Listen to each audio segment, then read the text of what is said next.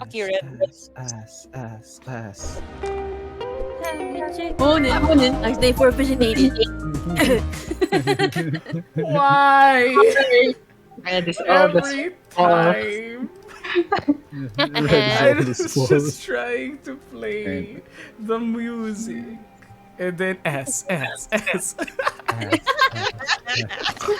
I should probably like deafen myself at the start so that people can actually hear that. That's probably the smart thing to do, right? Why right, not? right. Oh, but we're just No. gonna time it when you're undefinite. Oh, that's exactly. fair. Yeah. Yeah, you can see that there's a visual feedback. Anyways, welcome everybody to another exciting stream of Dungeons and Dragons with the Tenacious Brigade. So, before we start, music today is once again provided by the amazing Will Savino or Music D20 on Patreon, Twitter, and other social media. So if you are in need of TTRPG music, then Will Savino is the guy to go to, Music D20. Because he makes amazing tunes that we love listening to and we love using in our games. And I think that's pretty much it for the announcement. That's really the only announcement we have. But wait, we have another one, right? We're yeah, you down do a have another fighter. one, Yeah, we are down a fighter today as Nat is unavailable to play their character Draven for today. But they've given me notes, so I will be able to take care of their character for them. So yeah, Draven will be under my control for now. Yeah, that's pretty much it. And I think that's the only announcement we have remaining, so let's get to it. Last we left off the party after hearing of the strange happenings within the town of Leyland when Spressa, the party's arcane cleric, was beset with these strange whispers and psionic pains in her mind. They finally arrived in Leyland, spoke with the town council, and defeated the Scourge, a mind flayer seemingly that was trapped within the house of Thalavar. Gosh darn it, Thalavar, yes. A mind flayer that was trapped within the house of Thalavar that managed to study the magics of the mage and used it to control members of the town and even the 415th, who is Asher's old squadron from the Shield Sentinels in Tathir. Managing to defeat the monster and free the denizens of the town and Asher's old companions from this strange psionic curse, you all now begin poking through the remains of the tower and have found some new stuff to add to your arsenal, mainly books, some gold, and a large, very, very expensive looking sapphire that is now in your grasp. Within the town of Leyland, what would you like to do? Let me just transfer y'all over to the map, as this is where we are currently. Were there any accounts of the original mage that was living here? Were there any accounts of him talking about how he made the tower? Like how the library was protected? Roll me an investigation check, Okay. because many of the books were kept safe within the second floor. That is a 24 investigation check. There we go. You are able to find some sort of elementary notes regarding the enchantments that was placed upon the library of the tower. Some abjuration-based magics that prevent it from being burned, basically. So it's some sort of offshoot of the protection from energy spell, but permanent. And from what you can sense from the notes, it does require ruby dust. Damn, we need that shit. Yes. This is why I wanted to know. Damn. So keep note of that. Yes, it's a notes. It's a protection from energy offshoot that requires ruby dust, specifically. But it mainly protects from fire, not anything else. Okay, but more permanent. Yeah, that's good. Yes. Okay, and then like she just ruffles around just to find these elementary notes and investigate. And it's like nothing I can do yet, but we'll see. And she just mutters like really, she's been like, after the entire thing, she's been whole quiet, and she's like, you know what? I'm just gonna figure out what things are in here. And there are some of you who noticed as well, I would say after the battle, that there was a corpse within the tower that was smothered under rocks. Let's just show the tower right here. Oh yes, that guy. Yes, It's you that. Yeah, were looking at him. yeah. Because you Who guys is have that been guy? looking at him for a while. Who is that guy? Yeah, who is this guy? There we go. guy. This guy out in the corner. Let's see if it Yep. can load faster. Let's just zoom Like in on that. that. But I Who will are say you? that you guys would have noticed that. And from what you saw, there's the dog again. The dog has been following you the entire time. Sorry, everybody. Oh, Raydog. Raydog. Ray You're Dog here. is over there. It is actually I guess we have another pet now. No, I guess we have one more dog. you do find the remains of a dog, Thalivar, who No. was No. No, not the remains of a dog. no, dog death. no. You do see the remains of Thalivar, it seems. The mage that used to preside over this tower. Robes torn asunder from all manner of creatures that escaped from the tower many, many years ago. Many of the bones missing, crushed, broken, and finally, erosion has taken this part of the tower as rocks have fallen onto him, giving him a less than stellar grave just for half of his body. So funny. We've been staring at him since the battle, and I'm like, who's that? I know. I know. Right? That's the way to go. Does he have anything on him? Oh my In- gosh. Investigation check. I'm surprised that you'd ask that, but okay. Well, he's dead. He's not going to use it. He's... It's not wrong. That's a fair point. I guess so. Yeah, pretty fair point. Besides, he was kind of a dick. Yeah. That is true with the things he's done. Yeah. Yeah. Wow, we. No, nice. That's very good. Checking his body and just clearing some of the rubble that's in the way, you do find some things. A broken staff, inert of energy, as well as a spellbook that has been torn asunder as well. Seems as though Fireball. the monsters have taken taken Thalavar's body and essentially rended it to pieces. The spellbook is unfortunately possibly unusable as well, but there are still some pieces of vellum paper there that within the back that could be used, though none of the actual spells have survived these many years. Found your paper. That's Oh. pretty much it. Mm-hmm. Just Thank you. And so she's just counting like how much spells that she could use with this. how much paper exactly are we talking about here? Mm-hmm. You have around within the remaining pages, still a sizable amount, around 150 gold worth of vellum. 150 gold. Yeah. I guess it was worth looting. Thank you. Mm. Ash. For the thumbs up. I smile, a big old dumbass smile. Good investigation check. Mm. We're done here. Would like to go home. Wait. Could you guys remind me what day is it today? Today is the Summary. 2nd of Elian. Elian. I don't know how to pronounce this Elaine. fucking month. Elaine. Elaine. I see. Alright. Yeah, I'd rather we go home. I have to be somewhere else soon. Oh, You have plans? Just to visit a grave down south.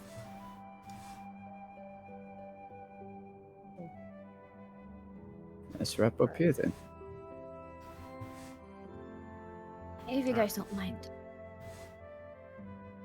I don't think we have much more to do in this town, right? No, I don't think so. I mean, well, I guess I would just like to check up on the elders before we head on out. But No, other than yeah. that, I was thinking that. also, I think the captain owes us a couple of diamonds, right? I was trying to figure out a way to bring that up. Yeah. Let's go chase after them. All right.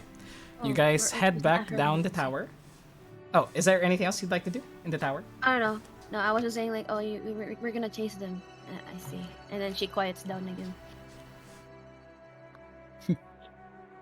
You guys then head down the House of Thalifar, and not too far off, you do see the members of the 415th just walking towards the fishery, or rather, moving here and speaking to some people, just nodding their heads. And you see them head towards the town square first. I jog on over, and I go, Captain, sorry. First of all, what's the plan? Yes, well, for now, we are just going to replenish our supplies at the town square. As it seems as though that me and the rest of the 415th are rather peckish.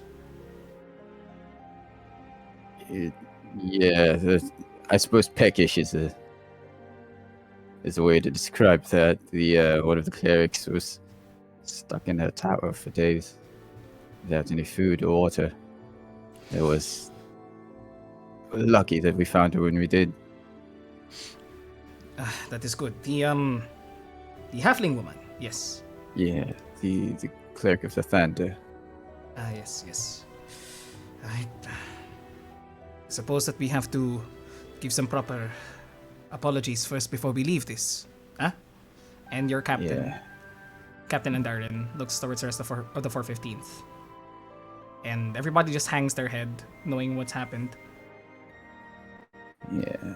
But, Well, hmm. preparations do have to be made, I suppose. Like, speaking of supplies, though, I just tell you this, but and I gotta lean close just so that Yorwin and Yvette don't hear. I lean close. It was like, so they kind of died, and Yes. we used a couple of diamonds to bring them back. So I mean, to be honest, you kind of beat me to the punch there, and the captain takes something from his sack and produces 2 diamonds of the same size as used earlier. Two okay, 300 alright. gold diamonds. All right. I mean, you and I know that I'm prepared for death, Avar. No, of course. But it seems as though Of that course. your friends did not know that I was capable of. It is okay. Yeah, they've learned from experience because of me. I haven't had any sort of capabilities. You'll have to forgive them because they don't expect that kind of shit from me. Yes. And here as well, as just another thanks. And he takes up from another pouch just a handful of platinum coins, giving you 30 platinum coins. You sure the company won't need this? This was supposed to be for our excursion into the tower, but it seems as though that you did most of the work, so I suppose that this is fair. This was for other supplies or anything that we needed, but we did not need to use them. Thanks, Captain. I take both of them, and I look at everyone else, and as I say, well, we might be heading out ourselves soon enough. We'll be heading back to Phandalin. Anything you'd like us to do while we're here?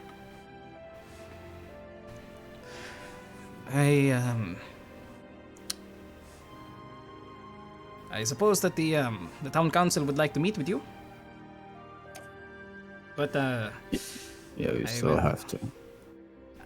I will just present the 415th and then be on our way. We have done enough to harm the people here. Right. I suppose we'll meet with the council then. Take care, Captain. Everyone. To you as well. And you all see that the people that were moved from the surrounding of the tower have begun to funnel into the town square just to be spoken to by the rest of the town council. You see that the halfling priestess is there as well, seemingly much healthier than the Awesome. previous night. Hello? Hello? Hello. Hello. Okay. Yeah, you're here. Okay. Marigold. What's her name? Yes. And you all see I them go back just- to the party. Okay.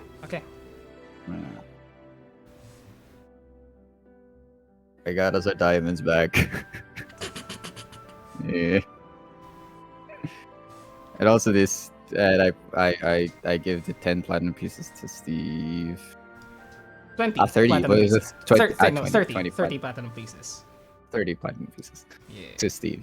Yeah. Let's Much put that deserved. in the party fund. Much deserved. All right. Thanks. Mm-hmm. And as Imagine- you guys are there, just exiting from the tower, you then see Valdi Estapar, the half-elven head of the town council, smile towards you and approach you all and say, "Please, meet us over in the town square. We must give you something for this great deed that you've done for us." We'll be there. Do you follow? Yeah, I will. Okay. Awesome. Yep. Follow behind. Okay. Yep. You are brought towards the town square. Simple.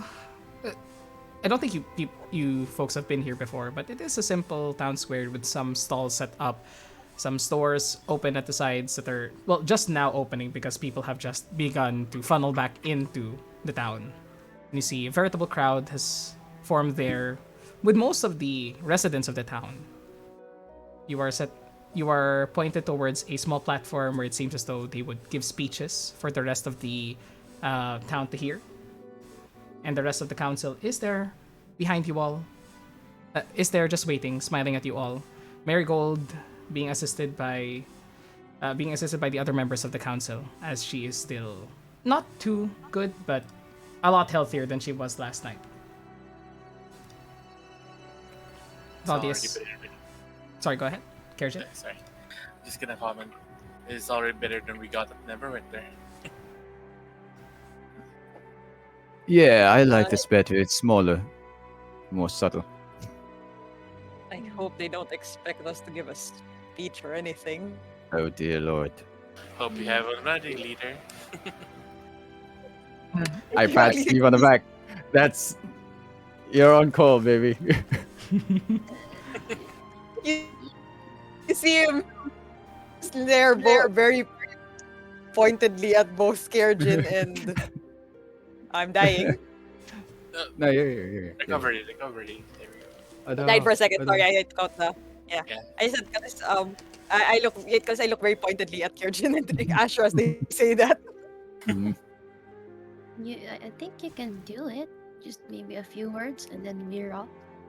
Something like that. I don't know. Yeah. What is happening, Red? Yes.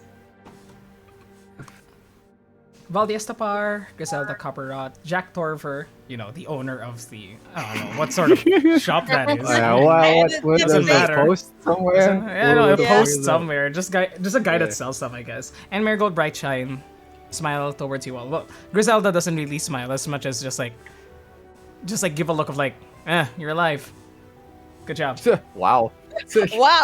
Wow! Great. Tough crowd. Thanks for the vote of confidence, ma'am.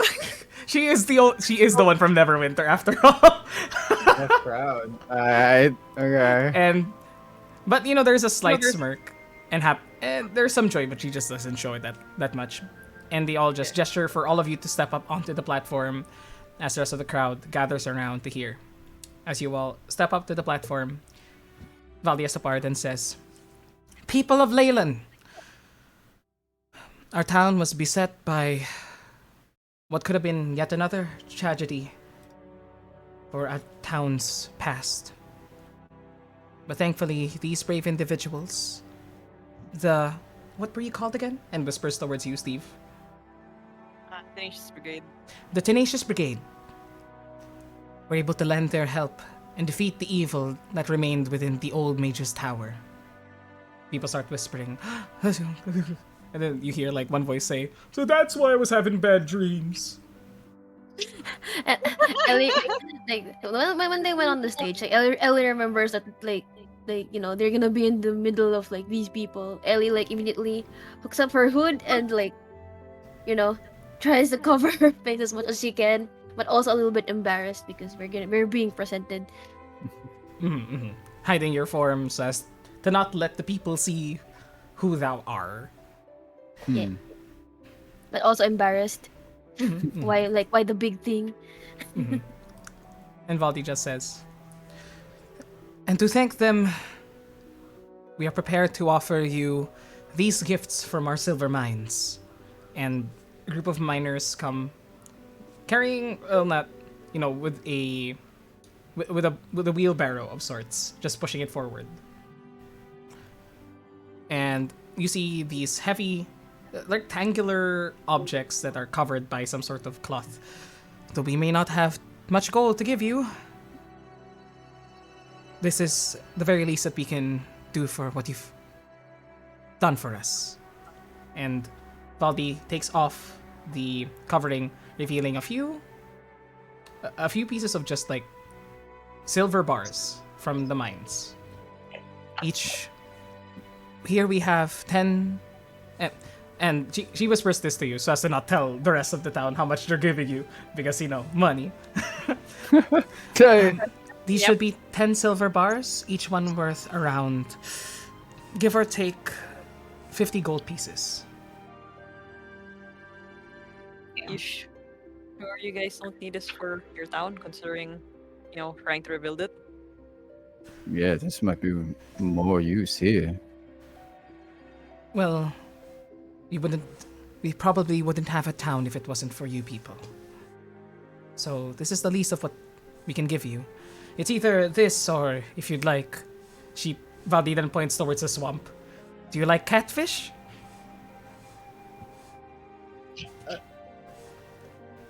Can't say I've ever had catfish before yesterday. No, same. I don't think I have. It's the first time for me.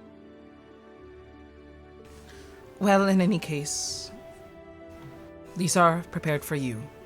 Though our town does rebuild, knowing that we have one less creature of the night causing agony within our walls is worth this and more. Please, it's the least that we can do. You saved Marigold. And her life alone is worth much more than this. Well, we appreciate the gesture then. Think nothing of it. But everybody, please, let's give our praise and admiration towards the Tenacious Brigade. And people start to cheer and clap. Woo! Yeah! Tenacious Brigade! And you're not sure if they pronounce it correctly or not. I love you too, random citizen.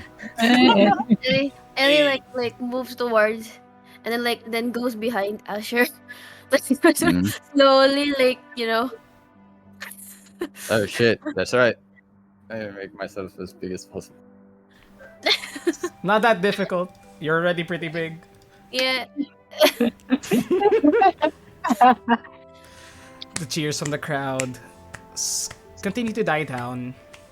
But Kerjin, Steve, and Selwyn. Actually, Prisma as well. You notice that as the crowd parts, there are some stalls nearby the stand where you were set up on, cheered at. You see one stack of crates in a corner where one of the crates is like moving heavily. Seemingly something might have woken up from the hullabaloo from the town square. What's that? What It's in the- straight. Oh my god. If you address the box, Valdi then says, "Oh, you don't have to interact with it. Just it might be better if you actually just leave the town square right now." And then suddenly the top of the crate bursts open, and Valdi goes, "Here we go." And you hear a voice emanate from within. What's with all the ruckus?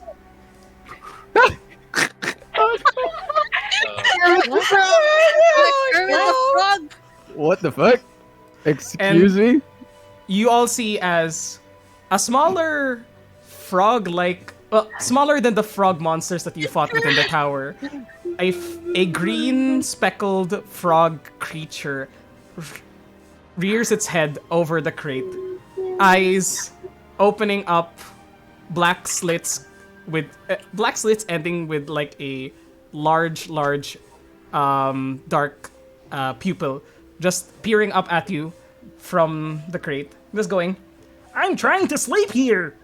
Do you know what time it is?" It's another like one of those lads. Everyone, Oh. take cover. Get him! Get him! Get him.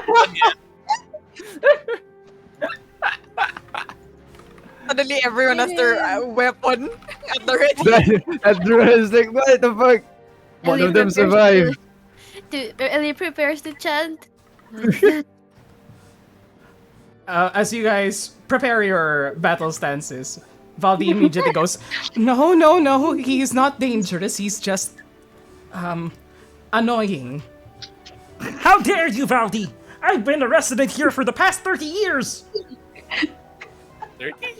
And you see these web fingers climb out of the crate and just jump out. And you see the rest of this small frog-like creature's form. Actually around your height, Steve. As he just like taps with his feet. He's wearing these simple clothes that are simple like fisherman clothes as he's tapping his unshoed feet, still webbed, on the ground impatiently. What did I tell you about having a town meeting this early and by my house? And Valdi just goes, It isn't your house!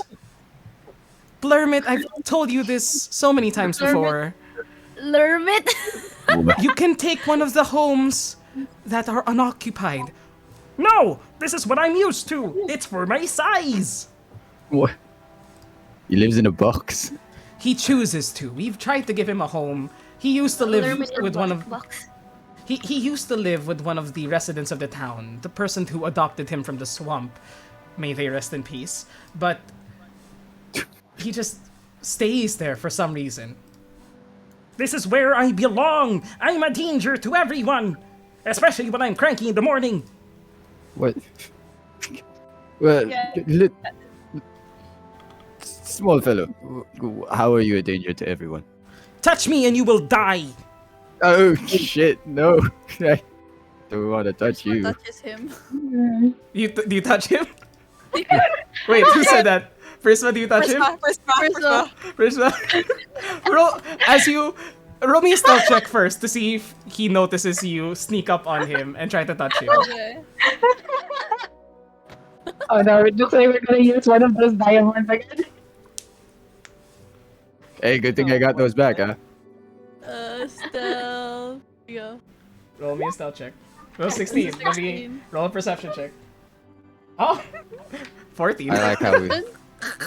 Wow! You manage to sneak We're up behind fighting him swimmingly. as this angry, small, green speckled frog creature with yellowish frills around his neck just look towards you and start blabbering at your direction. Prisma manages to sneak behind, and you plant a hand on his shoulder and immediately roll a Constitution saving throw. I like how we have shown our competence in 14. incompetence. 14. We did like 5 minutes of each other. Yeah. 5 minutes. As you touch the creature, he senses your touch and immediately like slaps it away. Ah, no! I've taken another one! Curse my existence! And you look at your hand, and there is this slimy green substance that stings a little, but you just ow! And wipe it away. You are not affected with a 14. Oh god. Oh shit. And he like You're cowers You acidic. feel? and he Are you cowers dying down. He goes into a ball and says, "No, why was I born like this?" And he looks up, blinks his eyes with the eyelids going upwards because that's how amphibians are. You do not perish. Amazing. You did not. You did not. You hear Steve kind of just goes like, as I'm watching all of this, he kind of goes like, I'm not sure what I was really expecting. No, yeah, no, same. Well, usually it's pain and suffering until the end of their days, which doesn't occur too, too long after I've been touched. But for some reason, you are unaffected. Amazing. Can And you say Valdi just- amazing again? I don't know what to tell him. Amazing. And Valdi just goes, "Please don't touch it. We've actually had people get very sick after doing so." Did any of them die? Well, and then Blurmit goes, "Yes, my father. Unfortunately, his love could not be reciprocated properly. He wished to hug me one last time when he was becoming older of age, but then the sweet kiss of death overtook him." And he just That's wipes a tear tragic. from his eye. Oh god, that's sad. We're so sorry to hear that. His father, Valdi goes, his father did die, but it was because he was very old. Maybe it was helped by the substance that secretes from his body, but he's very dramatic. He got a hold of some theatrical books, and it's molded his existence ever since. And he I just goes, see. "Forsooth, I have found a person that is immune to my effects." Wait, um, Has any of you used that word before? Because Didn't even know a word existed.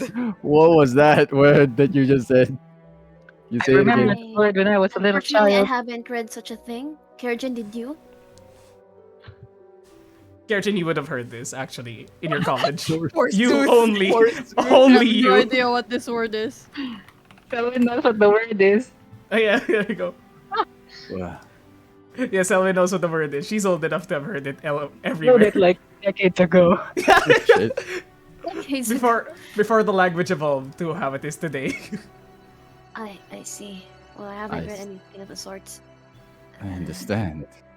We I can don't talk- really. We No, can well- see he is pretty dramatic. Half the time his hand is over his head and facing upwards. You're like, no.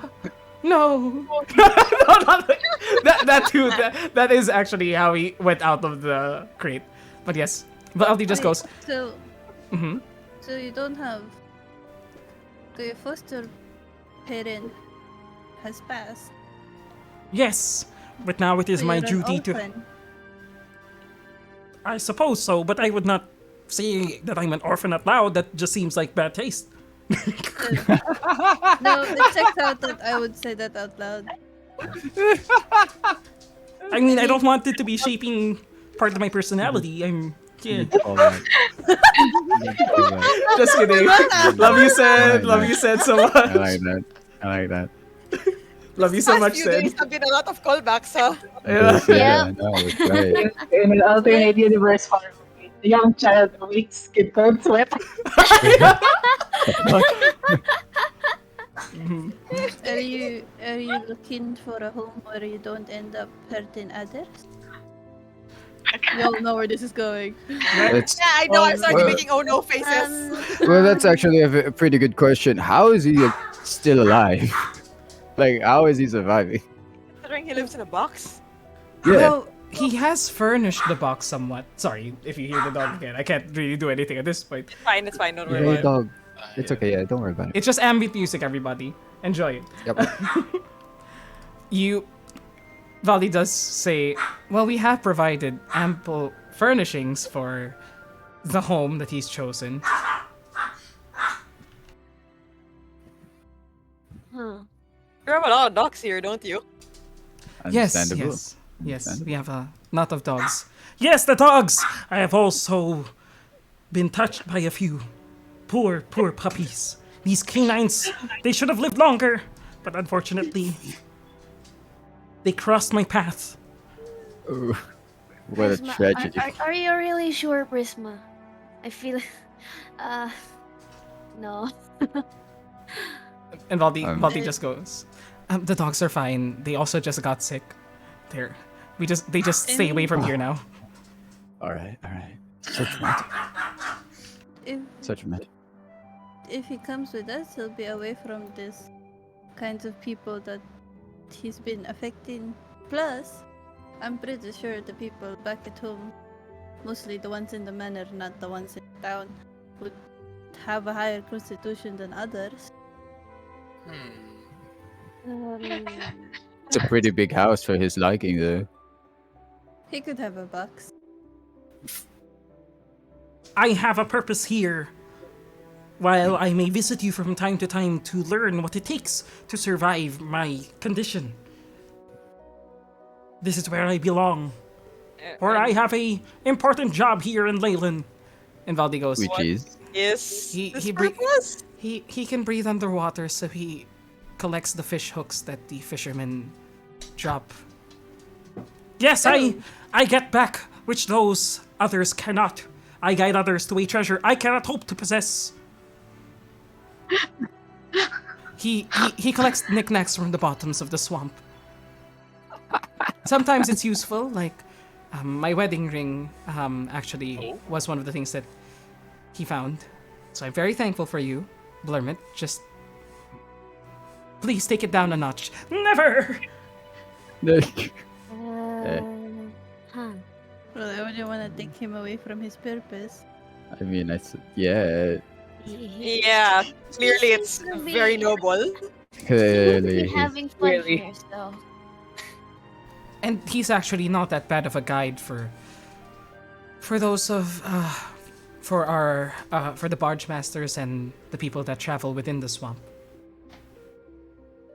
He's actually gone deeper into the swamp than anyone else, even my wife. I understand. Well then, I mean, I think we should let him stay here. What with his purpose and everything. Mm-hmm. This town clearly needs him more than we Yeah, do. more than My existence is a curse Anyone and a does. blessing. The hero that Leyland needs. yeah. The hero that Leyland The doesn't hero need, but Leyland deserves. The hero that Leyland deserves but doesn't need? I Wait, The frog creature that is here. Yeah, there's nothing wrong with that statement. farewell then, Sir Blomit. It was nice meeting you, sir. see ya. Farewell, mammals. I shall What? return to my home. Um, Oh, sorry. And reptile. And he bows deeply towards you.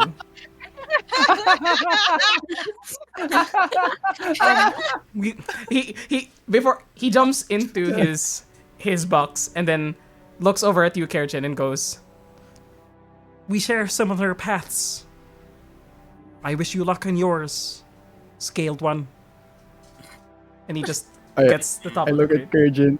And I go, "Are you also gonna go swamp diving?" no thanks. I'd rather not smell like one. You do I have wonder- a personality. Maybe it's your true purpose, Kerjan. Maybe it's not too late to have a change of heart. Most likely no.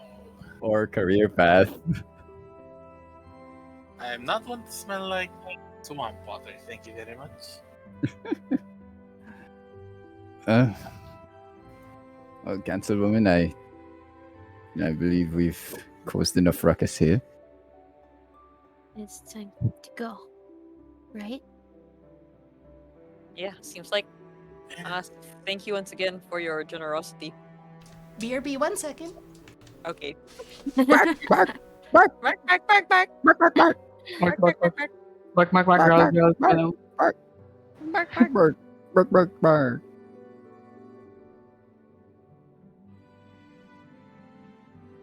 Fucking Kermit. Why is Bark, bark, bark, bark, bark. Blurmit. I didn't expect him to appear yet. I didn't. Yeah, not That was not as hilarious. soon as this session. I am Kermit the Frog. I am Blurmit the Grong. Grung. Blurmit. Blurmit. I'm curious to know what. Grung. I'm curious to know what was the DC though. I'll be honest. 14 14. All right. for ano? Yeah. Yeah. For grounds, I believe it is 14. All right. Dun, dun, dun.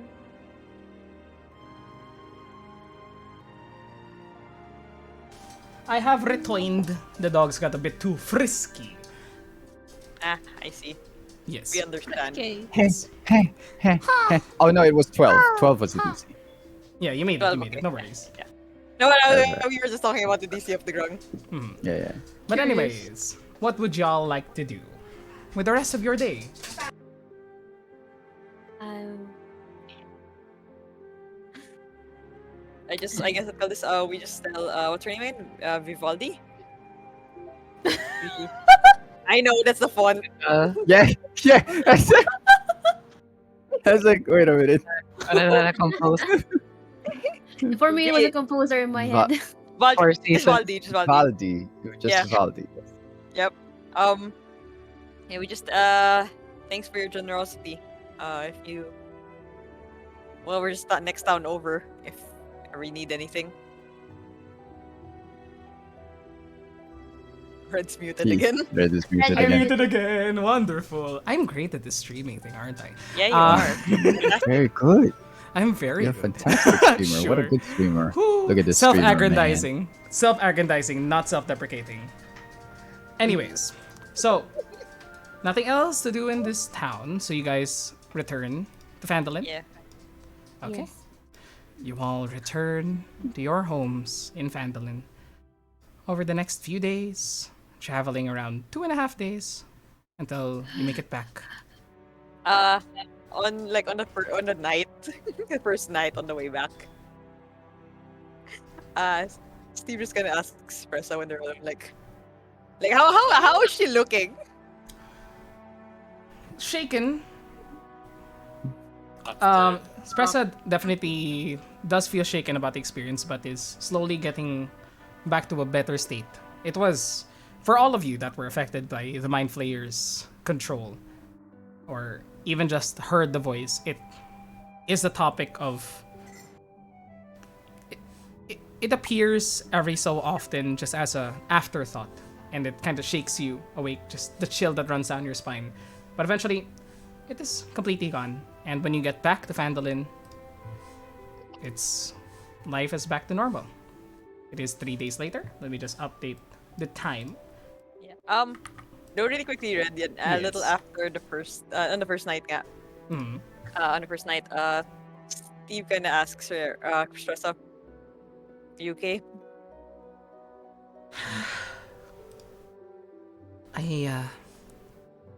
I believe I am fine now. It was a bit stressful, but knowing that we were able to help another group of people, as well as reconnect Mr. Asher and his friends, it is an adventure that is, how you say, worth putting in the books. That'll be something, huh? I just hope that we never have to deal with another thing like that again. It was it was not comfortable. I'd rather deal with a large worm made of molten rock than that. Really? Not another dragon? Well, to be fair, we did manage to prepare a lot for that dragon. But it would be a bit foolhardy to try to challenge another one, wouldn't you think? Oh yeah, I was just kidding. But I'm sure that we can handle one. Especially with you at our helm. And she like playfully pokes your nose and just like think. He like chuckles a little bit. Then after that, looks up there Sure. and kind of goes. And you're not upset with me? Or earlier? I knew you were going to ask. She has been rather silent the past few days. And now, as you get there, would you like to have this conversation in private? Or do it here? Private's probably better. She pulls you into your room, and she just goes, well, first off, how do you think I feel, Steve? Not surprised if you're still pissed at me considering all the past few days, if it's any indication. I have had some time to mull it over. And well, you are attractive, that is part of why I love you. And if other girls look at you, well, that just means that other people are starting to see why. But also that means that they've put a target on their backs.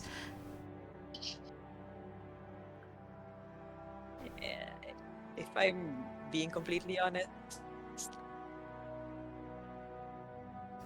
I kind of like it when you're jealous of others. She just looks at you in the eyes. Now I don't know where to put this conversation towards, honestly. Oh, I mean, it's kind of like you said. No one's ever given me a second look before. Well, Yvette may have taken a second I'm look not- at you. I'm not talking about Yvette, Espressa. Mm-hmm. It's the fact that someone can get jealous enough of other girls because of me. Well, I've given you a second look. I've given you a third look. Fourth, fifth, and so on and so on. Because I love you. Because I know what you're capable of. Because you're budding into such an amazing leader. Such a force for, well, good in the community. People should take more than a second look at you, Steve. People should aspire to be like you. Is what I think. I don't know. Just an idea, just a thought. But Fire might be too much, but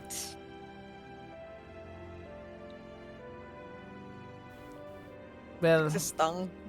Just like mhm.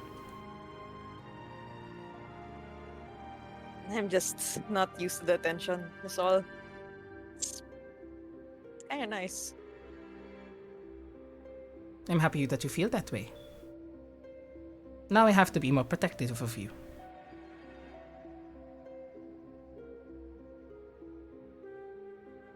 Don't worry, Essa. I only have eyes for you. And I you. And she comes in close for a kiss. In the privacy of your room. Sir back. Fade to black. And fade to black. Mhm. And you all share multiple long 7th, 8th, and 9th looks throughout the day. Stacks, baby. Anyone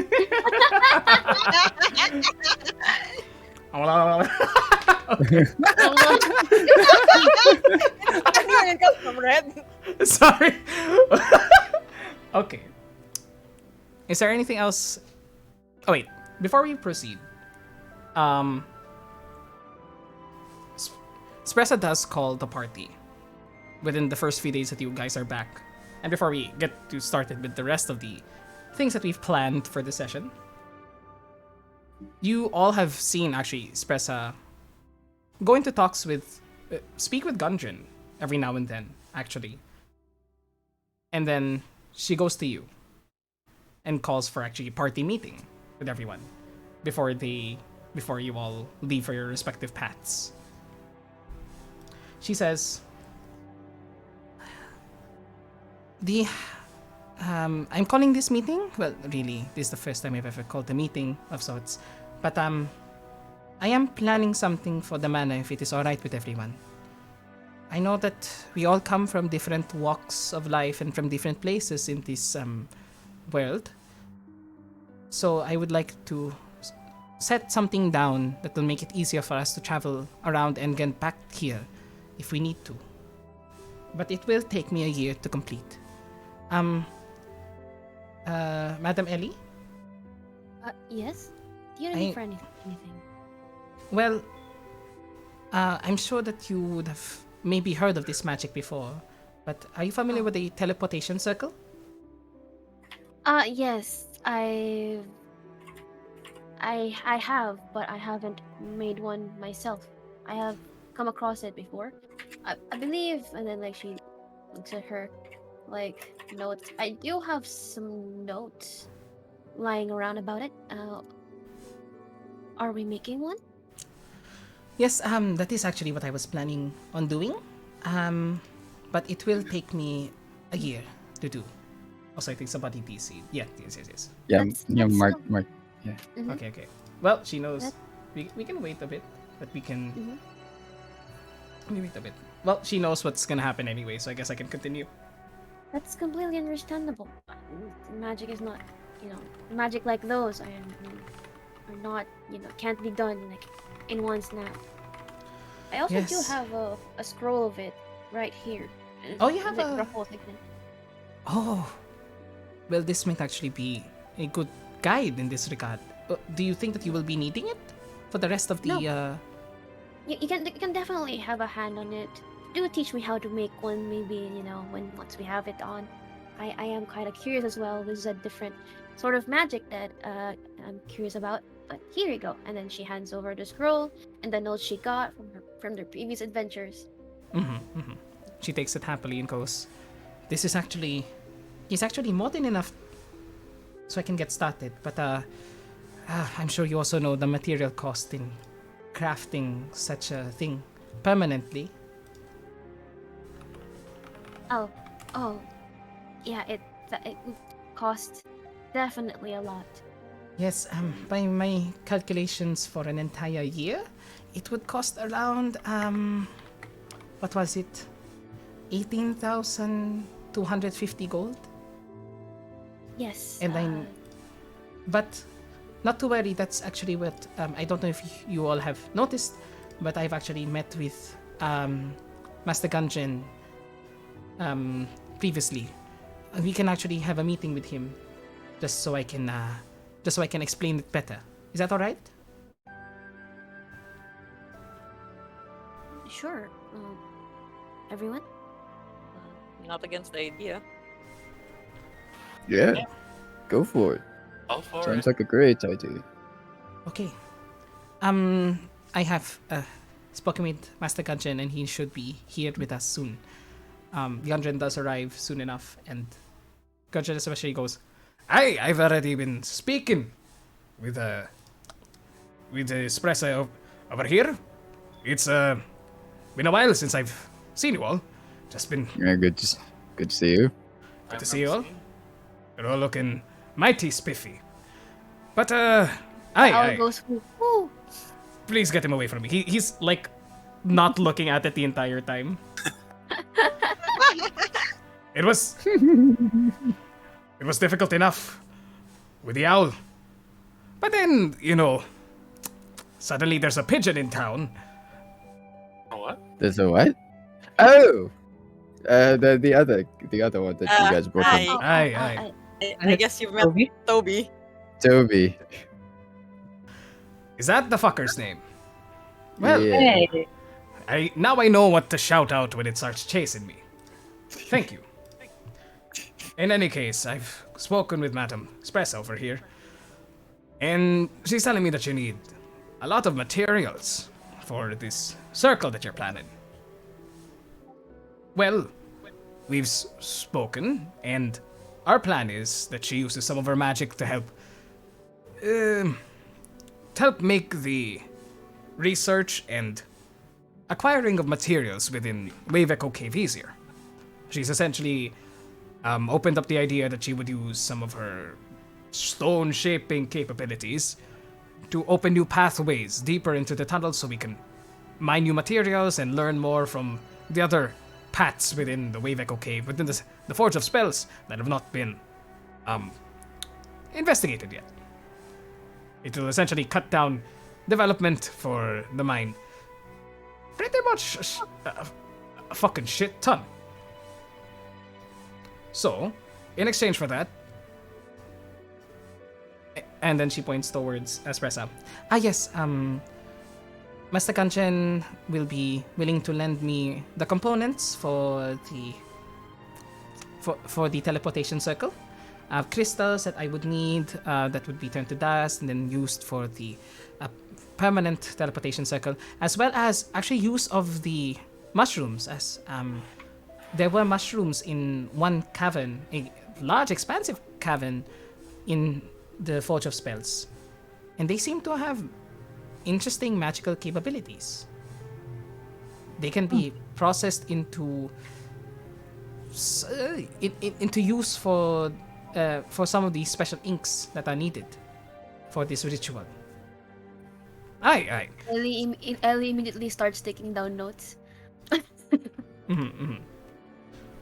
And so, with help from Espresso over here, you should be able to get enough materials for your teleportation circle. It'll take a year, aye? Yes, it will take a year. So I shall be staying here in Vandalin, working in the day at the Wave Echo Cave. I'm going to be joining the rest of the miners. It seems.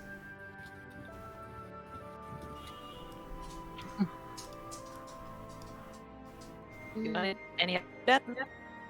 Sorry, Steve, what? You want any help with that? You cutting out. I would be staying mostly in Vandalin. If Pressa needs help, I'll join in. Oh, that would be fantastic. Well, the more help, the merrier. I don't know how you people do it with your fancy magics, but anything that helps us in this regard, I appreciate. Unfortunately, I won't be able to. I've got matters to attend to, but I am interested in investigating the Forge of Spell maybe later down the line, if you won't mind protecting it. For for the sake of maybe doing something about that. Hi, you're more than welcome. We've got some researchers on it as well, people that I trust completely, but they don't seem to know that much about it. If you, Madam Ellie, could figure out some things, well, I'd greatly appreciate it. I'll try my best. Yep. Hopefully, I'll find something to where I'm going. All right. Well, that's about it from me. Is there anything that you all need?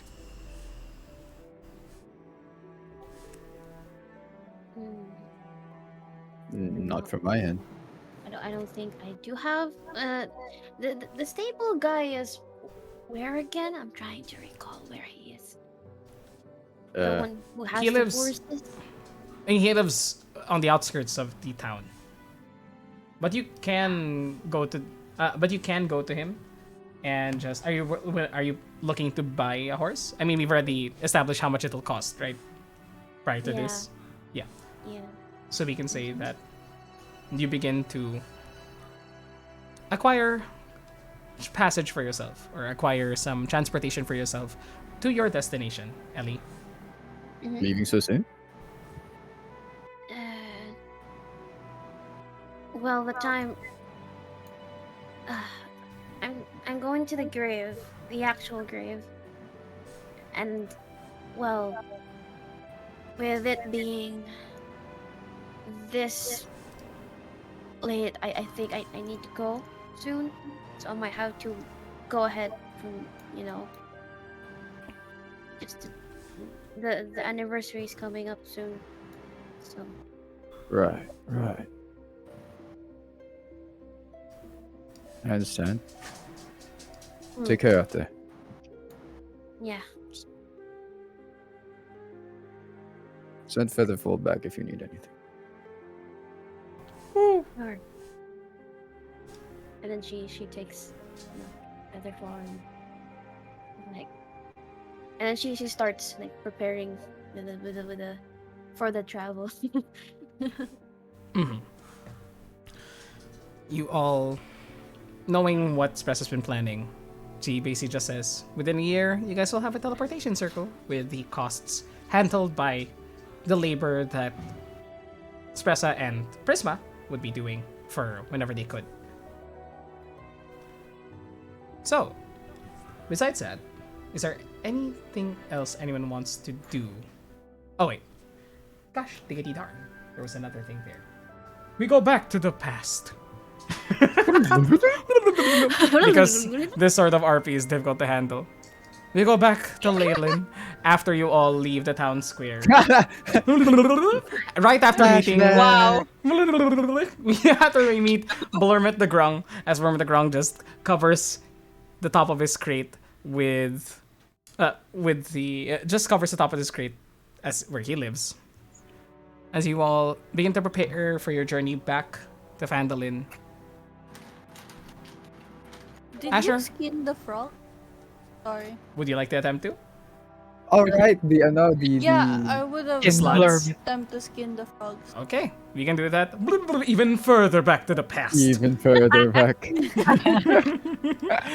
Sorry, timey-wimey. Time is a soup, you know. Time is a soup! Time is a Time soup. is a soup. Time is a soup. So, you guys, back in the tower.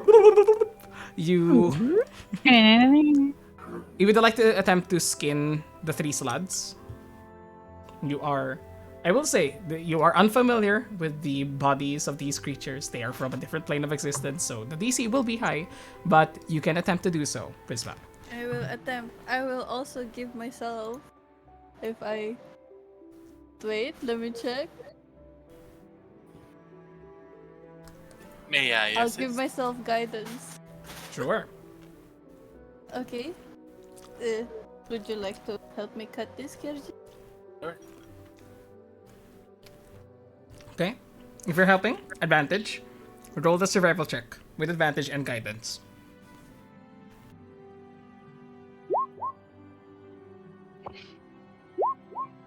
That's 24.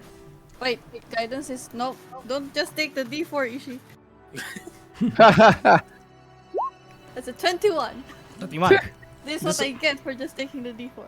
Which are you targeting first? Which of the slots? There's the gray, there's the green, and the blue. Which one had magic resistance? They all did. They all did. Let's start with the big one. Blue big one. The we blue big one. Recently killed. Cutting into the blue big one, you actually manage to start skinning its hide. But what you find underneath, and meet the stream for the squeamish viewers. Underneath, While the skin. everybody was talking, Prisma's in everybody the was talking. background, like just like cutting. Cutting into the blue one, you do manage to get portions of its hide out pretty smoothly with a 21. But underneath the skin wriggles out these small larvae that Oh god. emanate from the body in different parts of the underneath the flesh. And immediately it's a disgusting sight. And you squish and kill as many of them as you can. But you do manage to get blue slod hide. You're not sure how to tan this, but maybe you can ask for help from the Willow Veils. She tries to like squish out the goo as much as possible, and then proceeds to the next one, the smaller one. Gray Slud. Okay, go ahead. Yep.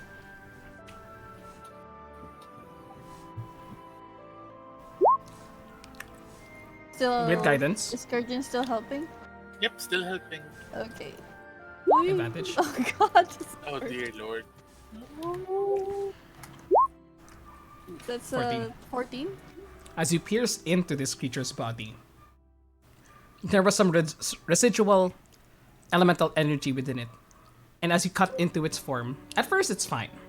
But as you keep going along, there's these bursts of elemental energy that cover the body in frost, burn other parts of the body, and others are sundered with lightning. Unfortunately,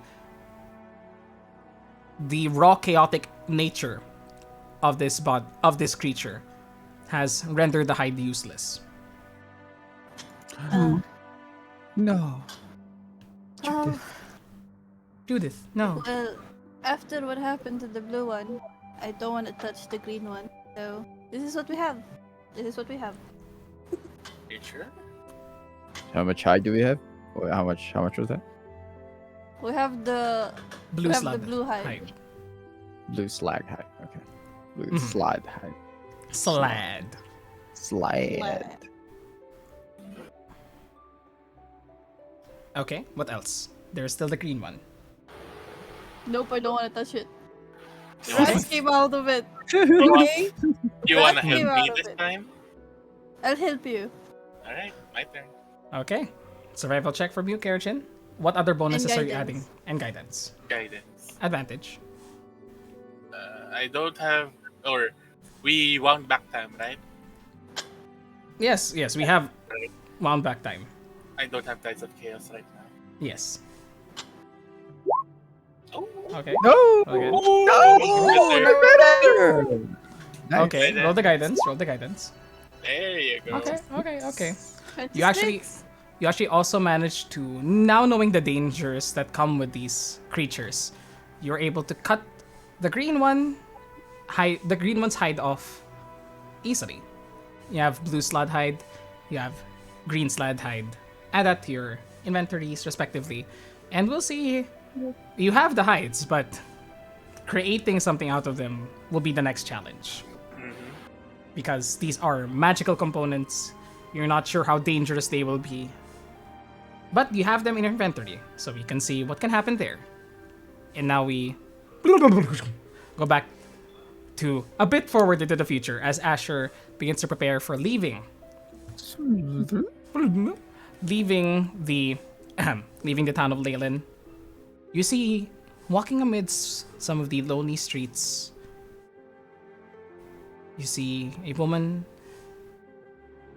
in a simple farmer's dress and green flowing hair, daintily hopping between the ruined houses. Oh shit. I look around and I jog on over there. You jog on over there, past a few of the villagers who give you a wave and give you a thanks. Until eventually, you see her standing atop a lower building, just overseeing the rest of the town, with a bit of a smirk on her face. Hey ho. She Hi-ho? sees you and Hi-ho? smiles. She goes, "Hi-ho!" And she slowly hovers down, her dress floating in the air, as she lands next to you with a huge smile on her face. And she just goes, "Uno momento. Un momento. Uno momento. I'm a bit rough right now, so..." Okay. Take your time. She looks up towards you with a huge smile on her face. Solace. As you find her amongst the wreckage of this town. And she goes up towards you. "It's been a while, hasn't it? You've been doing good with what I gave you, right?" Yeah. We actually just got done here. "That's good. I Oh, ran so- up over here I found myself here earlier this day, but then I sensed your energy nearby. And for some reason, I kind of knew that the sadness would go away. Thanks. No worries. At least now you can be at two places at once. Yeah. But, you see that she, like, pulls on the hem of her skirt, sort of unsure what to do next, and, like,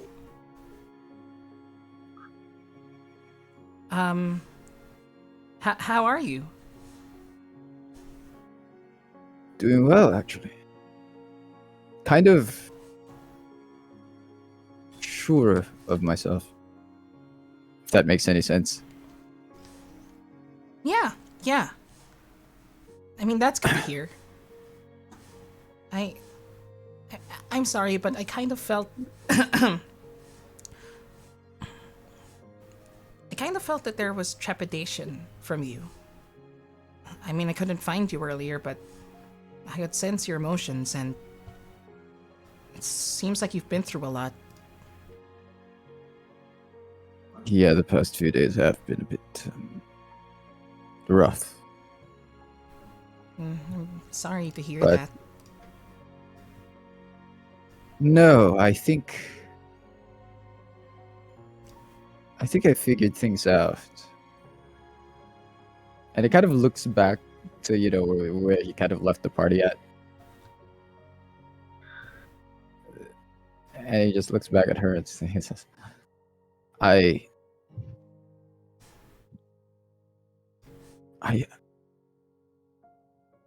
think I came out of it better. And for everything else that happened, I feel like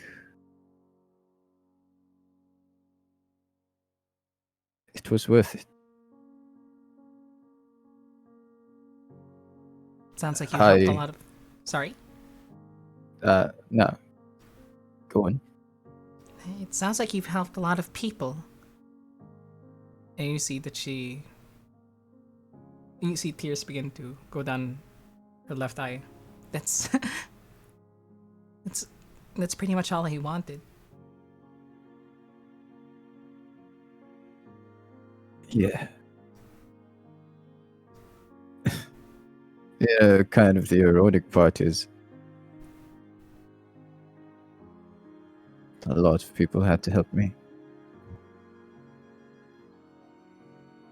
And I don't think there's anything wrong with needing help. I mean, you're helping me. I could Then- never do what you do. Not for this many people. I think these people could still use you around. Yeah. I mean, for all that we've done, I don't think they're quite out of the woods yet. There is still much sadness in this town. There's still much sadness in Neverwinter. There's a lot of suffering still in the world, but I guess it's up to people like us to help those we can.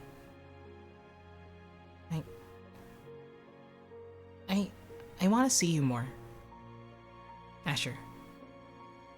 But- You always know where to find me. I do. I can always feel how you're feeling somehow, but I can also feel how others feel, and I know how much they need my influence, how much they need your help.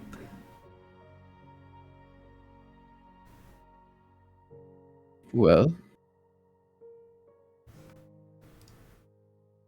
if you ever find somewhere that needs us, you can always just try to find me again. I will. But you seem to find the people that need the most help yourself. Yeah. Sometimes I still wonder if I'm helping them or the other way around. It can get confusing that way, huh? Yeah. Asher, I have learned something from these many years I've been doing this, but as much as we help other people, please make sure that you can extend that same grace to yourself. And I'm sorry I couldn't be there for you directly these past few days. But make sure that It's you share that love with yourself. Because you deserve it. Everyone does. He kind of scratches his head a bit. I mean, sometimes it's easier said than done, but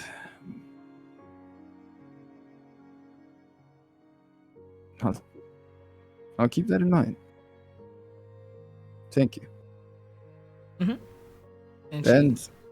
Mhm. for the record, Mm-hmm. I knew you were up there with me somehow.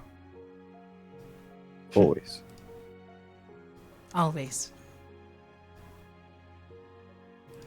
As you're talking, she looks off looks off towards the the southeast. And she goes, and she points towards that direction. I think I'm needed again. He kind of looks to where she's looking. Yeah, go get him. You know what to find. As you look back at her, you see that she's mere inches from you, just looking at your face. Big smile. And you see that she extends her hands towards you, trying to touch your face. Kind of just closes his eyes for a second. You close your eyes and feel feel the ethereal caress of her right hand on your beard, on your cheek. And that same wave of empathy, of love, of care washes through you. And as you open your eyes again, she's no longer there. But you know that she's somewhere where someone like her is needed. Look around and I just whisper it into the ether. I say, "See you later, partner."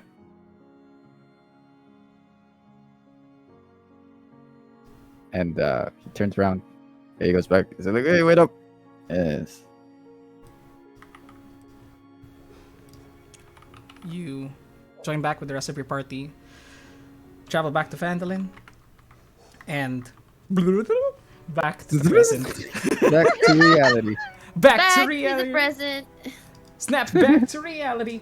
Okay, so it is now once again the 5th of Elaine. Ellie is now preparing for her journey to wherever she's going. Is there anything that you guys would like to do before we get the proper time skip going? Before Ellie, leaves. As I see she's already ready and good to go, right? Yeah, she's preparing this, yes. Yeah. So Asher's like, at some point, like whoever's in the room will hear him kill. Oh shit! Damn it! What day is it? And then he just runs up to his room, like in a hurry. I guess anybody who like, who cares enough would notice him, which is huge as shit. So he just he runs to his room and he rummages through his pack and he runs back out to where Ellie is. And he's like, "Hey, wait up!" Huh? Oh, give me a second. That's- What's up? It's What's Victor. up? I, you're about to leave, and um, I, I had a feeling. I had a feeling I, I'm going home for the winter, down south as well, towards Tathir. And I don't think I'll be here when you get back. So and he kind of he produces like a little like a little wooden sort of figurine in the shape of Ellie, and he hands it to her, and he says, "I was kind of afraid I wouldn't be able to finish it on time." Uh, and, and he says, "You take this with you." Is this supposed to be for safe travels? Uh, yeah, you could say that. You know, it's just so I'm Hmm. spiritually there. I don't know. Is- Um. Oh, thank you. Um. Wait, I don't. And then she rummages through her pack, like trying to find something. Trying to what? Uh, Eh? Everything all right? Alright, I am not. I'm not a craftsman. Uh I It's all right. It's all right. It's just stay safe, okay? hmm. All right. I'll. You stay safe, big guy. Safe as hell, ever be. Don't worry, I won't get into too many fights. Don't get into any fights at all. I will definitely try. It's a long road to Tathir. Uh, I most likely if you know. I don't know. I I'll be okay. I'll be if you wanna pass by, maybe I'll mostly be at Waterdeep after the grave. So if you do wanna, I'm there. Maybe I'll say hi. All right.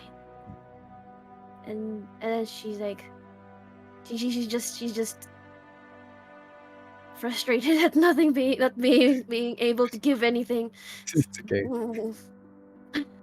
He says, well, he sees you off as you know, if as you Mhm. start to leave. He does say, says, see you when I see you. And he Yeah. just waves. Thank you. Thank you for this one. And then she hesitates, but like like 1, 2, 3, and then like she breathes and then like gives you a quick hug and then like goes to to the Like, horse. "Oh, To the horse like, yeah, I'm going. as you, you gotta just ride away, and you see Asher just like look at his like self. It's like, what was that? I don't know what that was, but all right. And he just walks back as you make your way. Yeah. I see. Journey time. Journey time. Okay, we'll get to the journey after we do the other pre-time skip stuff. But Yeah. yes, yeah. You guys, up next. Who would like to do anything else before we get to the time skip proper?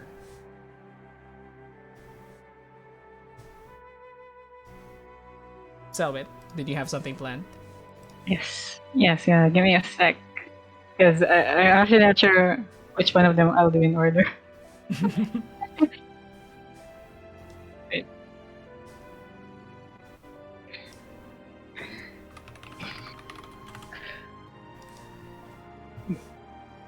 Go ahead. Yeah, Take yeah, your yeah. time. There we go. While in the manor, Selwyn books. Can you say that again? Selwyn looks for Hecurta in the manor. Looking Where for- do I see him? looking for Hikirita, you actually do find him. Let's transition over to the Fandalin map. Going over to the Fandalin map, you do find Hikirita just helping around with Clark next to him, just bringing some more materials, some more wood up the hill towards the place of the manor. You just see him just currently working there, just talking with Clark in Orcish. You don't understand. But what do you do? Selwyn approaches him and asks,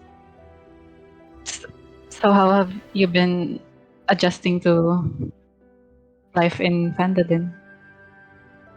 Clark translates the entire time because Hikirita just goes "Taluk tau," because you don't understand Orcish. And I'll just speak in my normal voice in that case. Hikirita says that I'll speak in Clark's voice. We get some more fun that way. Hikirita's taking to it quite well. According to him, he missed having such a calm life before he started worshipping Talos, and being able to do work reminds him of his old village.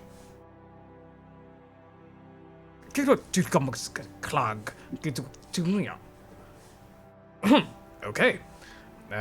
He also says that it's helpful that I'm here to translate for him, and he would feel. And Clark just like scratches at his chin, and he would feel very alone otherwise. Yes. Yes. Yes, very good. And Clark Very kind of good. clears his throat. Yes. Do I see this? What? What? Do I see this? Yes, you do. You have high enough passive insight to see this. Okay. Then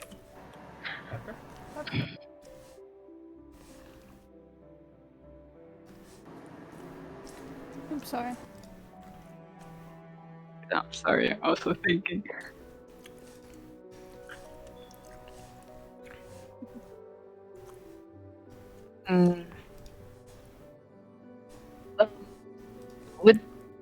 Would it be okay if you? I needed help in something. I was thinking that Hikirita could help me out with it. Oh, well. What do you need? I'll translate it for you. I mean, besides helping out with the manor, we don't really do anything else here. Right.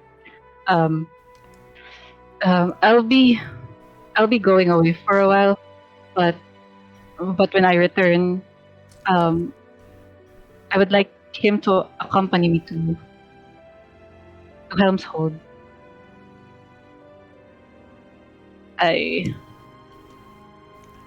Though I think it would be better if you could also go along so you can teach, so you can translate for us.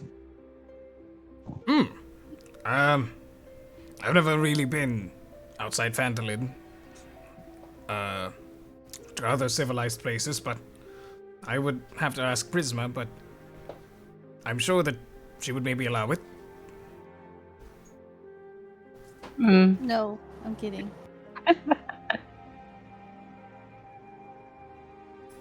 And then Clark translates to Hikirita. Hikirita responds, doesn't know what Helm's Hold is, but says sure. And yeah. In that case, Clark does say, I've been also in the process of teaching Hikirita how to speak common.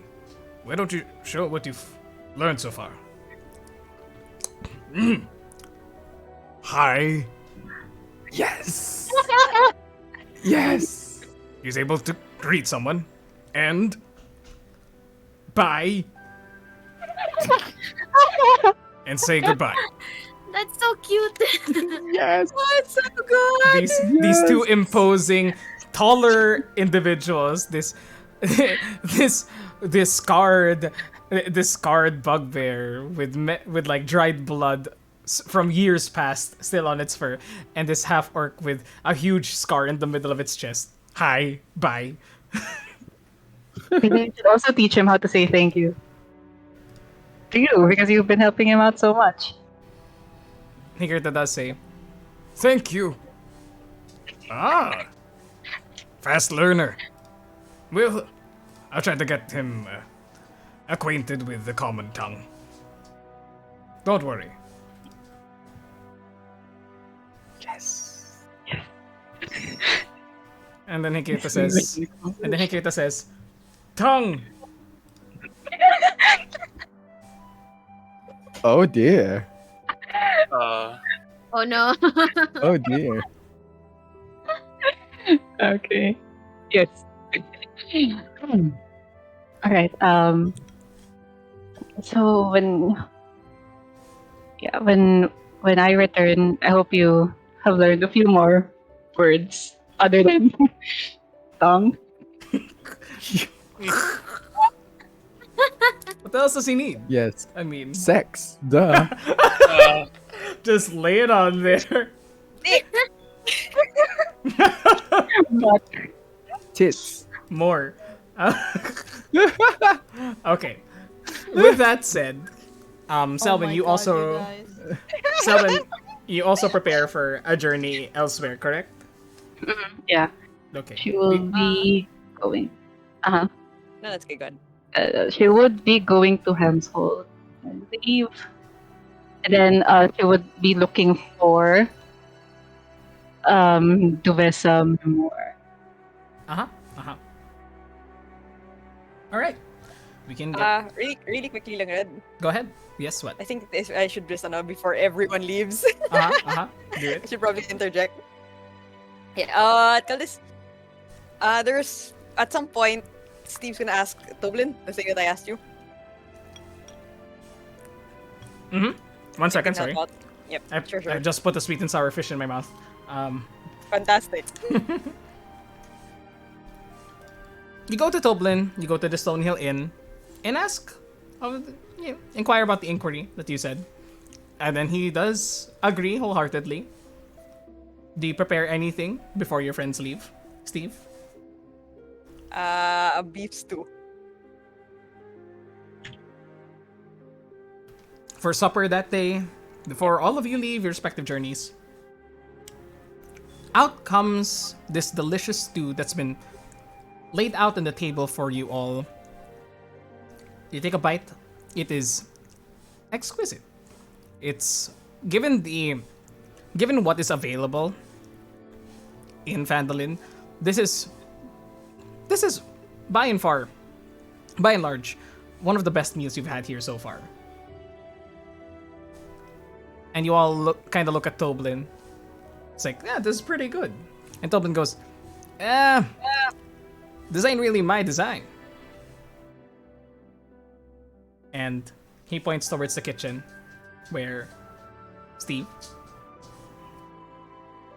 You guys, tell this. Steve comes out and has an apron on. And like it's like the pot, like, and he kind of like puts it there. It's like, anyone want seconds? You're muted. I don't mind. Thirds even. Thirds. Go ahead. And I'll go like whoever asked. Yeah. I asked Toblin, considering we're gonna be here for another year, I could probably help out. Yeah. Considering we're not gonna be heading out much. Yeah. Oh yeah, that makes sense. Yeah, little man's a fine cook. Honestly, I might learn a thing or two from him. So, And don't keep Ooh. your hopes up, Toblin. It's not like I know too many recipes. you know Tatherian recipes. That's something I don't know. This sparks an interest with Ellie, but she doesn't say anything. Just tastes like home. It does.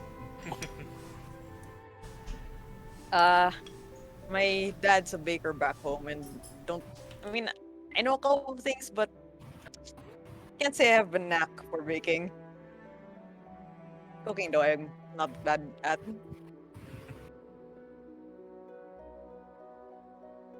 So if you guys want anything in particular, just I'll see if I can whip up something.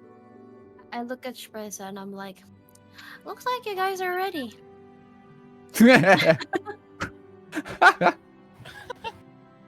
I'll perform the wedding. No, I got you, family. And Steve, you see Steve like looking at her. What's that supposed to mean? Got anybody got like silver dust on you? I can do it now. Espressa, Oh, you Espressa nudges you, knowing what spell you're trying to do. Yeah. Oh yeah. Yes. Do you have something to say, Mr. Asha? Yeah, I do it now. I could. Shouldn't this come from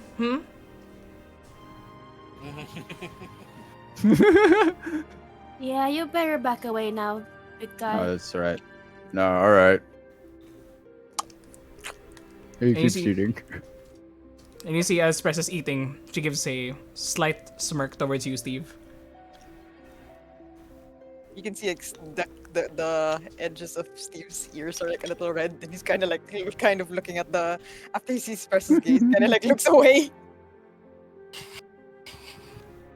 My compliments to the chef. I could kiss him right now. I will. Do it. Kiss. Do it. Kiss, kiss, kiss, kiss. Like fucking frat boys. Okay. Son of a bitch. After we finish this too, I have beef mouth. I'm sure you won't mind. I'm sure Are you you- won't mind. And you all enjoy a wonderful supper, and anything else before the time skip commences. No? Okay. I Oh, send yes. the letter to Baldur's Gate. Yes, sending a letter to The one, Baldur's Gate. the other one. That Yes. letter. The other one. The other one. The Mhm. The other letter. As do. If that's it, Steve, you have something? Yeah, I told this also at some point before, a few days after we get back from Leilon. I find Prisma, Uh-huh. and as soon as I see her, I'm like, I have Sagittarius with me, and I present it to her. Just like hold it out. Oh. We'll tried it. give it a try. Yep. Okay. Takes it. It has its uses, but during that fight with Asher's friend back in the shrine, I guess you could say short bows really just do have their limitations. I don't think I would have made that shot if I didn't switch over to my longbow. Stick to what you know, right? And look, the reason why I was like so pushy about it before, you kind of like see Steve take a deep breath. I did say that the last time I used a crossbow was when I was still a kid, right? Uh-huh.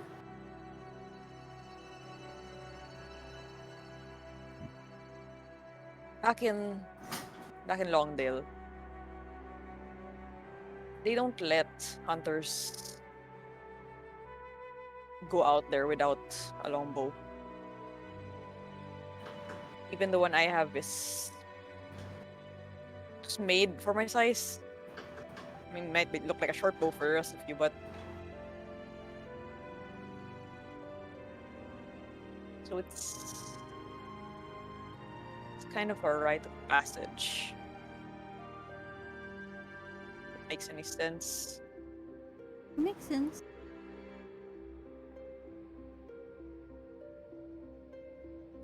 like I said, while it had its uses, it just didn't feel right.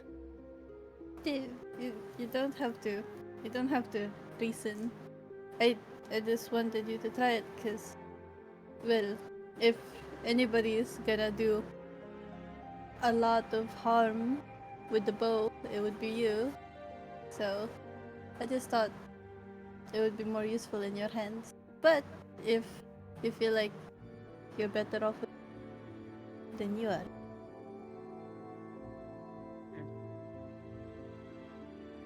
Thanks for understanding, Prisma. No worries. And if I'm being honest, it suits you way better than it does me. She looks at the color of the bow and the effects that comes with it. Sparkly. I can see what you mean. It's a good one though. I think you'll do fine with it. Thank you. Oh, and you have to tell me the recipe for that.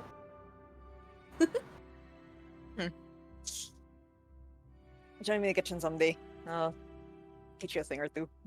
We'll have a lot of time. I'll be staying in Fandolin. Yeah, Yeah,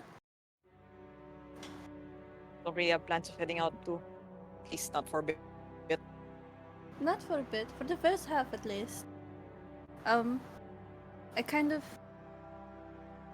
like, as much as we flutter from town to town, it feels like we're a formidable presence here of people at Fandolin. I thought perhaps we should be more present and know more about the people here. That's definitely one way to look at it. Get to know the town more. Yeah, and see what we could offer, and perhaps I don't know. There's just been this idea floating in my head. It's the same with Longdale, although I didn't really visit it as much, but also what I saw in Neverwinter. Perhaps we could be heralded as protector of Phandalin. And I don't know, like, I understand that there's abilities that I don't. I don't think it needs to be said, but I think they already kind of look at us that way. Considering the mind exactly. and It's dragon. yep. It's just I thought that perhaps what's unsaid could become a formality. Were you guys doing this, by the way? This conversation? Maybe like the same night na lang after the dinner. Just probably like in the hallways. Gotcha.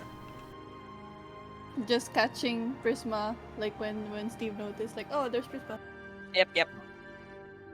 And before everyone goes to their rooms for the night.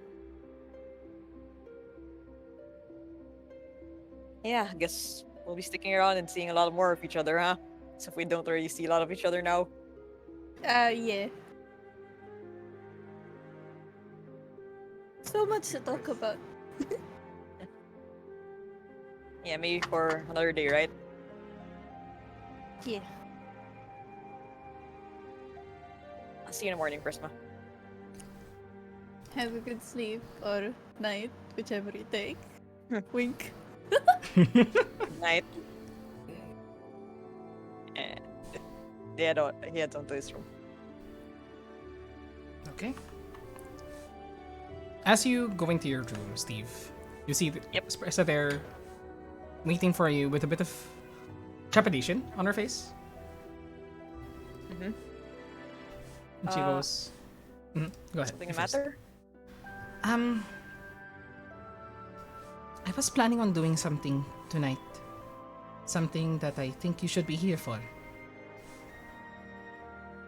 What's that? I'm sort of scared to do it because I don't know the intricacies between time. But do you want to check in on Arabelle again?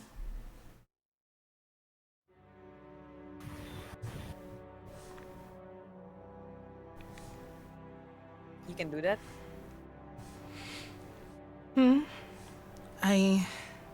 I mean, last we heard from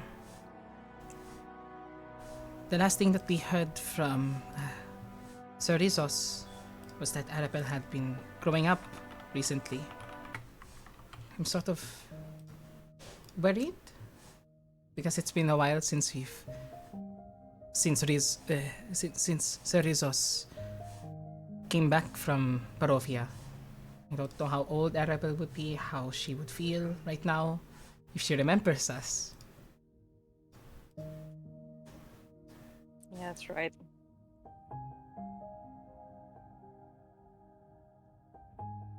Can't even imagine how fast times moved on there. It's only been a couple of months for us. Mm-hmm. Could be more months, could be years.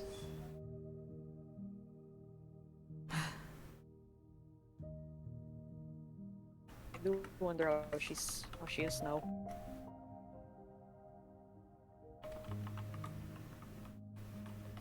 Hope she's She- doing okay. She extends her hands towards you and pats the bed with her other hand. I take a seat at her side.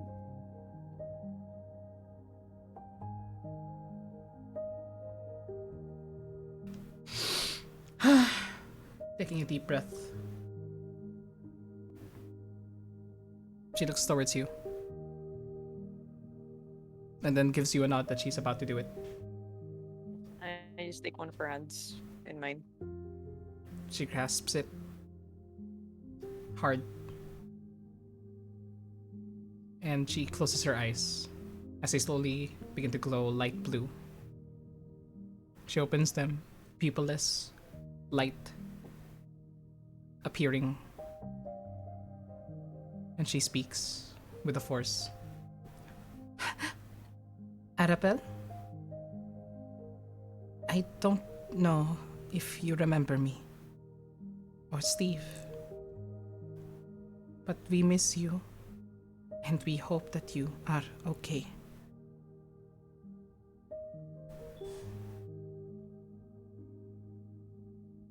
And after a while of waiting, she closes her eyes, and then you see her head shake as though she'd heard something. And you see tears begin to fall down her face that she wipes away with the other hand. The light fades away, and she looks towards you. Guess you heard from her, huh?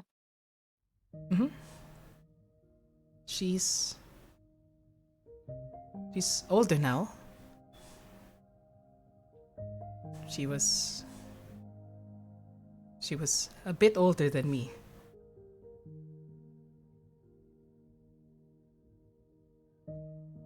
She said she missed us. That she still dreams about us sometimes. And holds dearly to what you gave her before we left.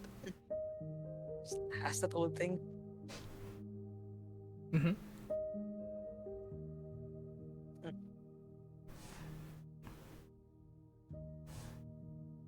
Can't say I took her for the sentimental type. Well, maybe she gets it from me. I don't know. If I cast it again, I think it would have been a few days. No? Probably. Considering how time moves there. What do you think? I think she'd love to hear it from you, regardless. She then, with an ease, more ease than before, casts again and basically just has a conversation with Arabelle that spans a few days on Arabelle's end. lasting a few minutes, few short minutes that mean everything for you people, for the two of you, and for the past that you've had. You learn a few more things about Barovia through this. How's it doing? Well, after the civil war that Rizzo started, Arabelle became sort of a patron saint figure there that led Wow. the two figures to peace. Wow. Wow. Wow. Because basically she was one This of the child, people guys. she basically Mother knew Teresa Rizos did. and how Alright. Rizos didn't mean to start this shit. I knew how to manipulate his followers exactly as they should be. But from that scene, since then, she's become a leader. She's become a force for good. Barovia is calm. Still that dark, depressing place as before, but now with hope. Thanks to everyone's doings within there.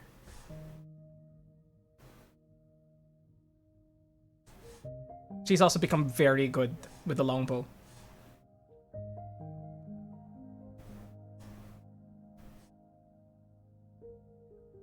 You can't help but be stupidly proud about that.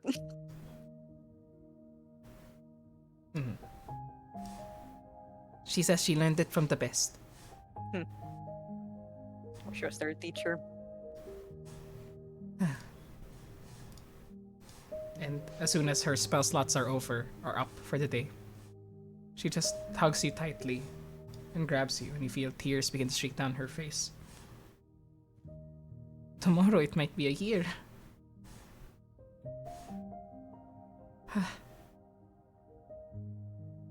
Oh, she's doing well, right? She is. And that I'm forever thankful for. Part of me still thinks, how would it be if I was still back there? If you didn't pull me out, I would probably be with Arabelle at all times and we'd reminisce about you every day. I'd help her grow to be a young woman, but it seems as though she did that all well by herself. But Yeah, I'm proud of her. as am I. Seems to have I am very, accomplished a lot. I'm very proud of her. Stopping a civil war. Wow. Yeah, and here we are just, fighting dragons and giant molten worms. Mm-hmm. I suppose we should be proud of ourselves as well. And she shakes herself. Just try to get the rest of the emotion out. Now I am beat. Our friends have parted ways until we can see them again. And I suppose that things will be calm for however long until the next group of people need our help. Hopefully it's long enough that you're able to do what you sought out for. Whatever helps us You stay gonna be connected. okay in the mines? Well, I mean, a few of the miners were giving me glances, but a quick firebolt their direction makes them shut up real quickly. That's my girl. My girl. I like that. And fade to black. We should have a counter at this point for this for this next Probably should have a counter for fade to black.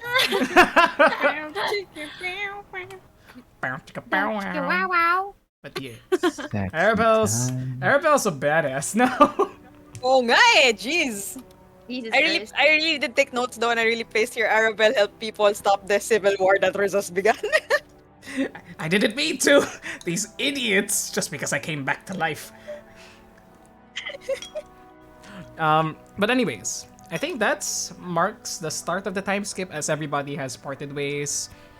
For now, trying to search for what you guys are seeking to do as we end this half of the episode here, and we'll be continuing after a short break.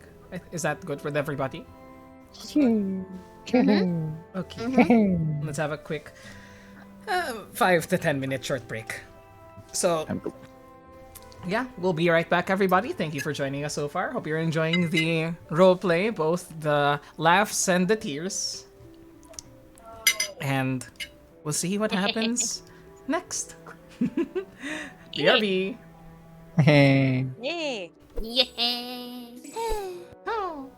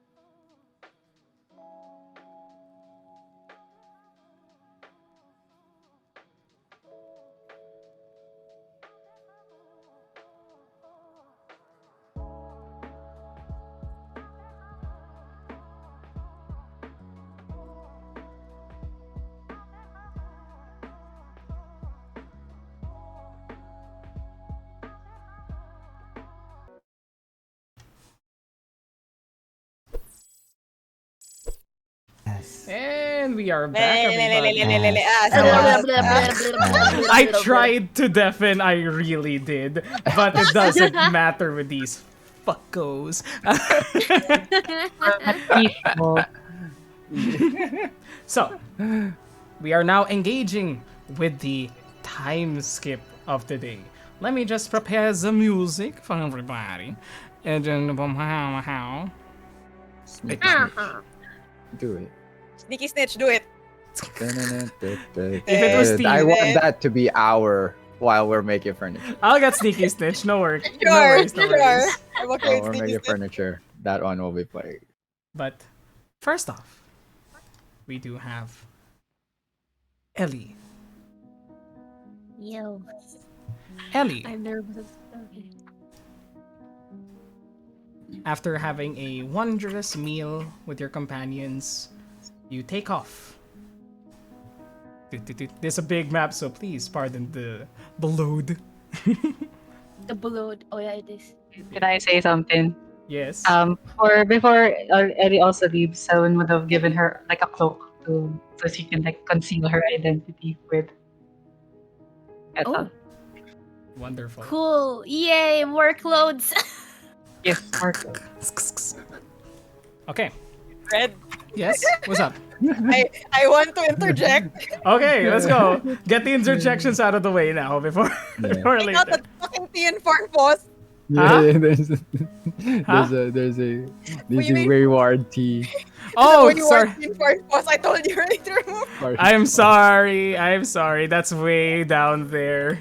I keep hearing a T at the end because of No. my bad Farnfos. ears, basically. Farnfos. Okay, interjection done. Thank you. Interject. Yeah, Thank that's you, it. everybody. Anything else? Anything else from the class? If not, we. Sorry po, Teacher Red. Okay lang. Okay lang. Do Just, we have a pop quiz? We have a No, pop no. quiz every class. Okay.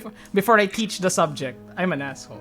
Oh, Oh, that's the shit. kind of teacher, yeah. Toxic, prof. Yeah, read the course material ahead of time, you dinguses. Oh god, meron kaming prof na ganun before. Oh but, shit, that sucks. bleh. Those were the worst. Yeah. Yeah.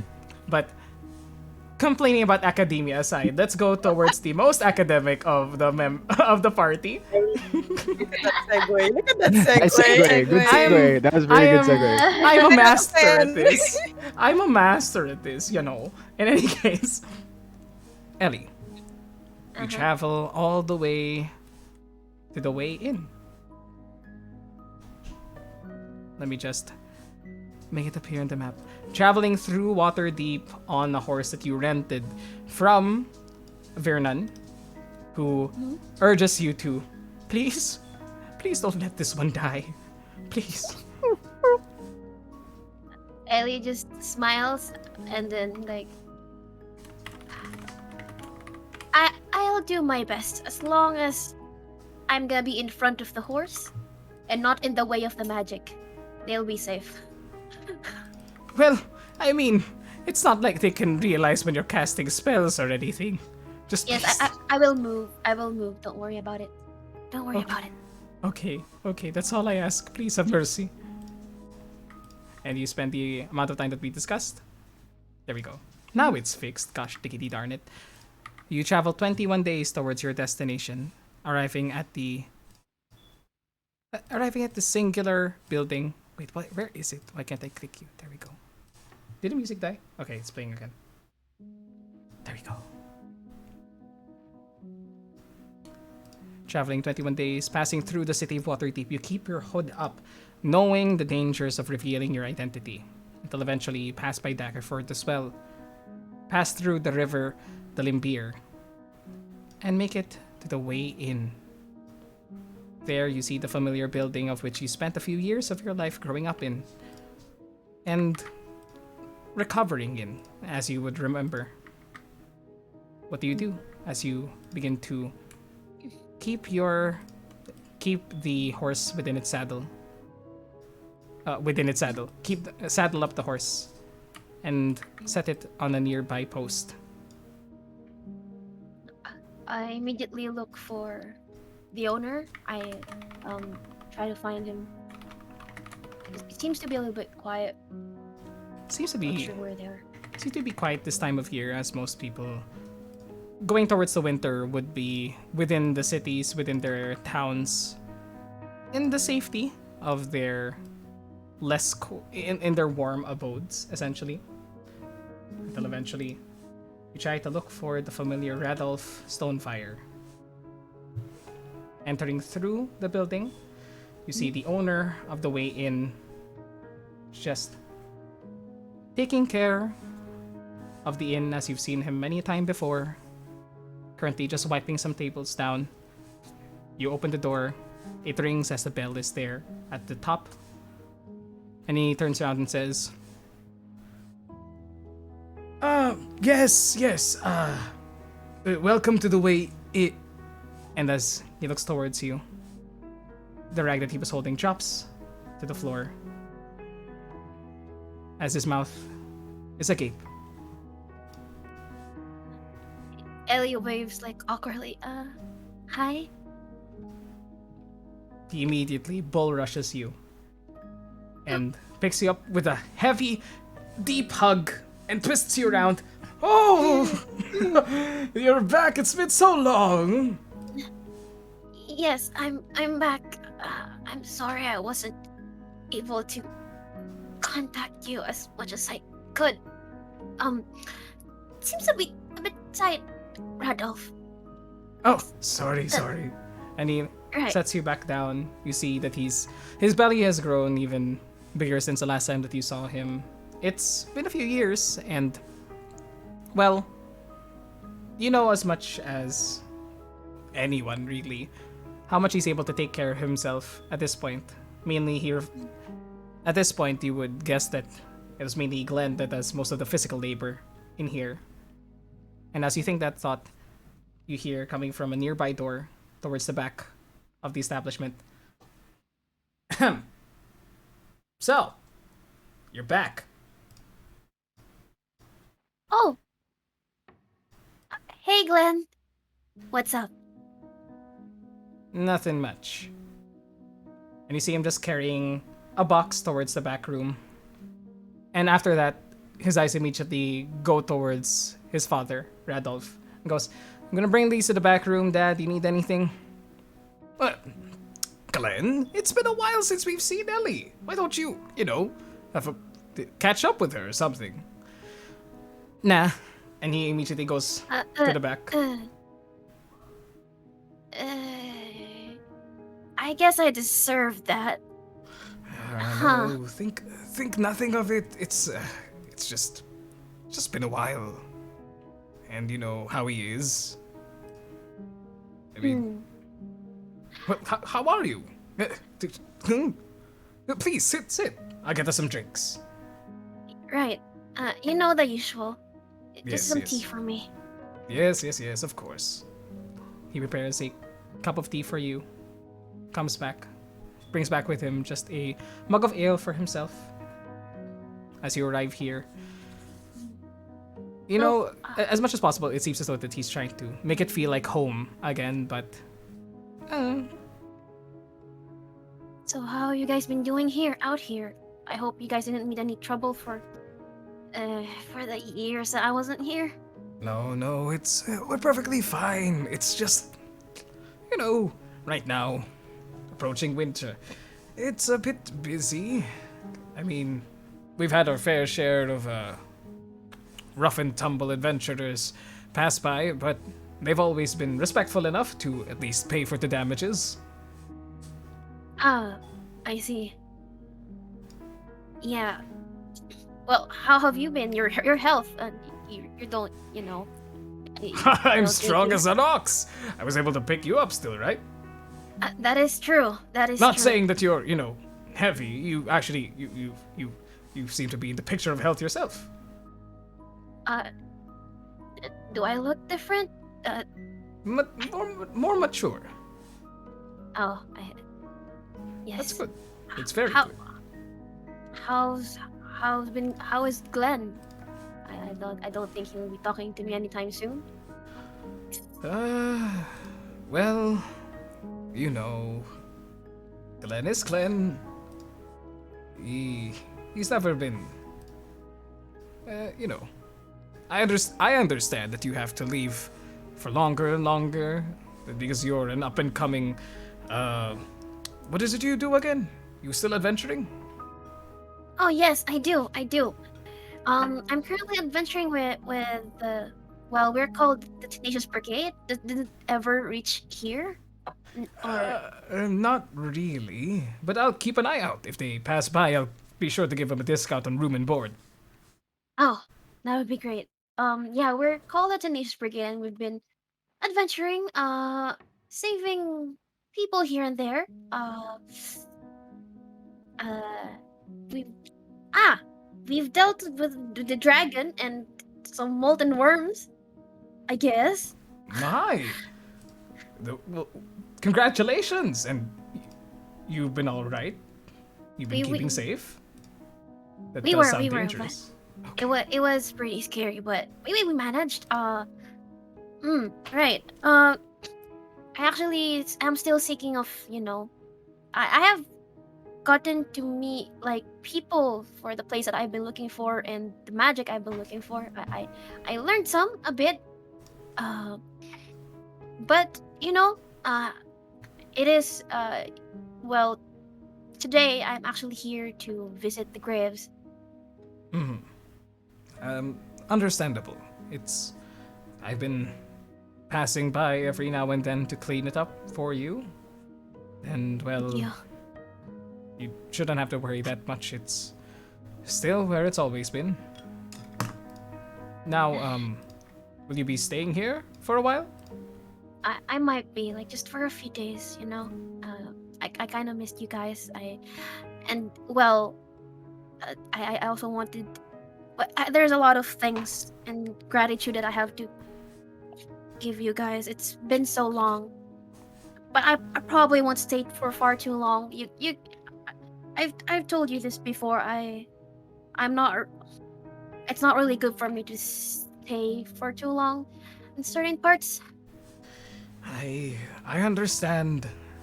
It's. I'm just happy that you're here. And he looks at you with as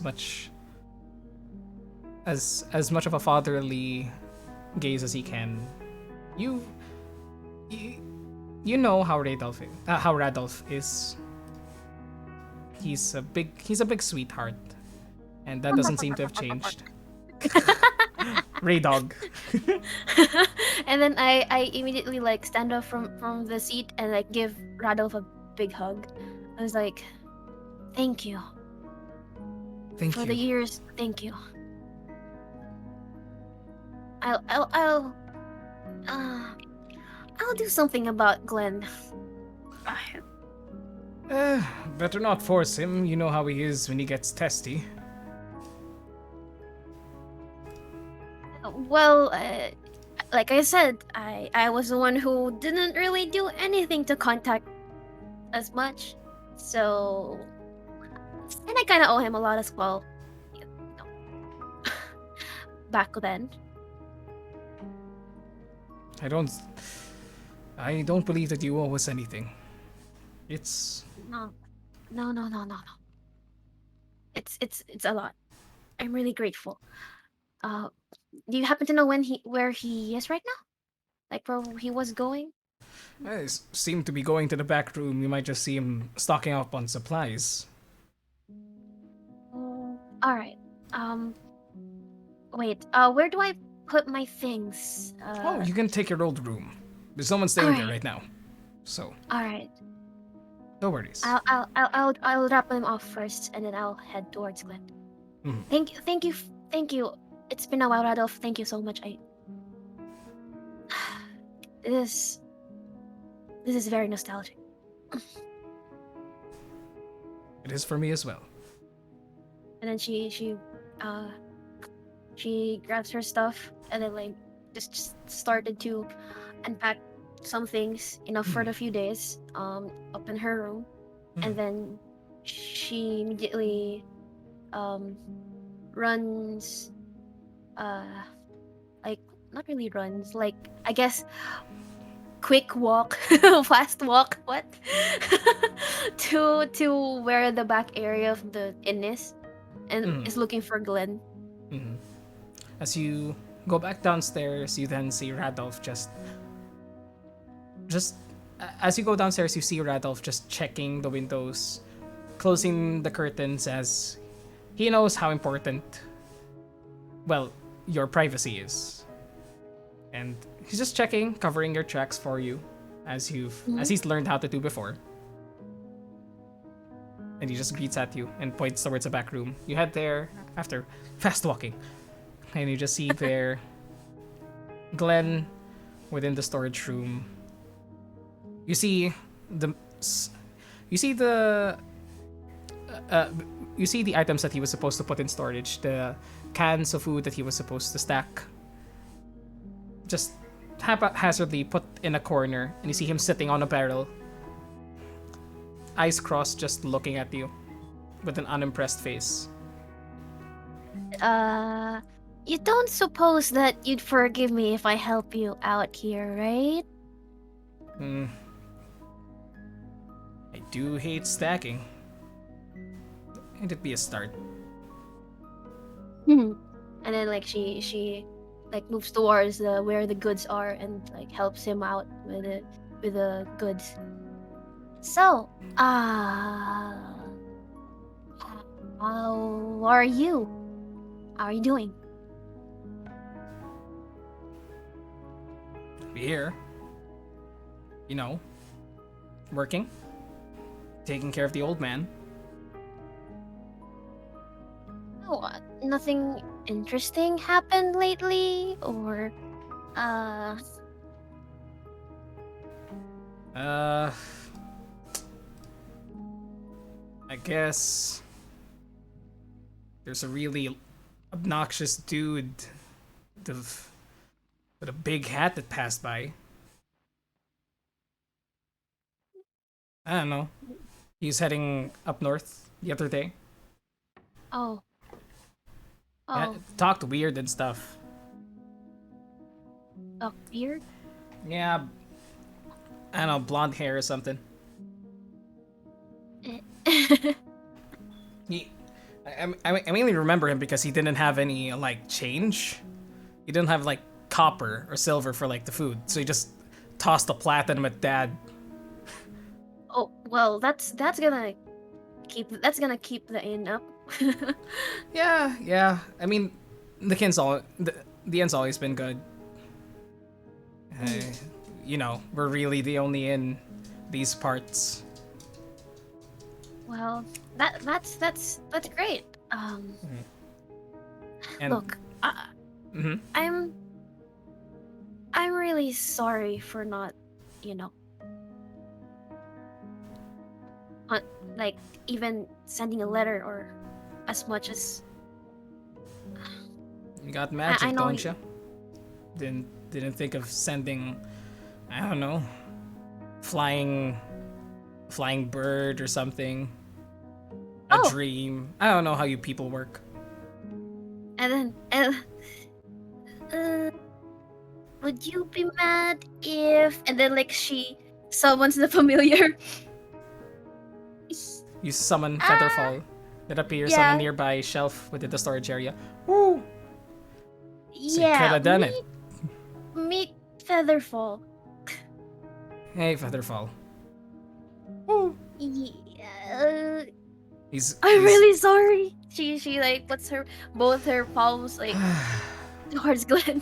Yeah. The entire time that you've been stacking stuff, he's just been sitting on the barrel, letting you do all the work. And as you know, apologize that much, he just goes, just, you know how much you mean the pop, just, you don't have to do it for me. You don't have to, we live our separate lives, you know, Ellie. We don't even need to do this small talk. Our past is in the past. We were kids once. Well, I mean, not really kids. You were you just look like a kid and I was actually a kid. And then now I'm... Hey, Hey, I mean, mm, just do it for that. Just do it for the old pop. He does miss you, and I mean, Glenn, I do care for not just Radolf, but you too. this is You guys have helped me a lot. Don't give I me that just- sentimental crap. I'm fine. And you instantly, like, that tough veneer instantly that instantly gets like transformed into that little brother vibe that hates being talked down to by the older sister. Just ew, ew, ew, ew. Okay, let me just so you can get out of here and do whatever you need to. And then he gets up off his ass, starts stacking stuff with you. Look, you know what? Come with me. Let's come with me to the graves tomorrow. Ah, the place reeks. Fine, fine. You might get lost in the forest or something. Or worse, burn it down with your magic shit. Not say anything. It's like I'm not gonna burn anything, okay? Yeah. I think at least this time around. uh, Yeah. Freaking hope so. But yeah, let's go. And he extends his hand towards you. Doesn't look at you though, just like, come here so we can get there quickly as soon as you leave the building. Get get your hood up and everything. and then like she takes the hand and like puts Mhm. her hood up, and then follows Glenn. Following Glenn through the forest. It's been a while since you've been here, so it's not an easy path into it. It was deep into the forest where where Glenn found you way back when. And the memories come rushing back though. You remember Glenn, you remember crying, you remember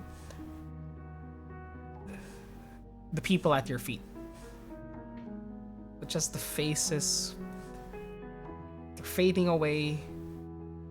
But you know that this is where they were buried. You get to the gravesite.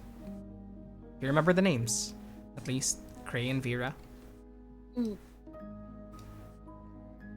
And he leads you to the small, short stack of stones that you've set there. The emotions come flooding back into your form.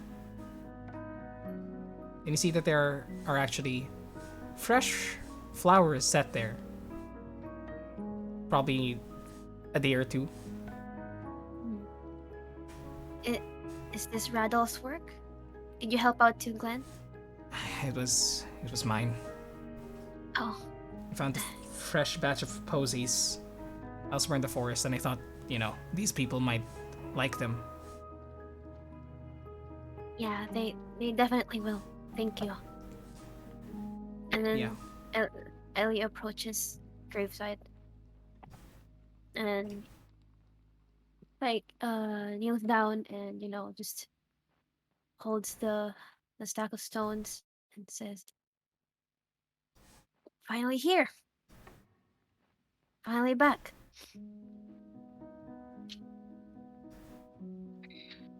Hmm. I've been good.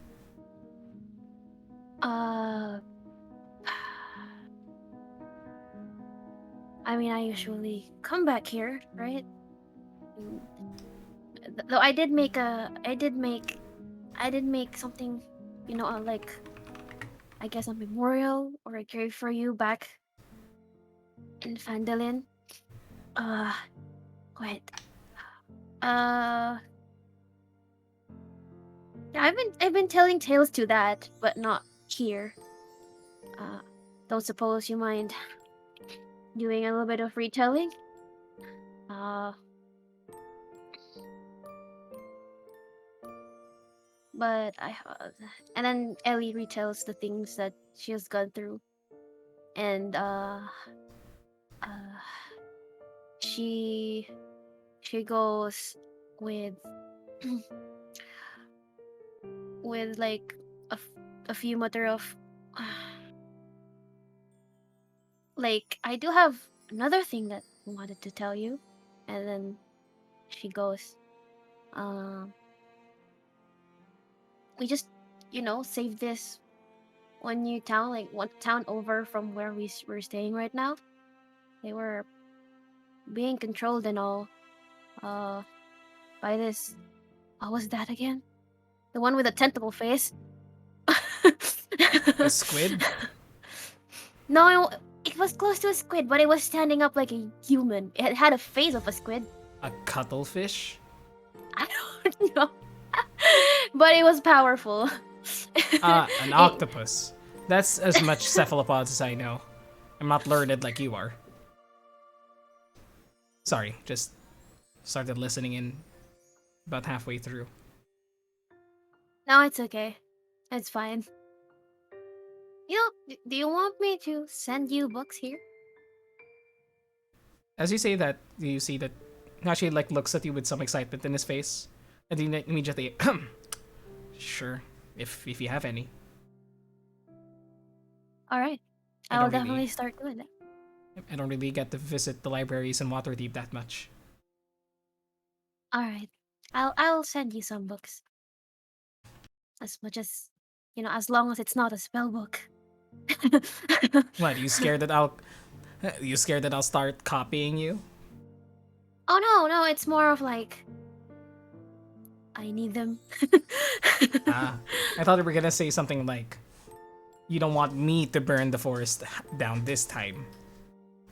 I mean, I could send you once I'm done with them, and then you can help, you can protect Randolph with it.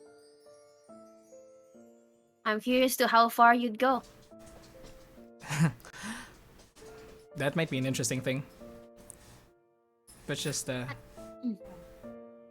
sorry, didn't mean to interrupt you. No, it's fine. It's fine. And yeah, like I could definitely send you some. So yeah, that's essentially what happened, Vera. Uh, actually, I'm having a hard time right now because I'm remembering things that I don't want to remember.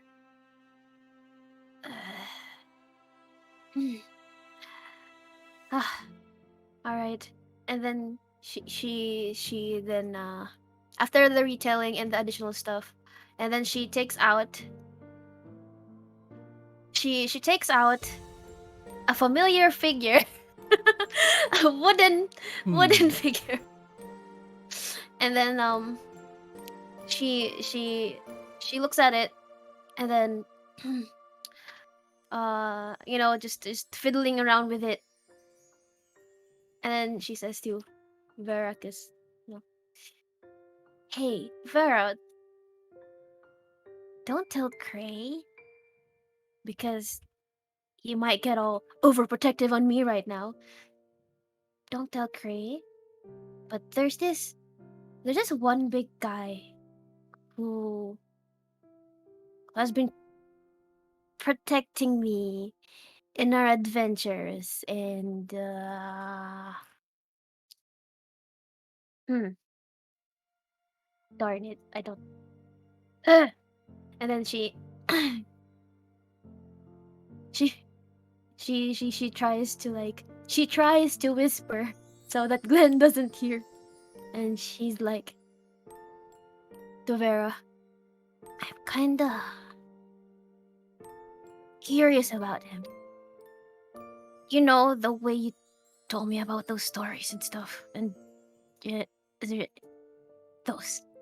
And then she just fiddles around it, and then you know. Anyways, that's just what I wanted to say. Don't tell Cray, okay? And she puts back the figure, like like try to hide it from Glenn. Whoop. And then it's like, okay, I'll pray for you now. And then she starts praying for Vera's soul In peacefully.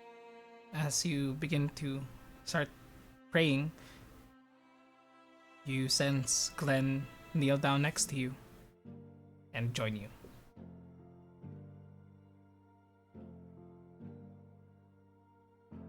Eventually, after you both finish your prayers,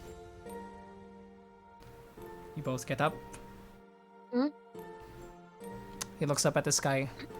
Ah, night's about to fall. We better get back before it gets dark. Unless you have Right. something that you know. I mean, I think I remember you making a light, but better safe than sorry. Yeah, let's head back.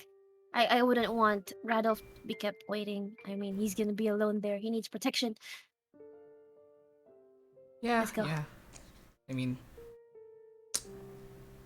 as you begin to move away from the gravesite, Glenn lingers a bit and like calls out to you, Ellie. Hey. Hmm? Welcome back, sis. Mhm. I'm glad to be back. Let's go. Okay. Yeah, And you're then like going. Mhm. she grabs his head and then like let's go. Let's head back. Like Mhm. like a trooper. Mhm. Ugh. And the memories come back to when. Memories come back to when Glenn used to do this for you when you were at your worst. Show you the beauty of the forest. Bring you around to his favorite spots. And you look back and Glenn is absent-mindedly smiling, looking around, grabbing your hand. Until eventually, like 5 minutes later, he goes, "You know we've been going the wrong way, right?" You lead the way. Yeah. He then takes the lead, and eventually you guys get back before darkness. As Radolf has prepared one of your favorite meals for you. The smell filling up the inn. There's a closed sign in front. And he says, "Well, this is cause for celebration. It's been a few birthdays that we haven't celebrated with you, right?" Oh, must must you remind me of my birthday? Well, I'm sorry. I shouldn't mention a lady's age, but we just missed you. Isn't that right, Glenn? Glenn has moved towards the table, gotten an entire bowl full, and has started eating it. Yeah. Seconds. And you all share a calm night with each other for the next few days until you begin to pack up and leave for your next destination. Right, Ellie? Mhm. The 21 days pass, and you prepare to head back to Waterdeep. You Mhm. say your goodbyes to your extended family, essentially. As Ratolf gives you another heavy hug. You swear you hear something pop. And as he lifts you upwards, you see Glenn over his shoulder just give a wave and a smile towards you. You better I'll write be back sure this. to bring. I'll Mhm. be sure to bring books or send books your way. One sec. Radolf lets you down, gives you a pat on the shoulder. You see a tear welling up in his eye. You could be gone again for a while. So please take care of yourself. I will contact you guys more. I am You better. really sorry. Yes, I promise. I promise. Don't make me go to Phandalin, was it? Don't make me go to Phandalin and find you, okay? Okay. Okay. Okay. Right. I'll be going. Thank you. Hood up. I'll be back, for another visit. Don't keep us waiting. Mm. As you leave, Yeah. As you leave, you immediately right before the door closes fully, you hear Randolph go behind you, and you hear Glenn's voice go, "Shh, she's gonna be fine. She could probably destroy the house with one look. She can handle herself." And the door closes, and you're back on your way towards Waterdeep. Yeah.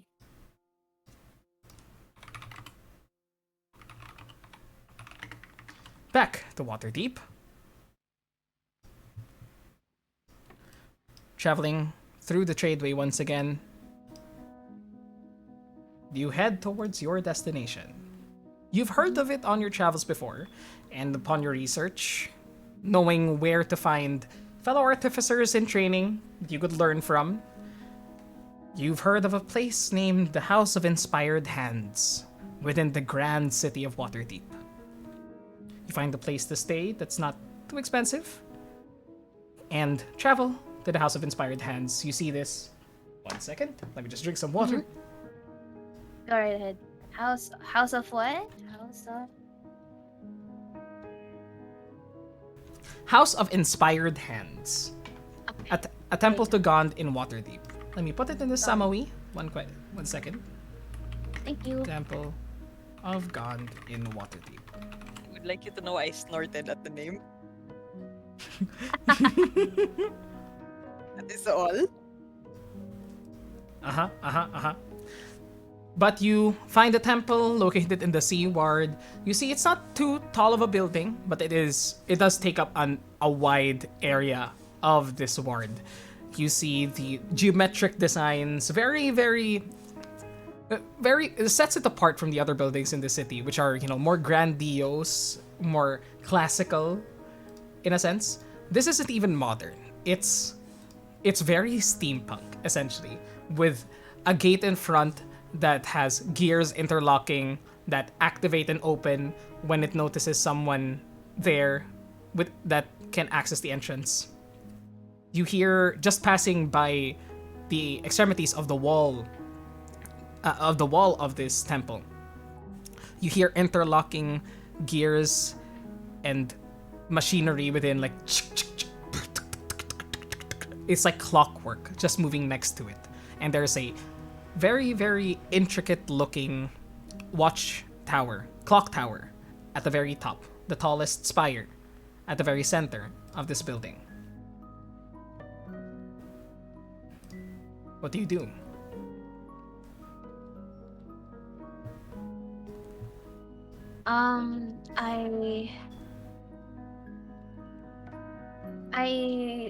I guess look for the personnel inside the temple. Like, ask. It's like look for someone who I can talk to within the temple. You ask around towards some of these staff and students and people in training within for the temple, and eventually you were told that you can enter it, and you should proceed directly to Gearmaster Blocklegs. Block like. Wait, Wait, hang on. What? Gear Master Sorry. Block. Yeah, wait, what? Here, I'm sorry. Gearmaster Blockleg. Oh, Block leg. only one leg. Okay, gotcha. Blocklegs. Okay. But it could be, prosthetics. Okay. Prosthetics are a thing. Okay. I'll go towards I'll try to find may I ask where Gear Master Blockleg is? I'd like to to, I guess, to learn more about artificer magic, do a research of my own if possible. You inquire and eventually schedule a meeting with the Gearmaster, who actually, upon you enter the temple, it is not a person that greets you, but rather a mechanoid, a robot, as you were. And as you entered it, it greets you with, "Hello. Welcome to the House of Inspired Hands. You are here to meet Gearmaster Blockleg. From your inquiries, I shall set an appointment for you." He turns around 90 degrees and snaps into what seems to be a message board with tubes running through the ceiling. He begins writing in perfect Times New Roman script Oh, wow. an invitation or setting a meeting for you, puts it inside this tube, and it flies up and away. Your meeting has been set. You may wait. You may stay at the waiting area for a minute. Exactly. And we shall have someone bring you there.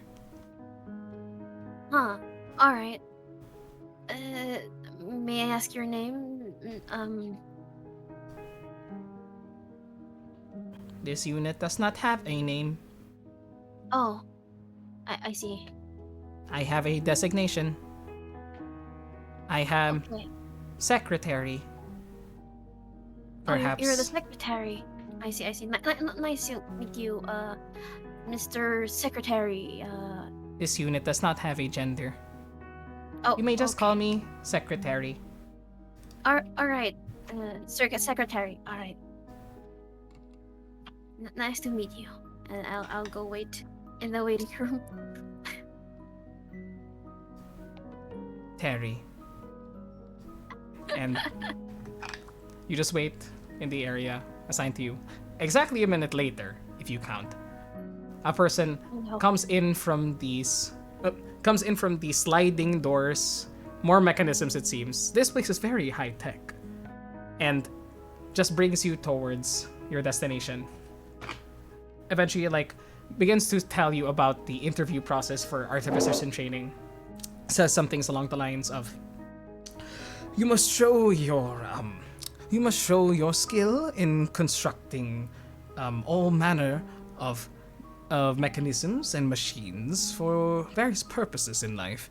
I see that you do have some magical capability upon you from your dress, but a wizard does not an artificer make. They are differences in them. One is theoretical, one is practical. So I do hope that you prepare yourself for this. By showcasing something, I have to make something? Is that it? Or do I just showcase the magic that I can do? Well, while arcane prowess is something that we aspire to see in all our students and all our trainees, it's more important that you possess a intelligent and analytic mind. You may be able to bring things to fruition using your power over the arcane, but it is more important that you're able to put them into concrete form for these things to do tasks without you being there to instruct them. But the Gear Master will be able to teach you more about this. I see. Alright. I'll do my best, I guess. She's just pretty scared because she's not within her territory. You pass by other artificers in training, passing through the rooms, peering at the hallways and the rooms within. You do see all manner of creatures, flying drones, rolling devices on wheels that seem to move on their own. You see a few students trying to chase a runaway droid that's running through one hall and dripping oil everywhere. And this place just seems to be a house of creation. And hopefully you feel like you fit in. But eventually, you are brought before the office of the Gear Master. The person who led you here leaves you on a seat outside and says, I wish you luck, and hopefully you shall be one of the students for this term. Alright. But it should be, he brings out the device, seems to be a miniature clock on his wrist. Should be around 5 minutes for you to, until you're able to meet with the Gear Master. So prepare whatever you will want to here. Alright. And she fiddles and then like grabs the figure again and fiddles with it. She's pretty nervous. And waits through that 5 minutes. Like she's racking her brain, like what is she supposed to do? What am I supposed to make? I haven't made anything. I can only destroy things. Wait. She's like, I can only create trees. You do have some abilities. Have you managed to level up your? Have you managed to level do. up? Okay, you managed to level I up do. Ellie. Okay, that's good. BRB, I'll just go to the bathroom real quickly. Think about what Ellie can probably do. But in the interim, feel free to talk to everybody, guys, as I run to the bathroom.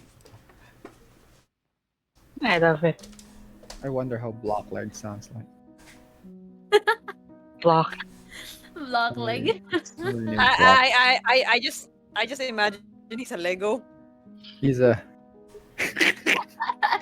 Block Hear leg. the ticky tacks of the fucking Legos as you walk. Could be a pirate. Oh, he could be a pirate. That is But instead of true. a big leg with a circle, it's a square. It's a plastic square. He's a Roblox. He's a rat.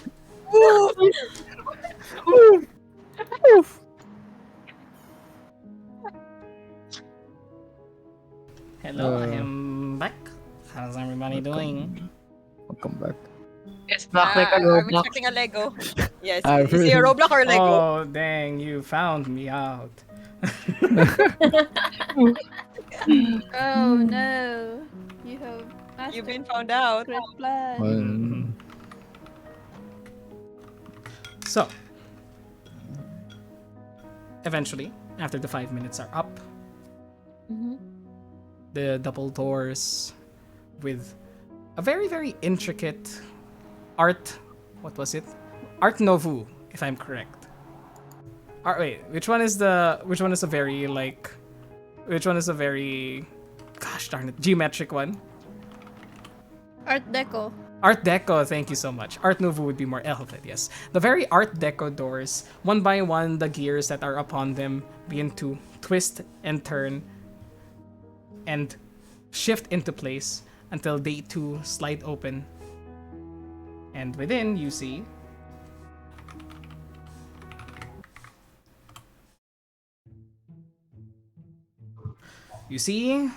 what appears to be a complete mess in front of you, as you see gears and cogs strewn about the floor and multiple robots just moving around, just making a mess everywhere.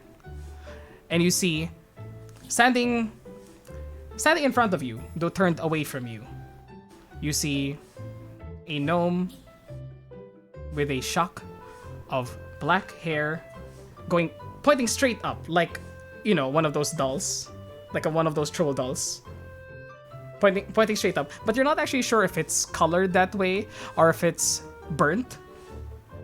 And you see, turn I from smell away. the burn. You do smell charcoal and gunpowder in the air as he's turned away from you, and you see him wearing these beautiful looking robes, if not for holes within their body just burnt into it. And you see him just trying to get these robots. No, you please, no, please, stay here. No, you, Android 1, Android 2, no, please. And he turns around towards you, and you see his face is completely covered in gunpowder from an explosion, it seems. 5 minutes. Should have set it for 10. Anyways. Are you okay, sir? Yes, I'm perfectly fine. And as he shakes his head towards you with, agreeing to what you said, you see now that he has these intricate looking braids, each of them made with differing sized cogs. And he just, every time he shakes his head, there's a ting ting ting ting as the gears hit each other on his beard. And you say that. And as you say that, he says, "No, please, just don't worry about it. There it is." And he looks for what seems to be a remote control set to one side of the room. And he just clicks this remote control towards each one. And one by one, they power down.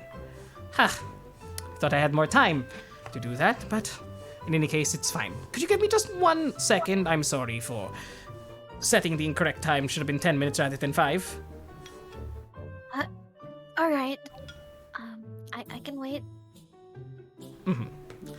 He begins to move towards one side of the room, and you see there's a closet there. What seems to be a closet that's oval in shape.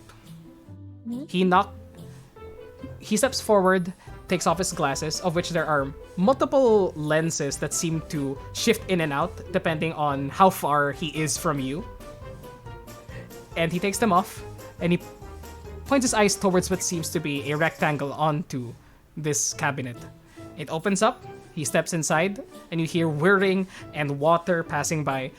And he steps into that, and then after that process occurs, whatever it may be, which takes around 12 seconds in time, he steps out, and you see the black hair, the shock of black hair above him, and the beard are completely white now. It seems as though his hair was colored by whatever he was doing inside. You see him now in a much cleaner, less hole-ridden dress shirt. And he looks towards you and says, "Hello. Hello. I am Gearmaster Pektek Blockleg. And Wait. you are a new applicant, I would assume." Yes, I am. I am here for apprenticeship, I guess. Though I don't have the. I don't think. How will I pay for this though, if ever I do? Well, you could do it the old-fashioned way and give me... how much was it? Oh yes, as of recent, a single semester for us would be around 1,000 gold. But if you work for the temple during that semester, you actually don't have to pay anything. And we'll actually provide you with room and board if you would so choose. Just as long as you meet our standards. It's somewhat of a, how would you call this? Academic trade of sorts. You learn something from us and we earn from your, labor. Yeah, I'll go with that one. Sure. Are you sure though? Because, 1,000 gold, not too much in Waterdeep. Looked at her gold. Yeah. I need the other route, please. Alright, that's fine.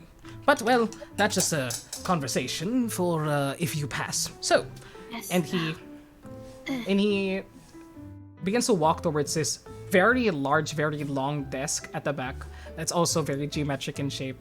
You see gold at the trim on each side as though it was embedded in there. This entire room, minus the mess left behind by whatever mechanisms were in the center of it, is actually very, very grand.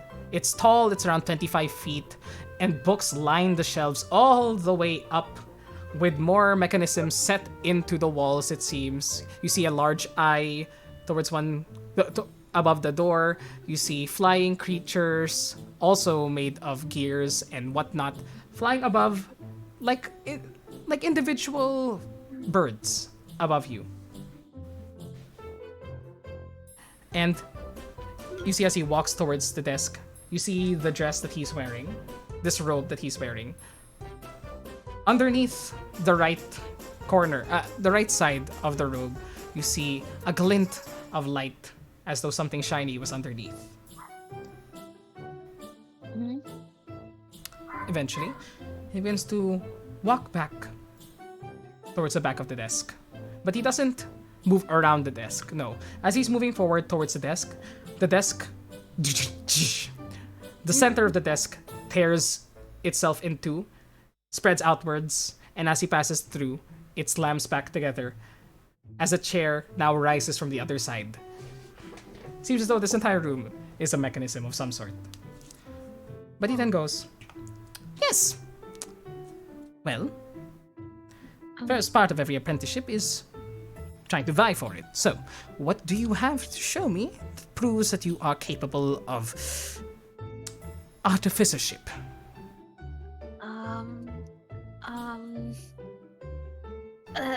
She racks her brain, just trying to think of the things that she found so far. And then, I have a question, Red. Mm-hmm. I can create an infusion now, right? Definitely. or not? No. The rules for creating infusions means that you have to do it over the short rest, if I believe. Okay. But that you could just say that you start creating an item now and start building with whatever you see in the room, if you would like. Okay. Or if you'd like to use other features that you have as an artificer, you can do that now. Okay. I will. Wait. Where is the list? Where is my list? Where is that? Okay. I could start with this, and then like she finds a surface, and then like uses her magical tinkering. She uses her magical tinkering, and then like spring up words of text as an effect. Defining on what she knows about artificer magic so far. Like she's giving like a, I don't know, an encyclopedia dictionary sort of thing from the 25 words of text. Whatever she could. That's the first thing she does. I could start with that one. She does that exactly. That is actually the very most basic thing that you can do in artificership, so it seems as though that you have at least a knack for it. Do you have anything that you've infused with you right now? You could say that you could say that over, because this journey did take a while, you could have taken any of those long rests to create something. Okay. The one she was fiddling earlier, the carving. That carving used to make a mini homunculus. And then she shows him that the carving is like here, and then like makes it stand up, and then like others wouldn't think that it will stand up, but it stands up on its own. You can move now. Slowly,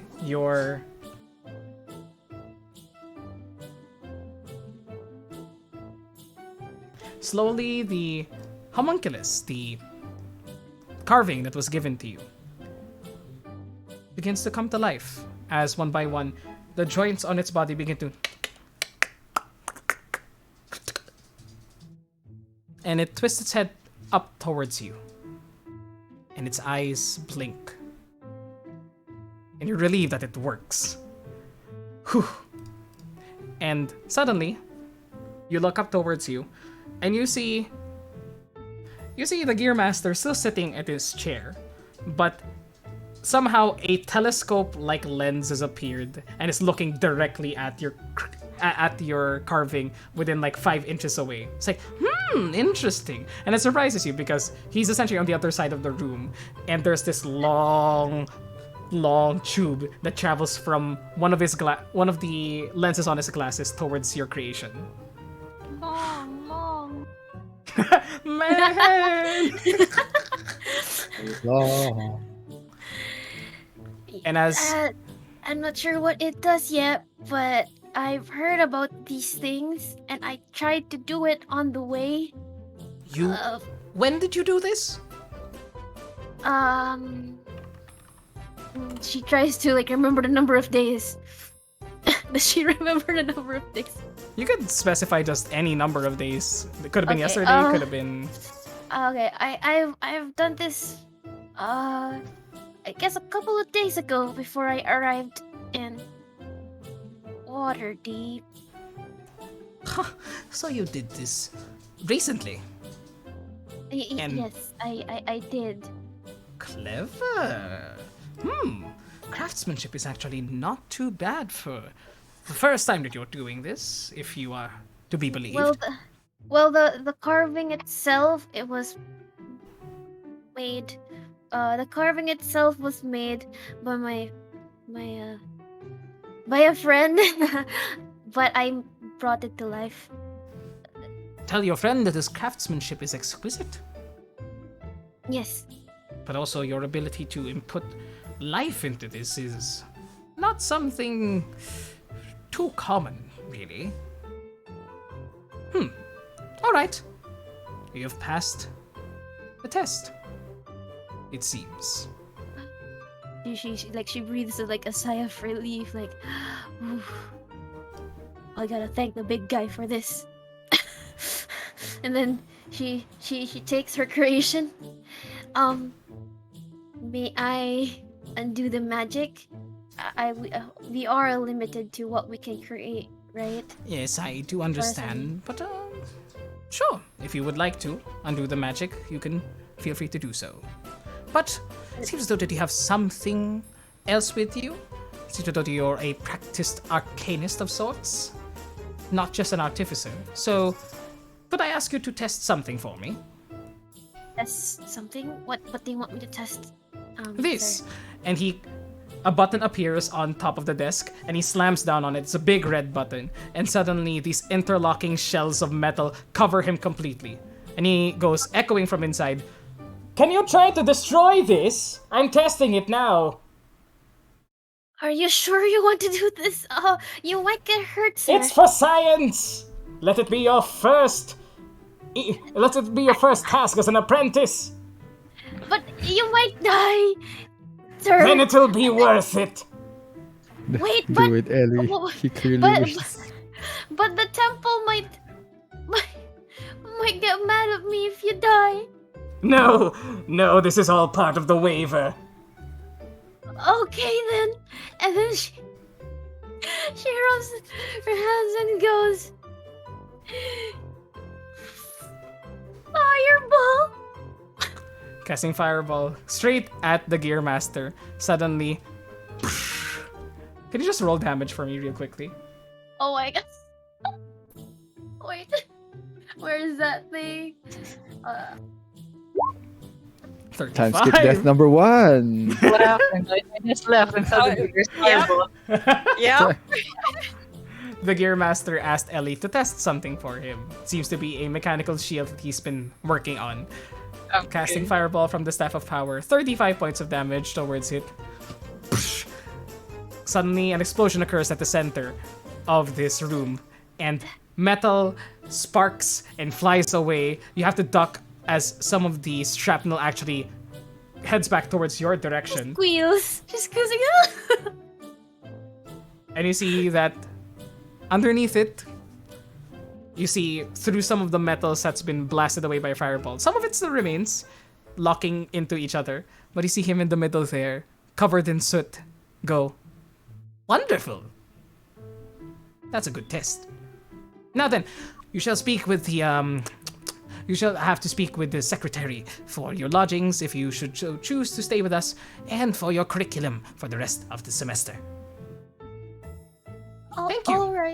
All right. And then she's questioning her life decisions right now. And like, nice to meet you, Mr. Gearmaster, sir. Block Gearmaster Blockleg, sir. And then she slowly like moves away from the room, and then like really questioning her decision right now. But okay. Okay. With that, your apprenticeship at the House of Inspired Hands has begun. You can work on the other things that you've mentioned, like materials for the Forge of Spells, as well as copying your own spell book, and learning more about artificership. Yeah. Okay. All right. Oh my god. And as... Yes. Yes? As we like, as she goes, like, you know, staying in the room or wherever she's gonna be in, she starts writing a letter to the people back in Phandalin, and writing a letter back to the Way Inn, and probably finds a way to send them back. And with the one from like sending towards the people back at Phandalin, one is specifically addressed for Asher, that she's gonna treat Asher with something really good later on, because she owes him one, and then that and then like for the 10B, like for everyone else, for everyone else, do you guys would you like to have the manor have some arcane locks once I learn it? And then that's the other one. And then I will follow up with the sending stones later. There you go. That's for the 10v1. And then the other one is for the way in, just trying to tell that she's okay. Okay. Okay. You begin to write those Um, letters. Yes? At some point during her stay, she's probably gonna receive a sending from just checking it. From Prisma just checking in on the party. Gotcha. Gotcha. Okay. With that, Ellie, you begin studying within Waterdeep. Up next on our list, it is Selwyn. So Selwyn, Ah. you begin. Okay. Mm-hmm. It's now your For turn. Selwyn, uh, she would actually start journeying to Neverwinter to help. Aside, though we have enough money for the manor costs, she's gonna still earn a bit more money uh, to help in what she's gonna do, and probably some furnishings for the house as well. All right. You set up these. You you pack your stuff and head towards Neverwinter. Let me drop your token into the map. As Hey. huge. You begin traveling towards Neverwinter. Mm. And essentially, where would you like to stay for within Neverwinter? Because you do know one of the locations there already. Um. Yeah, she would have stayed like in the inn. Did Driftwood we? Tavern, yes? Yeah. Yeah. There. Okay. Selwyn stays at the Driftwood Tavern, and what is it that you want to do here? I would like to find a Beavers Guild and um look for a freelance job there. You essentially ask around in Neverwinter, and well, you do have somebody to help you in that regard. As uno momento. What? Where is it? Gosh darn it! I'm looking for the NPC sheets that I have here. 1 second. As you as you do know Madame Rosine, and she helps you as much as she can because she loves the party and she has many connections as a long-term resident of Neverwinter. She actually vouches for you as you go to the Weavers Guild within Neverwinter, and you are able to pick up a few small-time clients for now within the friend group of Madame Rosine, and earning 4 gold a day, as we discussed previously, you are able to get a bit of renown in that regard, as not just from the Black Lake district, but even people from the Protector's Enclave begin hearing of the Silkthorn within Neverwinter. And in around 30 days, you have a rotating number of clients, providing ample amount of income within. But then, you've also heard some other things within here. The Weavers Guild, by and large, have. Okay, 1 second. The Weavers Guild members are pretty okay with you being there because you're introducing so much more interest into tailoring within Neverwinter. It's fun, actually. It keeps you back in the groove. No more dangers, no more monsters to slay. Just making beautiful outfits for people that give you money. But then you have one of the members of the Weavers Guild does warn you. They say, unfortunately, there has been, well, we didn't think to mention it before because, well, honestly, we didn't expect how amazing your creations are until we got them. But, the previous top tailor of Neverwinter has returned to the city, and I've heard that they are planning to visit the Driftwood Tavern and you in a few days. Should I be scared? Well, yes. There. Why? And you didn't hear this from me. Because if you did, I'd be dead. Figuratively, like you know. My career. She's somewhat of a bitch. But that's all I'll say. All I'll say. Goodbye. Well, eh, Do guess you we'll want- see. Mhm. In a few days, somebody does plan a meeting with you. One of the not a regular client. Actually, the first time that you've heard that you've had this name in your itinerary. Belet Savrada, who seems to have scheduled a meeting with you to discuss a new outfit that they're planning on wearing for the winter. Mhm. And in a few days, 1 second.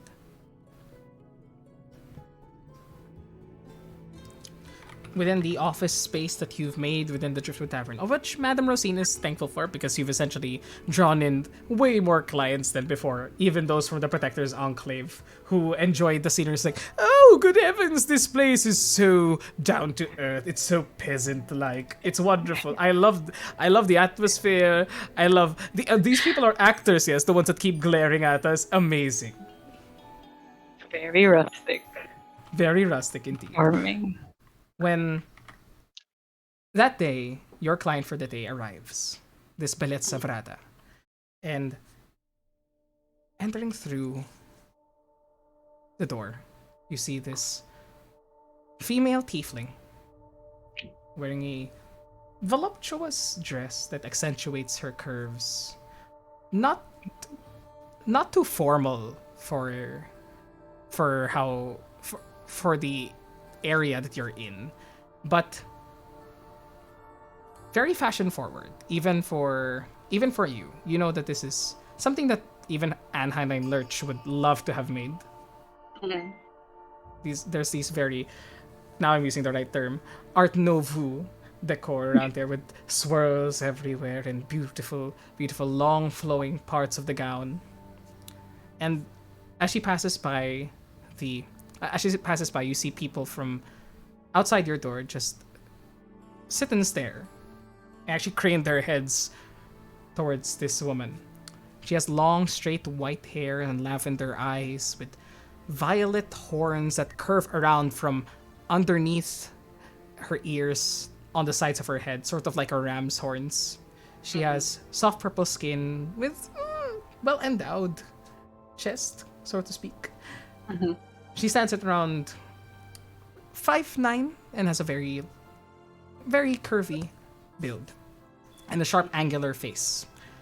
And she walks in with two bodyguards behind her, these big burly looking humans wearing fashionable studded leather of just like very like Witcher style clothing of just like dark silhouette that form fits around the athletic bodies of her bodyguards. And she enters your room. You see as she extends her hand, these rings on her fingers that actually extend into like claws that cover her pointer finger and her middle finger, as well as other gorgeous looking accessories that surround her horns, just like rings that are carved into it or have been carved into the horn itself. And she goes, "Are you the Silk Tarn?" Mm, that would be me.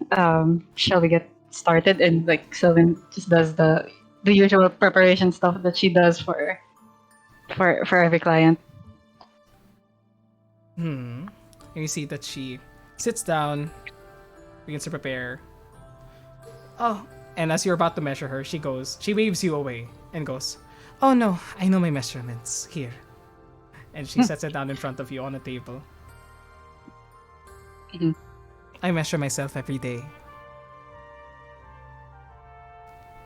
Sylvan, uh, uh, parang looks at her a little quizzically, but doesn't say anything about it. And she asks, "So, what, what, what are you wearing this dress for an event? Are you?" Every day is an event. Wherever I go to. But no, these are just my casual clothes.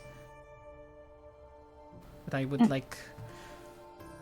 I just wanted to see who would. I don't want to use the words that the common folk use, but who would bustle into my town and upset the balance that I've so carefully set for myself. Your town. Yes, I was gone for a while over in Luskan, clothing some of the remaining nobles that survived the city. But I'm back now and just wanted to see and looks you up and down. The competition? In Don't any you case- think there's enough space in Neverwinter for at least two talented seamstresses?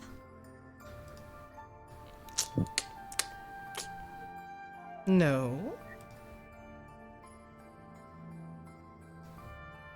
Because, well, I've yet to see another talented seamstress.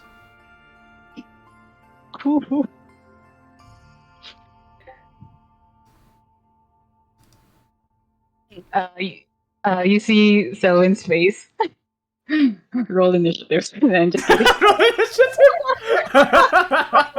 Wow, she, Selvin. she essentially, for the rest of the encounter, you see that she is trying to push her buttons as much as she can and gives you a very, very complex winter gown to prepare for the coming winter. With materials very rare in origin, but you could probably ask some of the traders within Neverwinter to help procure it for you. But she does say, I hope this isn't too difficult for you. Maybe this part of the dress is a bit too complex. I mean, I know you might have more years of experience than me, but Did you just call me old? well, age is just a number, am I right? I hope that you're able to do it. And if you aren't able to, well, the Weavers Guild might have a new vacancy in their position soon. If you catch my meaning. Selwyn wants to say mga matasamang words, but she just, gives her a smile. Matasamang She's taking on the challenge, and then she says,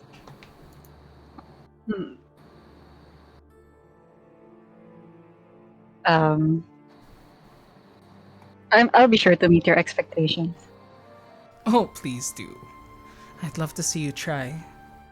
And she stands up, bumps into you, like, Wow. oops. And Are we in high school? I think I'm back in high school. Yes. Nice. and she Holy snaps her shit. and she snaps her fingers. The door opens once again with her two bodyguards outside waiting for her, and she begins to sashay away into the night. Mean girls, mean girls. Wow. Gina George. So, with Oh, this you whore. with this challenge, I'm sick. it's sickening. I would like to ask from you a few rolls, if that would be nice. For the procurement of the correct items,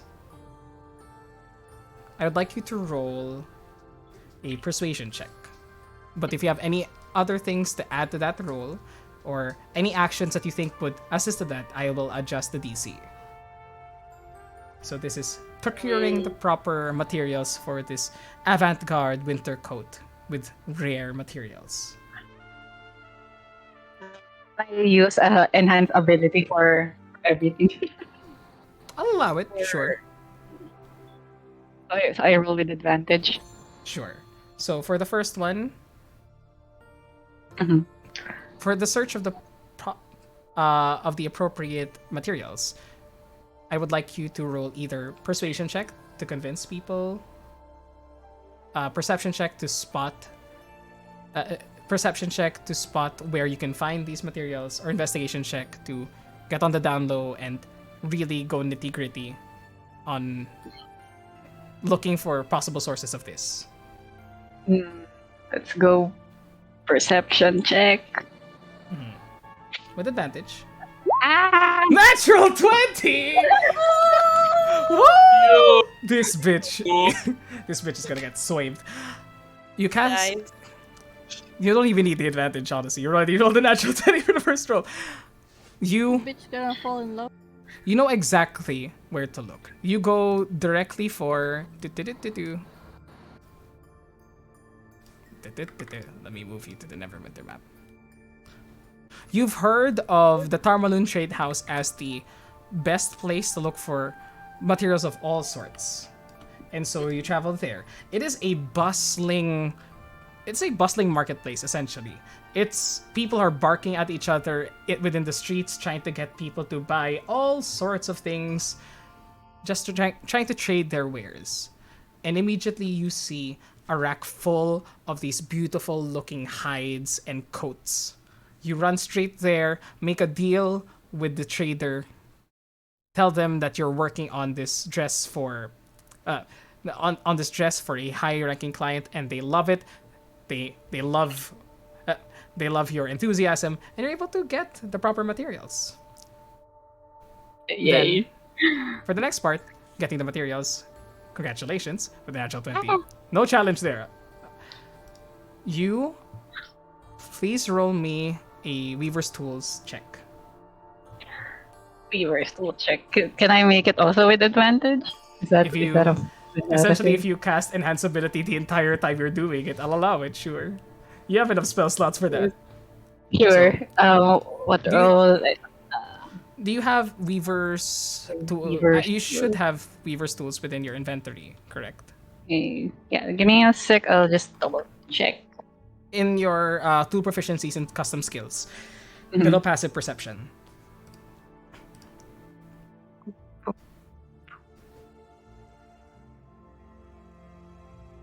Below passive perception, Weaver's tools. Here we go. So roll with advantage. Advantage. Ah, 6. This woman lit a fire under your ass, and with the proper materials, you head straight towards the Jifra Tavern. Madame Rosine is like, oh, darling, do you need some dinner? And you just slam the door. It's like, okay, and just get to fucking work. You better work, bitch. I'm just using all of the RuPaul references I have right now. And for the next few days, you do nothing but work on this woman's coat. She comes back the next day after you've completed and you've Okay. exhausted yourself. You've managed to exhaust yourself with this. And she knocks on your door, looks you up and down. Do you freshen up for the visit, or do you just allow yourself to feel? presentable enough. She looks presentable enough.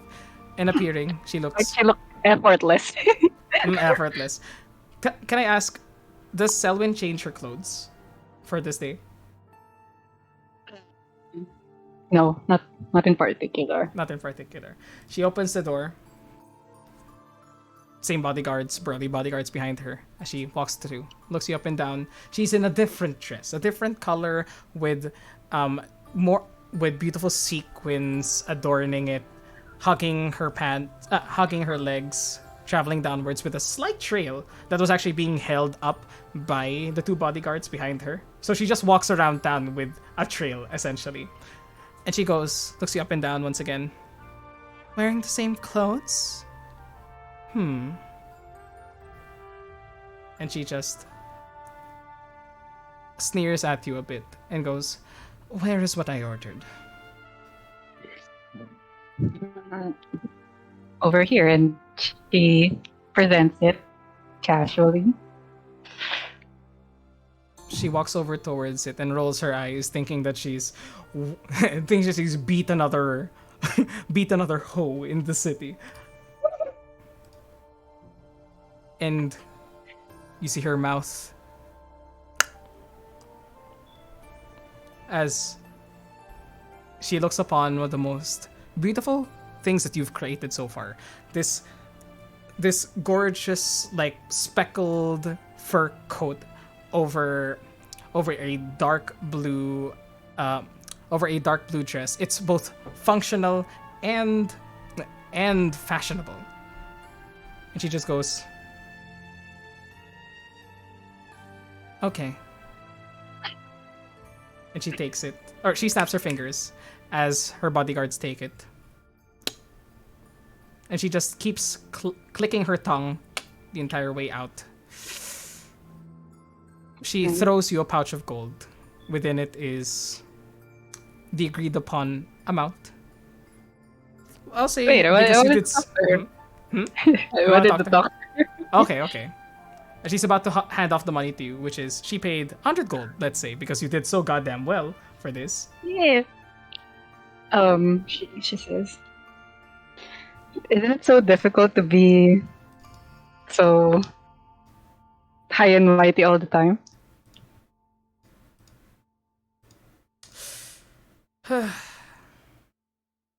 In my family, we have a saying. I come from the Vrada line of tieflings, and as much as possible, we hold ourselves to be heralds of high society. This is where we are born to. And it was, I think, my great-grandmother that told me, the devil wears Vrada.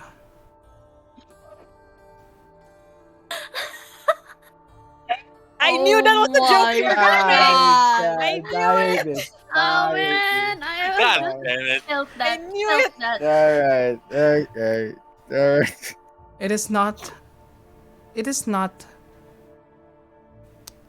It is within our bloodline to be like this because otherwise, high society would devolve into, well. And she gestures towards all the other people within the Driftwood Tavern. Just these normal, everyday folks that are enjoying themselves after a hard day's work. They need people to aspire to. People like me. And she just casually takes off her coat, revealing a more form-fitting dress underneath. Reveal! And she just hands off the overcoat to one of the bodyguards. And she just twirls in front of you and she goes, "You win this round, Madam Silkthorn. But I'll be back. Congratulations." Thanks, but you keep on limiting yourself to so many possibilities when you look down on other people that way. Roll me a persuasion check. No enhance ability this time. Persuasion. Yeah. Wait, no. No.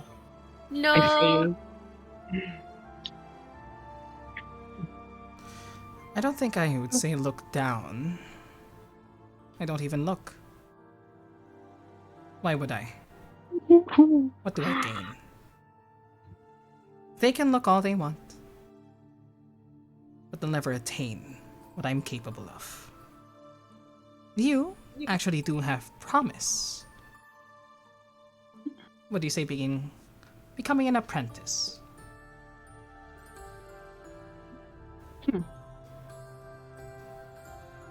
An apprentice to you? Who else is there?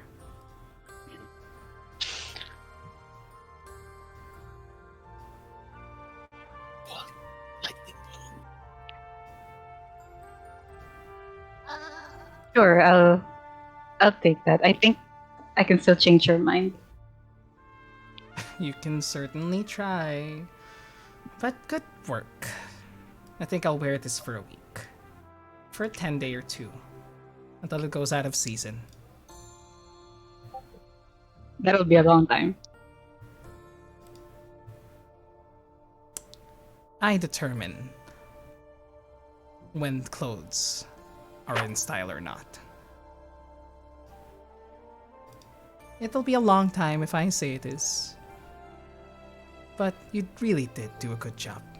So congratulations. And she like places her hand on your shoulder and like runs down your arm. Goodbye. And she like twirls her arm towards you before beginning to sashay away again. Or do you want to say anything else before she leaves? This is okay. Though she has like conflicting feelings about this encounter, like the general distaste like that, but also seeing some perhaps opportunity here, and then she just gives her a gracious little curtsy. Cute. And she I want to strangle. and then she sashays away before shouting back with, if you ever want to see proper fashion, come to my boutique. It's over at the Protector's Enclave. Oh, Consider this a formal invitation. All right, I'll keep that in mind. And she smiles towards you before walking away. So, Allies in Neverwinter. Let's go. allies? Yes. Yeah, I understand. So, with that done for Selwyn, you spend the remainder of the 20 days that you from the 20 days that you said that you would work here to just continue getting more and more clients. Actually, after people see that Belletza is wearing one of your clothes, you get even more clients that you can actually deal with. But you do manage to keep earning the 4 gold per day. Mhm. Yep. With that, your 50 days in Neverwinter end, of which you've earned, that's 50 days, 4 gold per day, 200 gold, plus the 100 gold you earned from succeeding in the challenge. So that's 300 gold for you that you earned there. Yeah, I am rich. And now what do you do?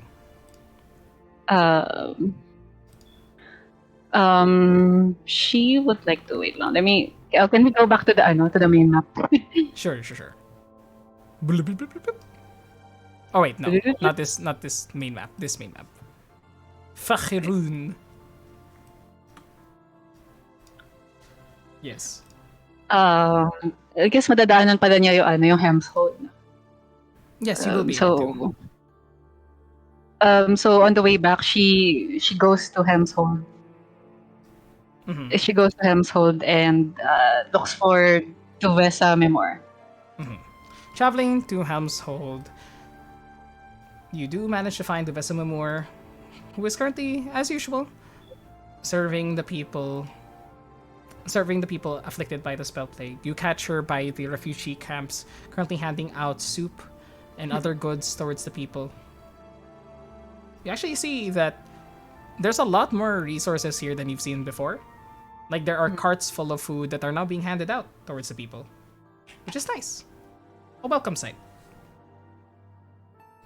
If someone asks where those came from, where did those come from?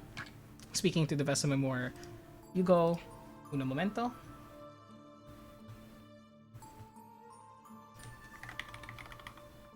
There we go. You talk to the female sun elf, the Bishop of Helmshold, and she goes, "Oh, these ones actually came from I think a family from, what was it again? I think from Silvery Moon. Yes." Would Selwyn know that it's from Ellie? You could put that together, yeah. Mm, Because you knew about the letter. Okay. Thankfully, we've had more than enough goods to feed the people, the refugees here, for at least a month or two. But after that, we'll have to continue looking for other resources.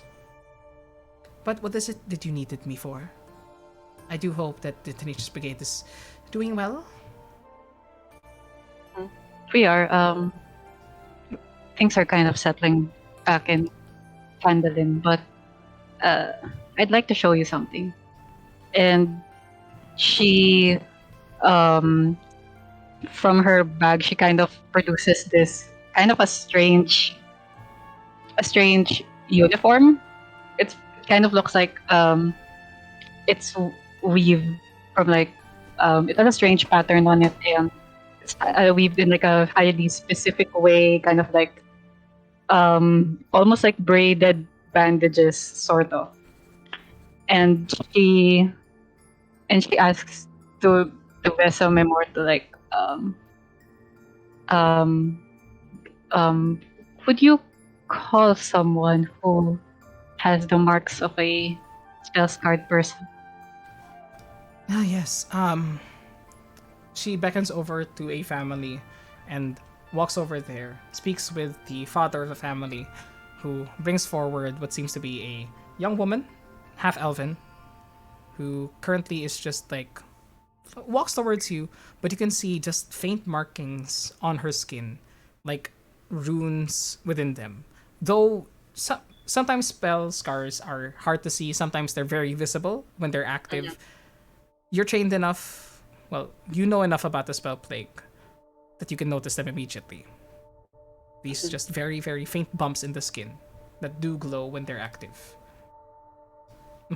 So it says, I would like to demonstrate something, and she kind of asks the person to like wear it, and she explains that I know I've been here before, and I'm sorry I didn't get to work on this earlier. I was kind of embroiled in a personal matter, but that's done now, and I wanted to help these people.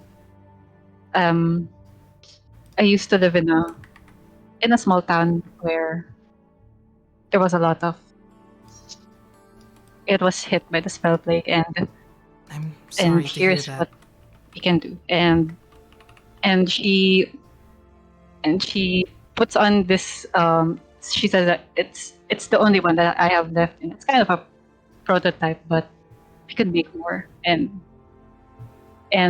she asked the person to put on the clothing, which is kind of like almost similar to clothing for burn victims.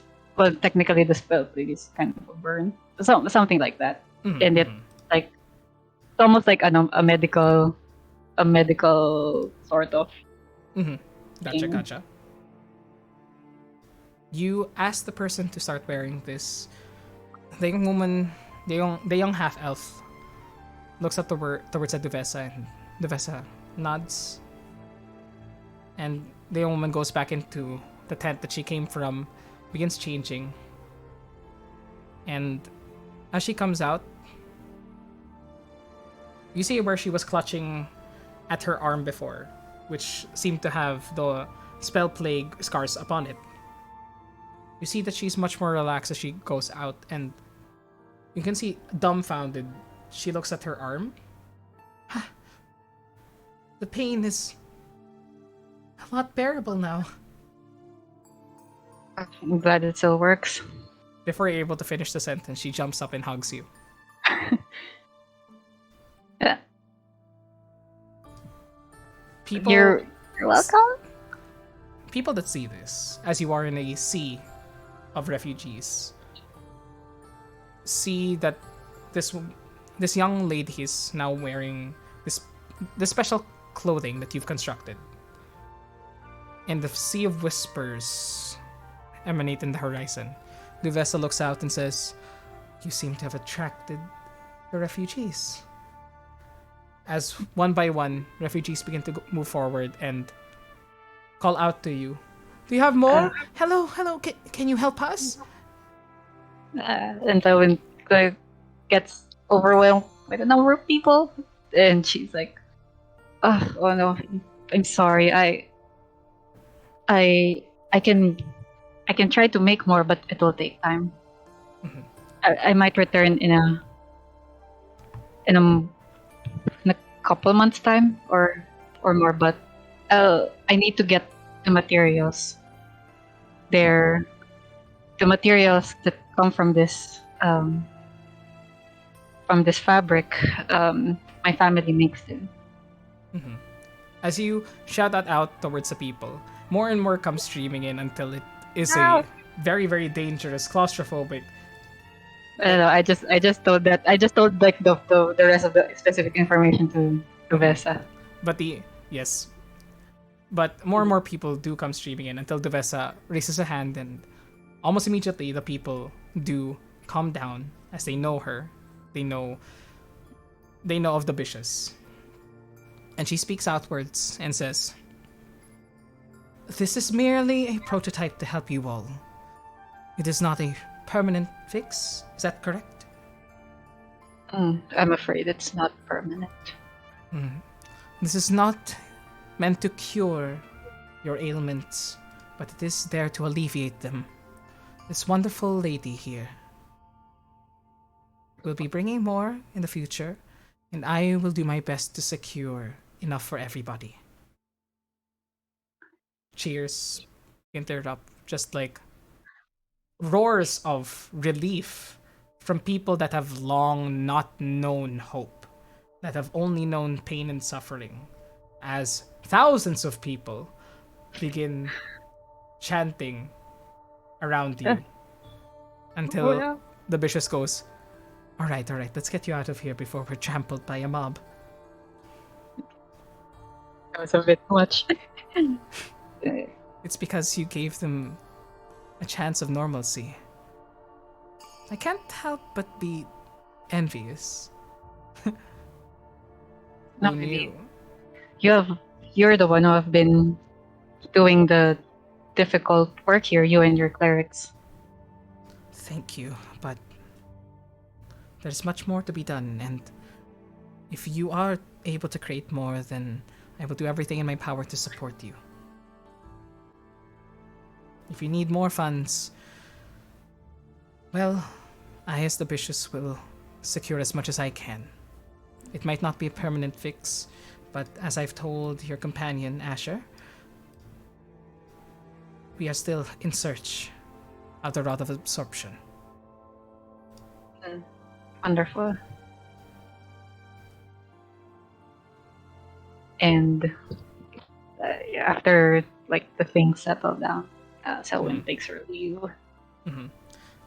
You're actually brought within the city of Household because people begin to push you inside, with the bishops protecting you and a squad of paladins keeping the peace. Anyways, until eventually the refugee camp is kept in control. As you're brought inside, you are just given anything that you need, payment for the supplies, essentially for as many supplies as you need. They will give you they will give you as much gold that they can. Might not be able to help everybody, but we can discuss for the next game how much you're able to create. Yep. Until you are snuck out of the city of Hemsol through the back entrance where the refugee camp is at, until you get back to the main road. And still,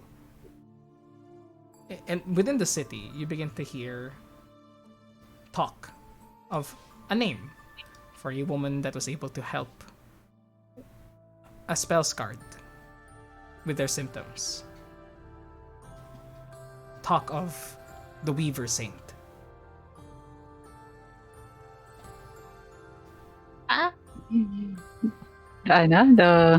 The weave. The Weaver Saint. There you go. In summary. Okay. Let's go, Hemsol.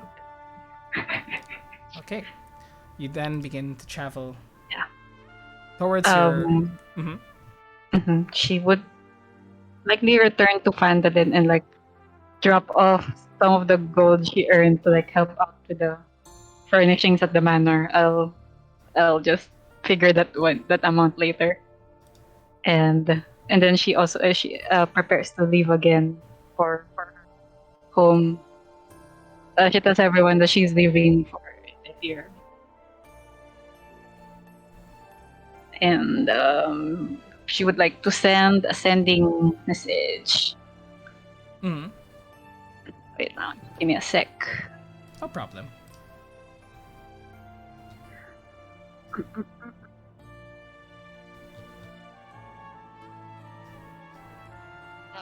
First, she sends sending to Anne, her To old Anne. mentor. Yep. Mhm. ahead.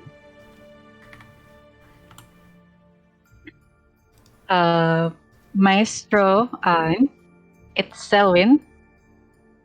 Oh, how are you?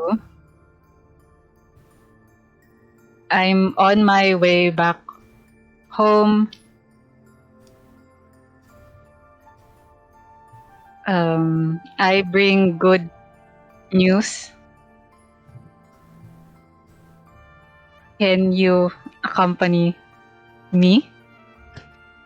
Mhm, mhm. And yeah, there. You get a reply almost immediately saying, Darling, it's been so long since I've heard you.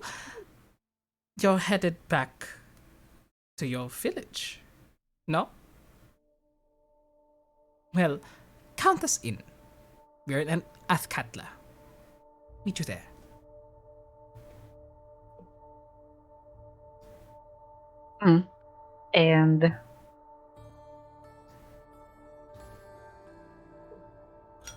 And she sends another one to Elmira, and she says, "Hi, Elvira, it's me, Selwyn. Did did you miss me? I've read your letter.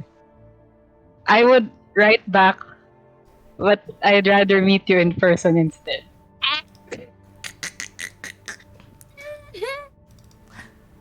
You also hear back and say, I was worried that I wouldn't get a message. Can't wait. Miss you. Yes. She also says, I wear this scarf every day.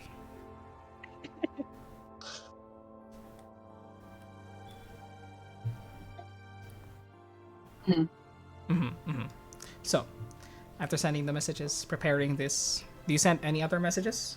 Or begin to make your journey there? Those are the messages for now.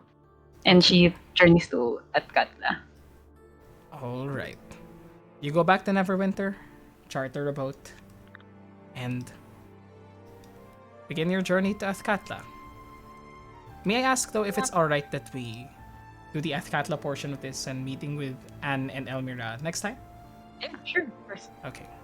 But you do charter a boat and end up in Athkatla to meet your former maestro and your former fling? Girlfriend? Who knows? Former? Former. Former? I don't think it's No, former. not former. Could be the current still. But You said you're the one who said former. well, I'm only Yes, saying that because it's been a while it since you've met them. is. It's former. That's fair. That's fair. Well, it's not up to me who decides the labels, isn't it? It's up to Selwyn. Exactly. Why are you saying former, Red? Yeah, I'm not saying former. Don't define the relationship. Your gal with pal. someone. There we Breaking them up go. already. Galpa. Girls being pals. They're gals being pals together.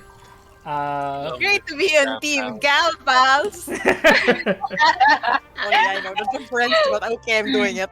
Okay. Oh my god. So, Selwyn, Yeah. you managed to impress the top weaver within Neverwinter. America's Neverwinter's top weaver. Amazing. I never thought I would do it. I was so You rolled a natural 20. I thought that would be much harder for you. Jeez. Good job, good job. Up next, who do we have on the list? That is Steve and Asher. What do you two want to do? Or well, Steve, you first. Well, we can do the thing first. Okay. Unless do you have, this- do you have something about Nix for Asher?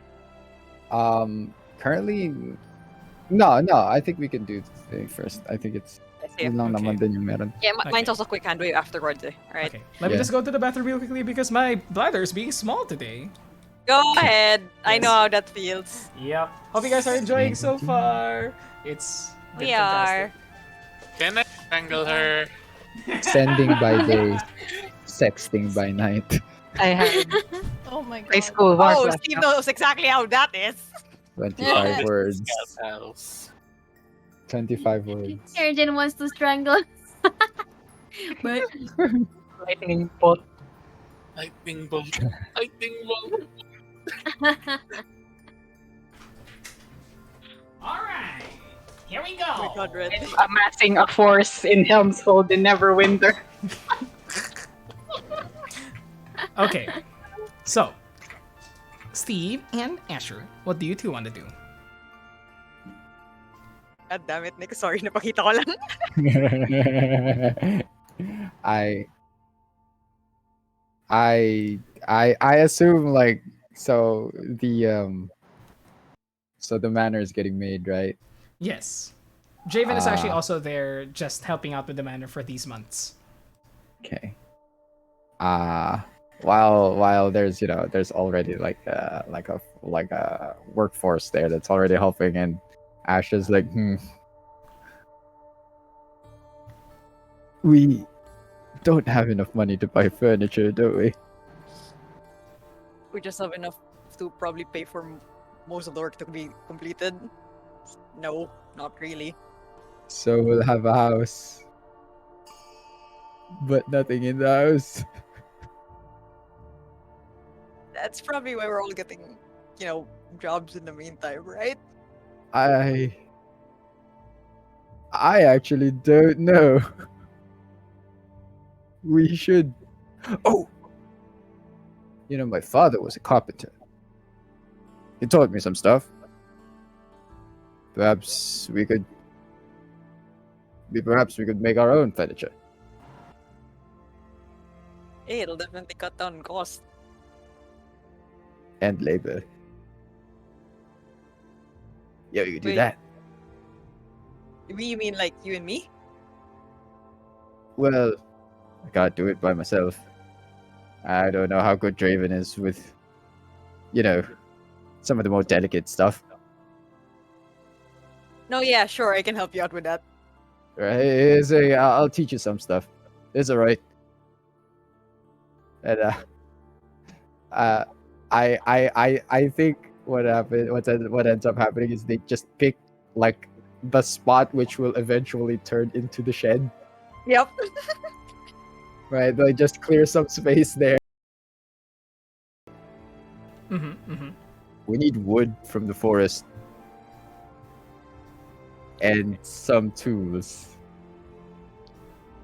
So you get the tools, I get the wood, and we meet back here after a few days. We get started. Then we get started. And then, Alright. like for the first few days, I guess we just kind of fumble around, trying to get like a little workshop going. I imagine the goblins help out a little bit as well. It's Bringing in Christmas Eve, materials and guys. stuff. I would say so. Yeah, sure, would we're not say so. hiding. I won't imagine we're hiding this. Yeah. Christmas gonna join, but not even touching, adding stones. You know what you guys are doing? It's like chicken stone shapes. It's neat.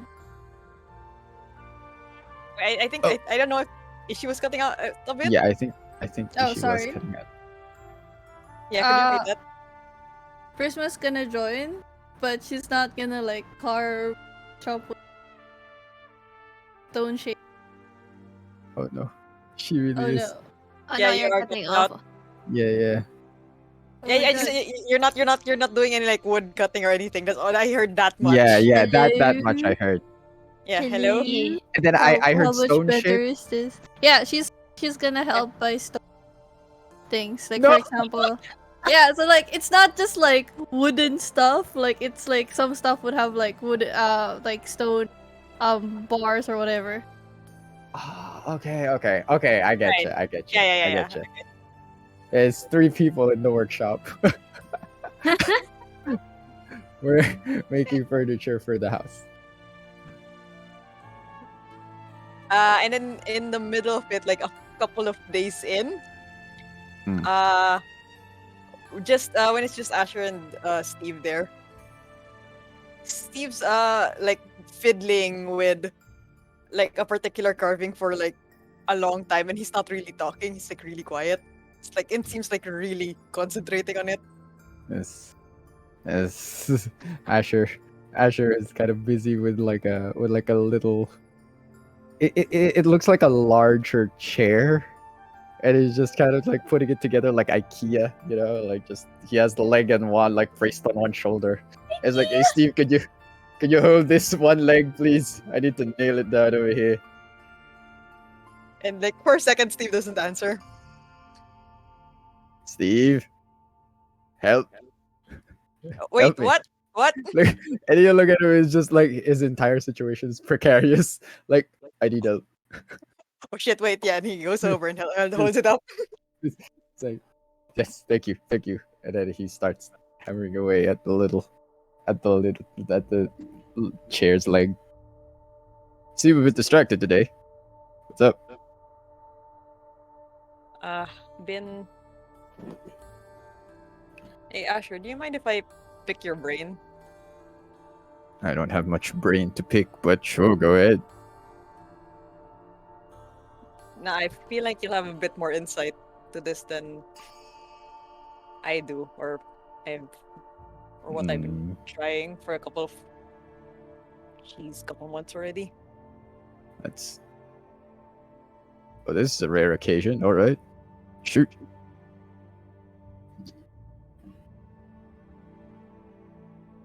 Remember when Draven went missing? A couple months back. Asher's face kind of like. Asher turns to Steve, and his face is a little bit more concerned as he kind of like, he says, "Yeah, you could let go of that now." He puts the hammer down on the bench, and kind of like just wipes his hands a little bit, and he says, "Yeah, I remember that time. What's up?" I feel like I've hit the wall already. Trying to chase down. I mean, honestly, we kind of put it aside considering everything that's happened, but well, considering you're from Faith here, you heard about the thing that happened in Kalasag? Would I have? Red, you're muted. Sorry. Red's dead. Sorry. Yeah, we won. We won. We won. You won Dungeons and Dragons. Won Sorry, what was that again? Sorry, I had to do dog dad stuff. Would I have heard of this Kalasag incident that Steve is alluding to? Roll me a history check because it could have found its way to the Shield Sentinels because it is within the area of concern. But History check. it was sort of its Normal. own isolated incident as well. So history check. 17. You do actually remember something regarding it. It's the details are a bit fuzzy, but you do remember the tale of an entire squad of guards and their captain being killed by one of their own.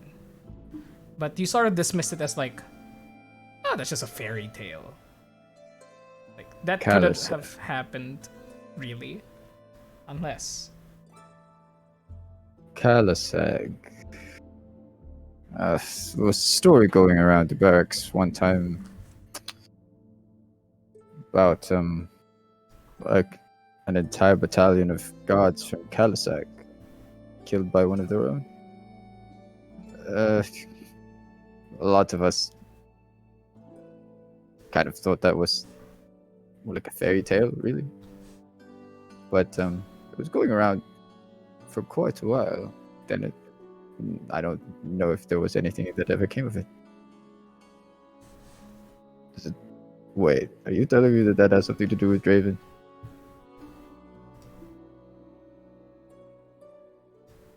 I may be saying more than that, actually. You watch his eyes kind of look around as he puts two and two together. And he says, "No way." Hard to believe, right? That man wouldn't hurt a fly. I don't think it's true, for the record. Well, I mean, jeez, I wouldn't be surprised. Well, I would be surprised because I know him, but like, given what he can do, if I didn't know him, I wouldn't be surprised. as far as I know, he's pretty close with the Lord Kalasag. So they kind of kept mum about it. Let him, let him get away from there. But like I said, I don't think he's the one who did it. I found him a little bit after the incident. I found him in the wheel death. Total fucking mess. It's like he hadn't slept or eaten in days. Didn't even You want could to tell see- me what happened. You see Asher kind of rub his head a little bit, and he says, "So no proper trial was ever held." Nah. That means he's a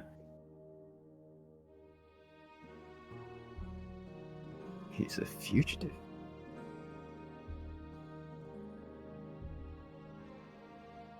Well, that complicates things, doesn't it? I'm surprised no one's recognized him.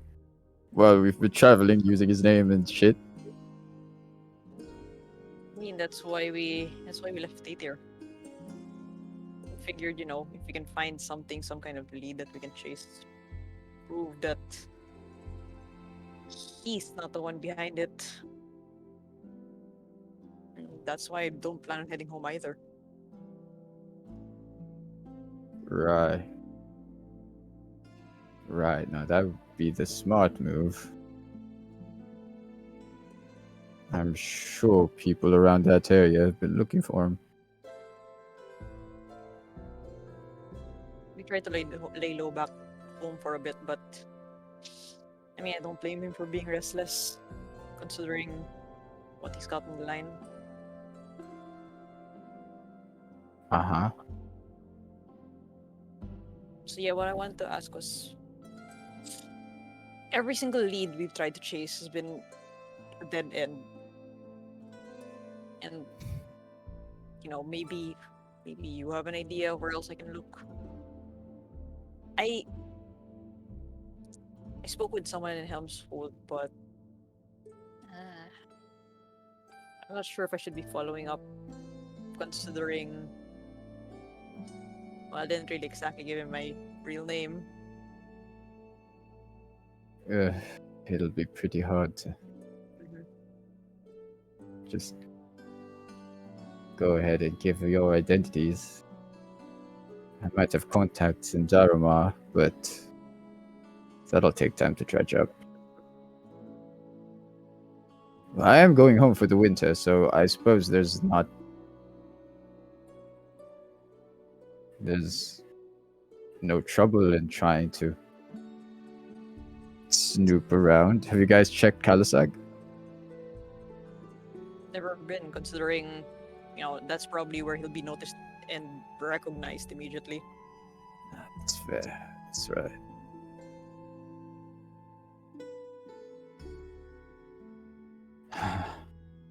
I wouldn't know where to look. Paladins tend to stay away from these matters unless it involves us directly. I just thought maybe you'd have an idea. Like I said,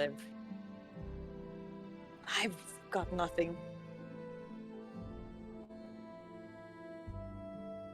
If it is something that people have been trying to cover up, it might be way above my pay grade. So, tell you what, I can do you a favor. I can ask around about, with people who might know more than I do. Yeah, I'll take it. There's just, any lead we can get. Pass by Helmshold before I leave, and ask the old captain if he knows anything about such things.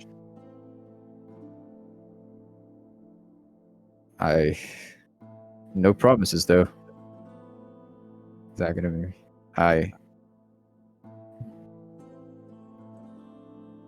This seemed to be such an isolated incident. It almost doesn't feel real. But I'll do my best. It's the least I can ask for. I mean, you don't even have to, but thanks. Don't worry about it. I think. And he kind of looks around, sees that nobody was, listening. Says, I think at this point we sort of owe it to ourselves to be a little bit tighter with the ship. And given I mean his history and Ellie's history, there's a lot of potential for a lot of people to be on our asses all of a sudden. So Yeah, and what more now that we're just sticking around Pandalin? yeah. Low. And what with us adventuring and everything,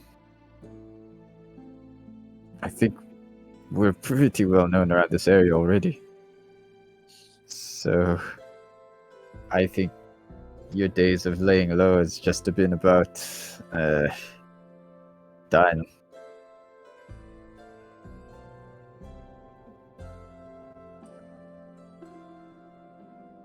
Well, if I find anything out about it, it's definitely a lead I'm going to chase after. So I told Draven I'd be doing with him. Don't worry, we'll figure this out. And when we find the lead, we're gonna go for it. Hopefully one turns up soon. Well, sooner rather than later. Yeah, you Thanks for understand. telling me. Yeah. I figured, he's owe it to you. Just not sure how to tell the rest, considering Draven's been very tight-lipped about it. Well, it is his stuff. His secret to tell, isn't it? But, yeah. If this is something that could come back and bite us in the ass, it might. I mean, I don't think we should just tell people outright. But at least a few of us can keep an eye out. Who else knows? This person knows a little bit, not the entire story.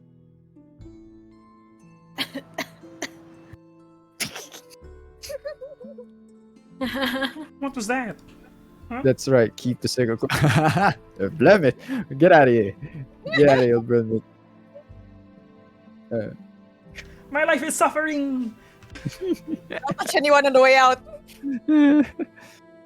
Yes. He says, yeah, good. Keep the circle close. So, I don't think. I mean, as much as I do think the others do deserve to know, this might be a touchy subject. Oh, I know it is. So, what's the whole deal with him just running off into the forest? I don't understand. He's scared that maybe he'd harm everyone again. Like, I don't know. Thinks that. Does it work No. like that? Does it turn feral? What? I don't know. It's a thing. It's never happened. Doesn't make sense. That's why I don't think it's. That's why I don't think it's him. I'd be hard pressed to believe it's him. You know, killing people without reason. His entire squad. At a place I would like to think he calls home. He's very close to the Lord. Well, the entire family, really. Do you think it would be wise to go pay them a visit? Thought about it.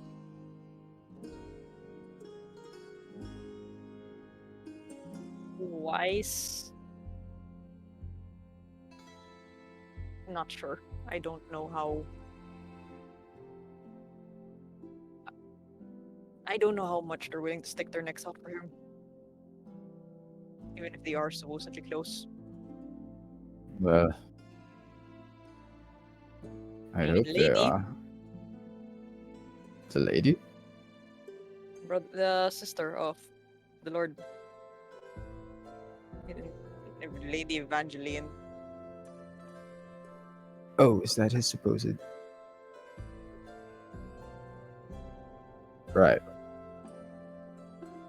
Well, part of my thinking is maybe, after all this time you've been gone, they've figured some things out and they just can't contact you because you've been AWOL, basically.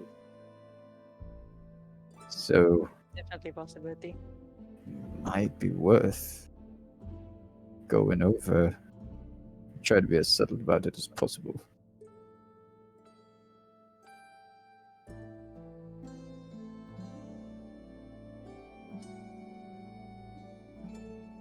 And I suppose one of us walking in there as opposed to all of us walking in there might be easier considering the Yeah. situation.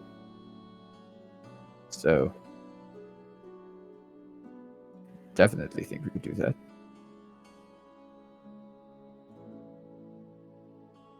You're going to Elmswood at least. The guy I contacted there was part of the Alliance. Hmm. Can't Do you have a remember. name? Wolf, I think? Wolf. Part of the Lord's Alliance. Gotcha. If you need a name, I just left. The one I left was Raps. Raps. Raps. As in, RAPS. alright. Raps. So it's not like he knows how to spell it. This. Yo. Alright. Scrap. Not Oh no, scat. it's Kapka! Oh no, it's Scantna. Sure. I'll check up with this wolf fellow. See if he's dug up anything. I might, like I said, we'll figure it out. But if ever, maybe I'll join you to at least Hemswold. Gotcha. Perfect. Because I have some plans for that too. Alright, just say Be- when. Towards the end of the month. Gotcha. Okay. You still need help with that chair?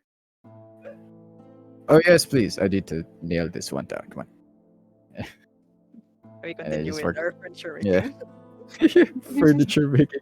At some point, like over the next weeks, like you just see like different size chairs in the workspace that they got going on. It's like, so that one's for Steve because he's smaller. That one's for Kenshin because we need to account for his big tail thing. Wait, You know, yeah. And they're all mismatched for the record. yeah, Yeah, they're all yeah, just like, yeah. are they supposed to be in the dining room or? Oh yeah. Oh yeah.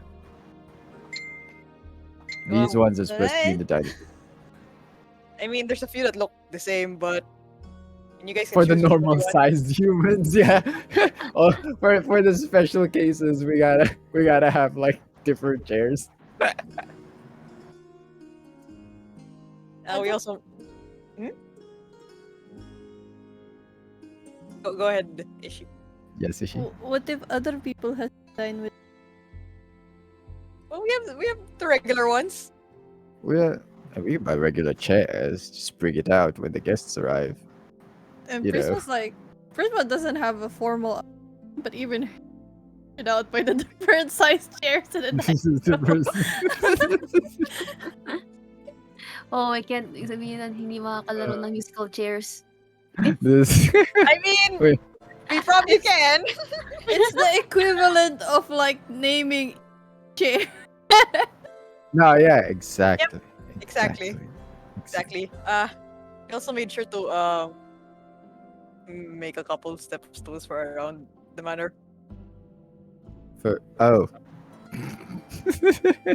Yeah. It was like a bunch of like reach 2-3 everything. steps. Yeah. That's right. That's pretty much it. If Steve has, anything else.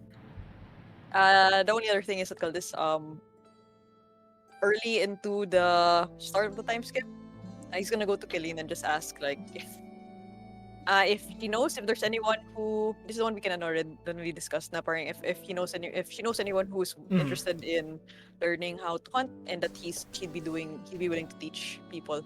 Yeah. Gotcha. Colleen gets a word out for this as while you all prepare for the furniture because expensive and stuff, and you are able to get a small class. So in addition to Sonil Inn paying you a gold a day for your work, you are earning another gold from the total teaching that you have for the people in the class, of which they are mostly children, including Carp. You're gonna say including yourself. Including myself, yes, I am the child. Including Carp, Kaline's son, as well as 1 second here. Gosh, diggity darn it. Uno momento. As well as Aral Willowvale, who is, more than twice your age, but is not as good as a leathersmith as his father, and kind of wants to do something else. So does also enroll in your class. So there's Aral, Carp, and a few other children from the village. Skillshare. Skillshare. Masterclass. So Yeah, and Oh then- no, Steve is just preparing. From cooking to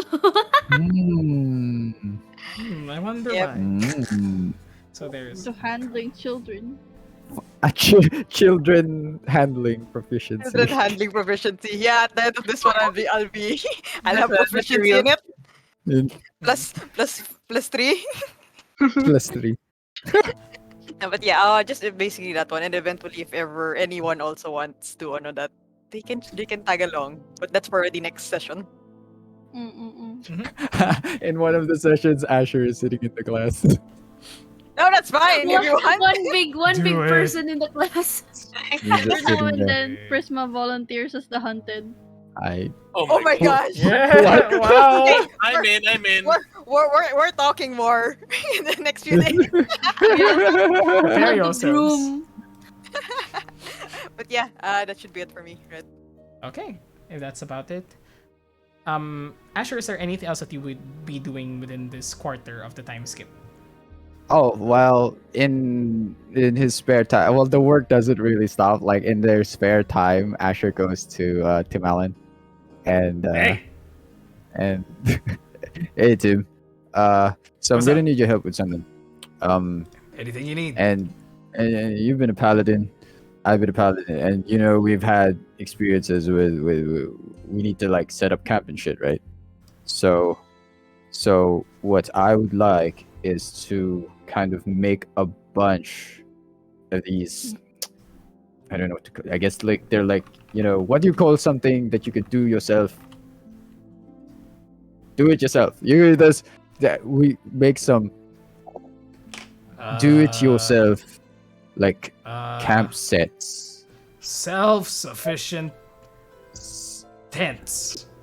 Tents. There you go. There you go. So, So we could provide a bunch of these because the people out in Helmso, it's gonna be winter soon. They're gonna need shelter. yeah, I was thinking about that. So maybe we could, you know, get some. I'll talk to Barthen if he has any, if he has any like tarp or even wool for this kind of stuff. But yeah, essentially, I want to be sending over a bunch of these tents, self-sufficient tents, as we will now call it. We got to patent it somehow. Self-sufficient tents. Maybe Self-sufficient tent. self-sufficient means that it's like able to produce its own food or something. So maybe we should. No, that's right. Okay. Maybe pop-up tents. Pop-up tent. Pop-up. Pop-up tents by Asher. Puta. Ash. No, we gotta workshop this name. But we are going to be sending these over to him. So before we need to get this done by winter's end. I can see the logo now. P-U-T. I guess. You gotta. Yeah, it's like. I'm liking it, but we gotta. We'll see where we go with this. And essentially, we're just gonna be building like, you know, tents and shit for the people over in Helmshold. To kind of have, yeah, especially like the refugees who are outside. This is a really good idea. Can't wait to be making putas with you. Oh my god. My God. We need to. What? What's wrong? We need to. I don't think this acronym is working. It isn't working? It is working. Yeah, I don't think it's working. Tim. What's your last So, name? yeah. Trafford's, right? Yes. Pop-up tents by Trafford. Putt. Much better. But is better. But is much better. I like that. It rolls off the tongue a lot more. Putt. Very good. Yeah, another vowel at the end probably wouldn't work. But yeah. Even an Yeah. O Oh. probably wouldn't work. Puto. Sounds delicious. Actually. Sounds delicious. You said the same fucking joke at the This- same time. They're both They're meatheads. They're both Same meatheads. brain. Yeah, he's just an older version of They you. the two brain Yeah, basically, he's just an older Asher. But yeah, so I guess that's what he'll be doing for the rest of the like pre-winter ish time. Like Trafford and Tim. Patatat. Put Put. potat. Potat.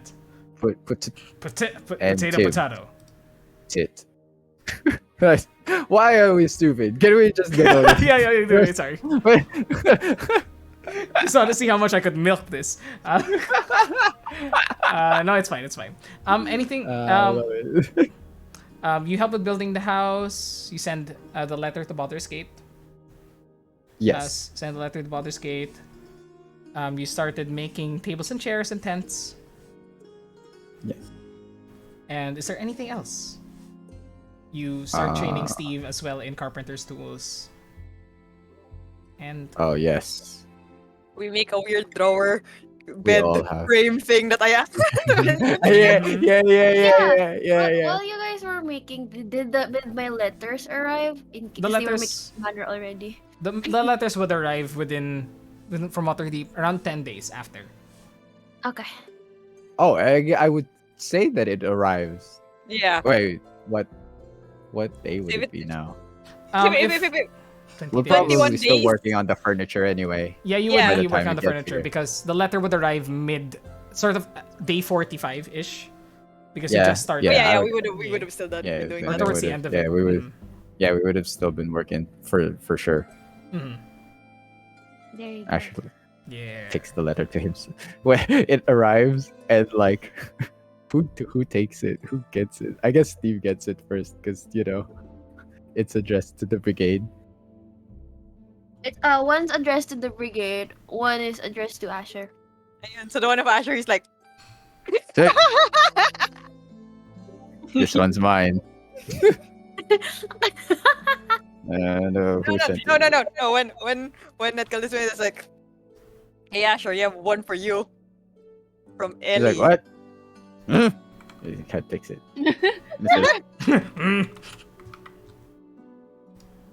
Check this out later. Sure. And he just pockets it. Keeps it in his sleeve. And the content for Tenacious Brigade is just me asking, which parts of the house do you want locked? I can lock with magic.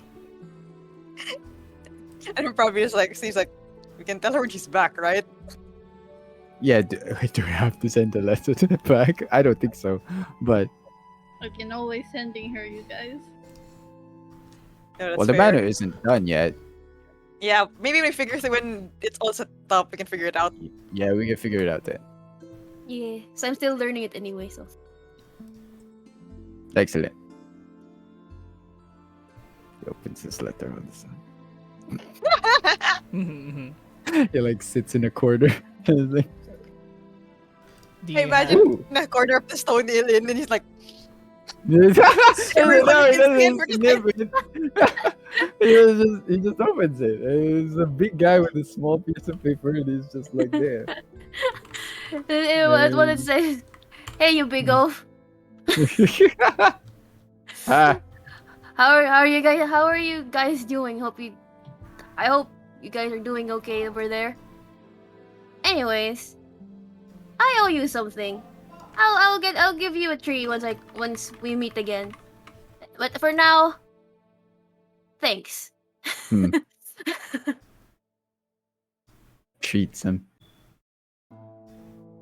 I go for some treats.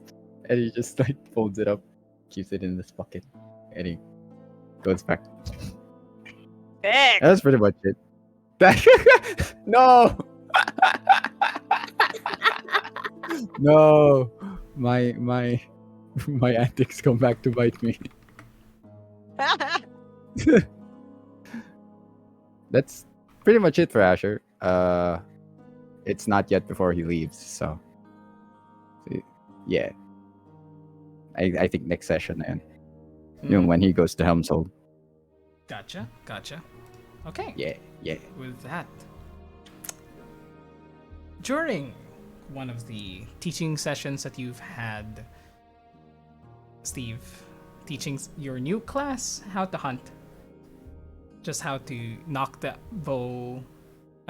arrow into the bow, aim, make sure not to breathe during the shot, and just proper form and everything. Later at the end of the day, as you hold class a bit later because you do have cooking duties in the morning and the afternoon, you see Spressa just walk up towards you as your class is just practicing their shots. You see the G's somewhat covered in some elements of dust and coal from the mines. And she just smiles towards you despite looking very tired after a day's work in the mines. Hi. Hey, how's work? Tiring as always, and I have to do this every day. As well as prepare the teleportation circle later tonight, so not finished just yet, unfortunately. Yeah, maybe I can keep you company tonight. Probably need a break also after. Just Mhm. gestures to the class. And she walks up behind you and just lays lays her arms on top of you and just in an embrace as the two of you watch the class. Asher said he wants You- to sit in sometime. You actually see Asher with his comically small bow. Just We need to get a bigger one at some point.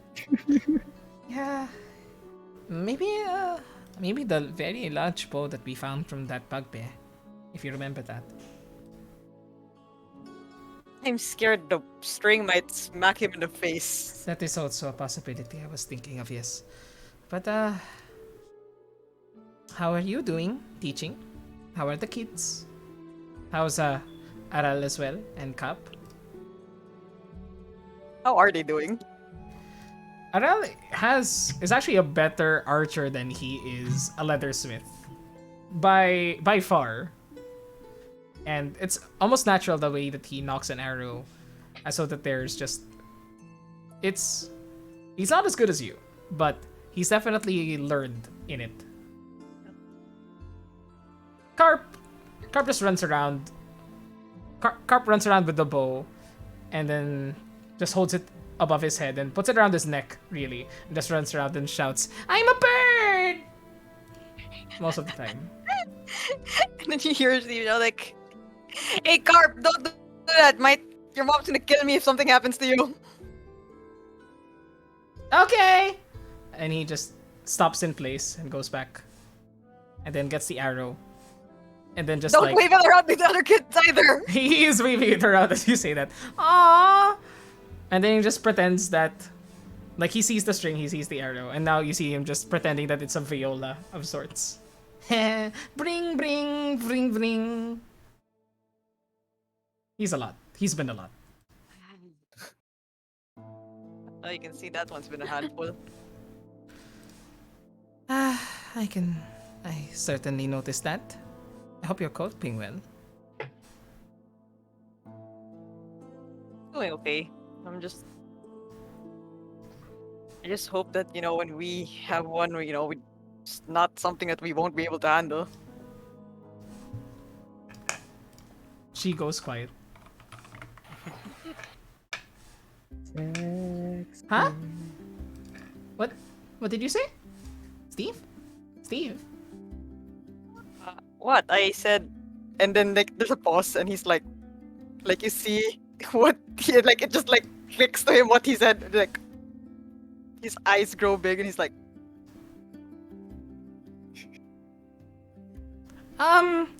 just, they're a bit to handle, I understand. Is that Gunjan calling me over there? I think he needs something else for the cave. But yeah, when we have fun. See you tonight, I suppose. Yeah, see you later. See you later. And you see that she walks away with her arms stiff at her sides as she sways them side to side. So she's power walking away, confused. He kind of just buries his face in his hands.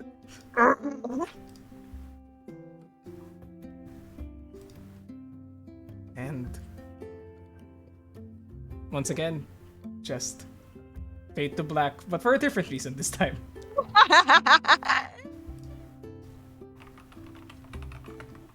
And is there anything else? Wait. Who is next on our list? Oh, there is one thing that I have to pass to give to Steve. As we are here already, Steve, Peace. a courier arrives for you. Please check your inventory.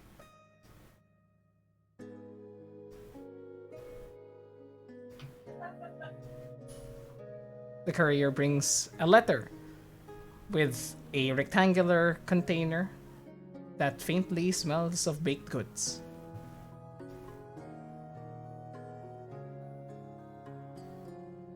I Wake up. I open a letter and start reading it. Do you read it out loud or do you just read it? When would I have received it, if ever? Actually, midway through this break.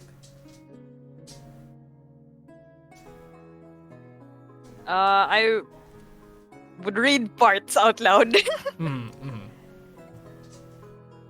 As you I, do- I'll, yeah, go ahead. yeah, I mean, if ever, yeah, I'll just so everyone can see it. Just will know. Steve, we are so happy to hear you're all right. Your mother and I dropped everything when we saw the letter arrive. Why, we almost burned a batch of puffs. Thankfully, Ari was there barking at the smoke from the oven. Of course, Ari's did that. Don't worry about giving us anything. Just make sure that you're healthy and you're able to provide for yourself well enough. Give Draven our birthday wishes. Hey Draven, happy birthday. Thank you. We were definitely worried when you and Draven had to leave town, but we both knew that as long as you had each other's backs, you'd be alright. And he kind of like pauses for a bit. And he doesn't read this part out loud. It's like they've come up with a new recipe at the bakery.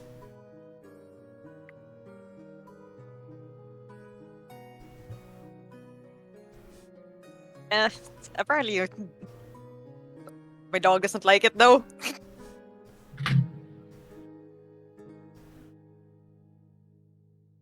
I think I'm gonna read the rest of this on my own.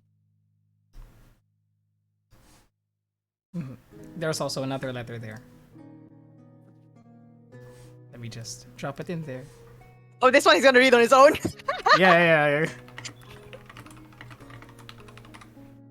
1 second. Gosh darn it.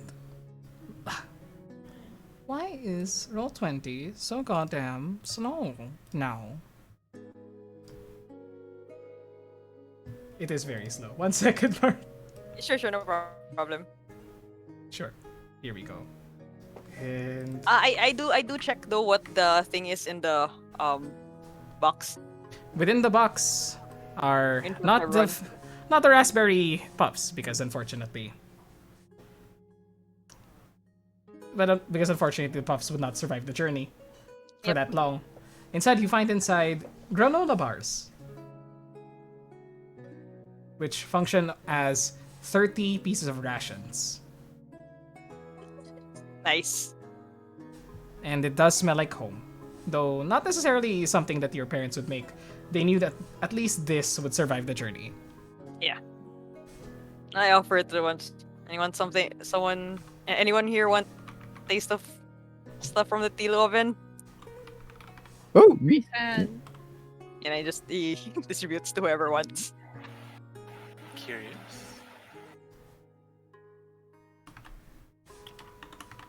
How does it taste, Red?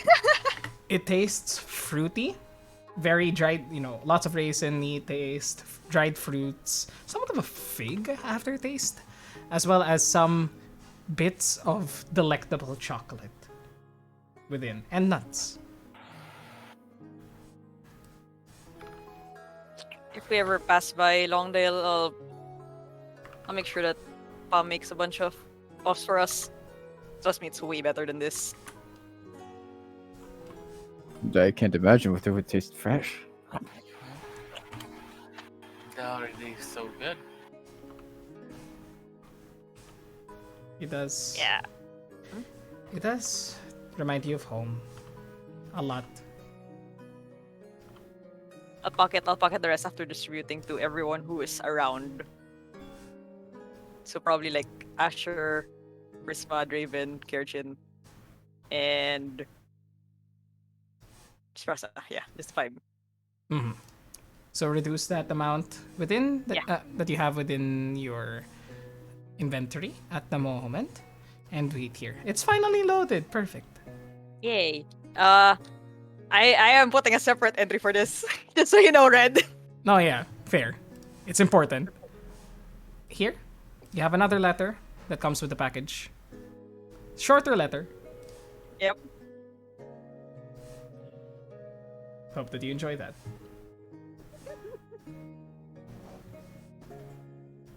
Yes. Yes, I do. Yes. With that, Like I said, I am not gonna read that one out loud in front of everyone. And I see who it's from, I'm just like, nope, that's for later. Like, pocket it. okay. After that, I think that's about it for Steve, Asher, and Spressa. But we have some time remaining. Hopefully, because we did a bit late. Hopefully, this is okay with you, Ishin Kyo. I'm okay. Okay. So let's keep it going. Prisma, what will you be doing? Prisma kind of have like a daily itinerary once they get back to Fandolin, Mm-hmm. and she kind of starts her day.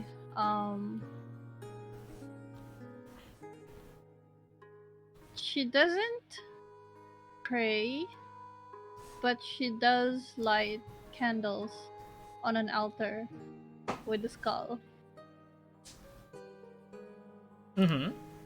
She just do that every morning, and then she starts either with Dublin or with the makeshift kitchen in the mansion. She starts cooking food for the workers that are helping make the manor, and then she starts after that. When she's distributed the food, she help with creating the manor via stone shape, and then sometimes when she doesn't feel like it, she helps Steve and Asher faff about with the furnitures. Mm-hmm. And then Oh, If ever you're doing the cooking, Steve will help you out with that. If it's in the stone there ill. you go. That's probably when she tries to like bug you about the recipe. RP that during the next part. Yeah. And then after that she's gonna take Bea out for a run because there is no walking this dog. It's just a run. And the rest is when she starts doing interactions with the residents of the manor. She first starts asking Clark for a daily report, and this is something she does daily. Mm-hmm. Clark does get better and better at it. Actually, he's always been good at it, as he was the second to old King Grohl from Kragma. And it's actually a pretty easy transition to you. Mm-hmm. And she's trying to like build that rapport of like having a system around the house, and then she starts trying to get Droop into the system by encouraging Droop to also have a daily routine as chaotic as it is, which includes mostly includes bathing, standing around as foreman for a specific amount of time, and then cleaning after the people that are working. And then at some point, she's gonna ask Drew, what kind of role does Drew want to have in in the in the town? Is there a role where you can just eat food? I'm not quite sure if there is such a thing, I think but I think I heard a joke about it. Over in the Stonehill Inn. eh? I think the job was named politician. I think do you want to be a politician, Drew? What do I need to do? You're gonna have to talk to a lot of fancy people. Can I eat? Doesn't sound too fun. Do I get to sit around and cause trouble for people? Do we want to cause trouble for people? I guess not when you say it that way. If But, you want mm, something food related, there are two things. You could help hunting for the food. You could eat a little bit of what you find, and then the rest you give to Toblin. Or you could help Toblin create food. I think I'll hunt. Then that means we're gonna start with accompanying Steve with his hunting party. Mm, okay.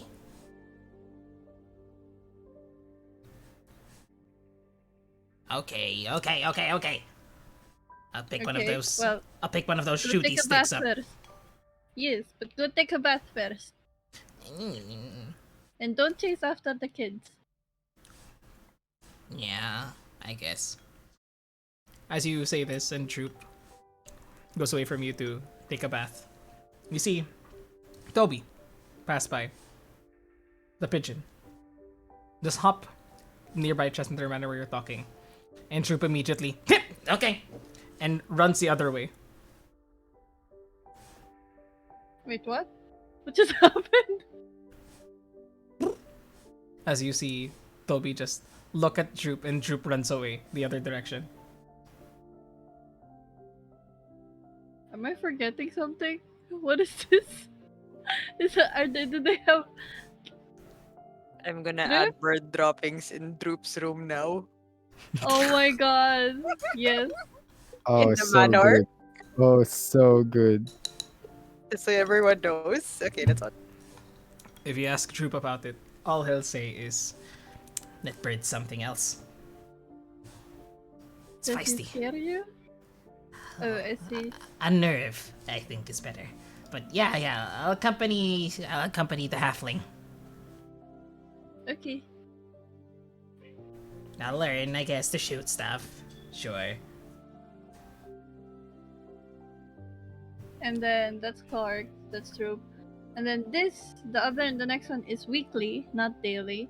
He would have weekly tea time with Grog. Uh-huh.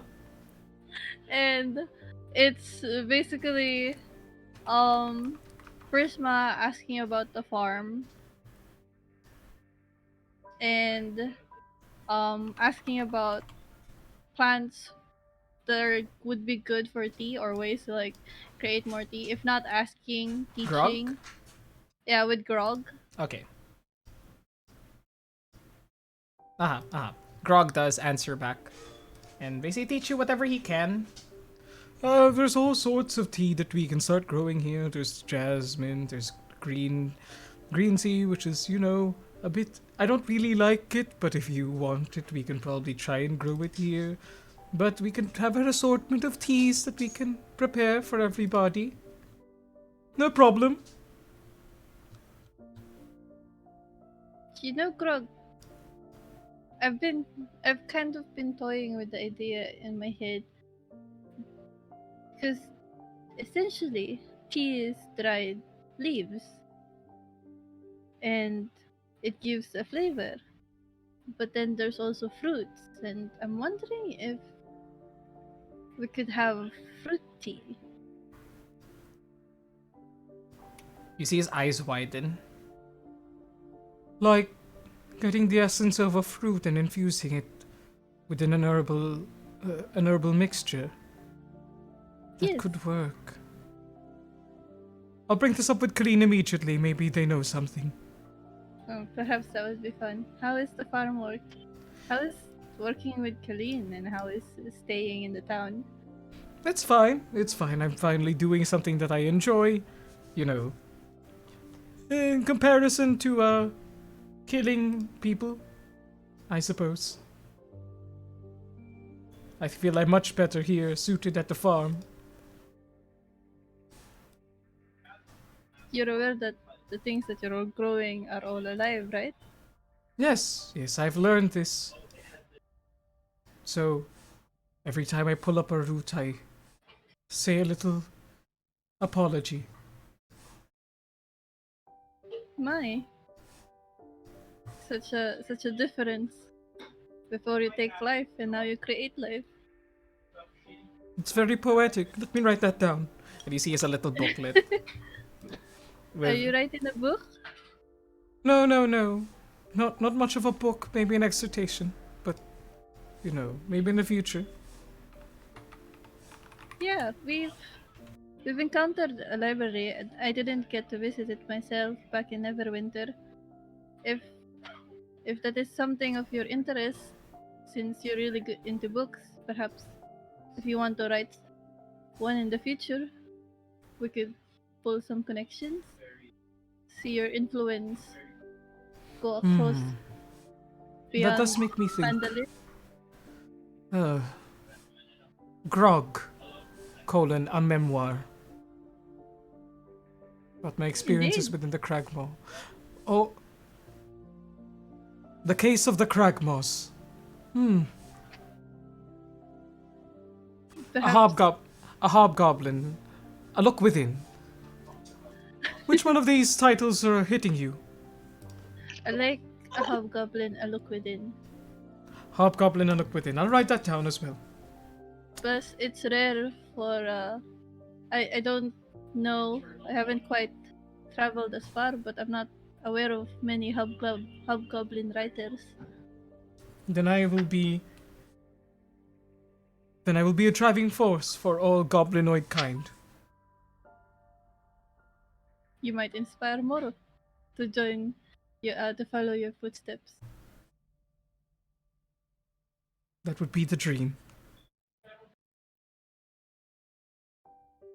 Any But- books you're looking for? Well, I can tell you a list, and he gives you a list of everything that he's trying to look for. Basically, more just things to expand his vocabulary, expand his botany skills and agricultural skills, and all that stuff. Oh my god, my ball pen ran out of ink. Hold on.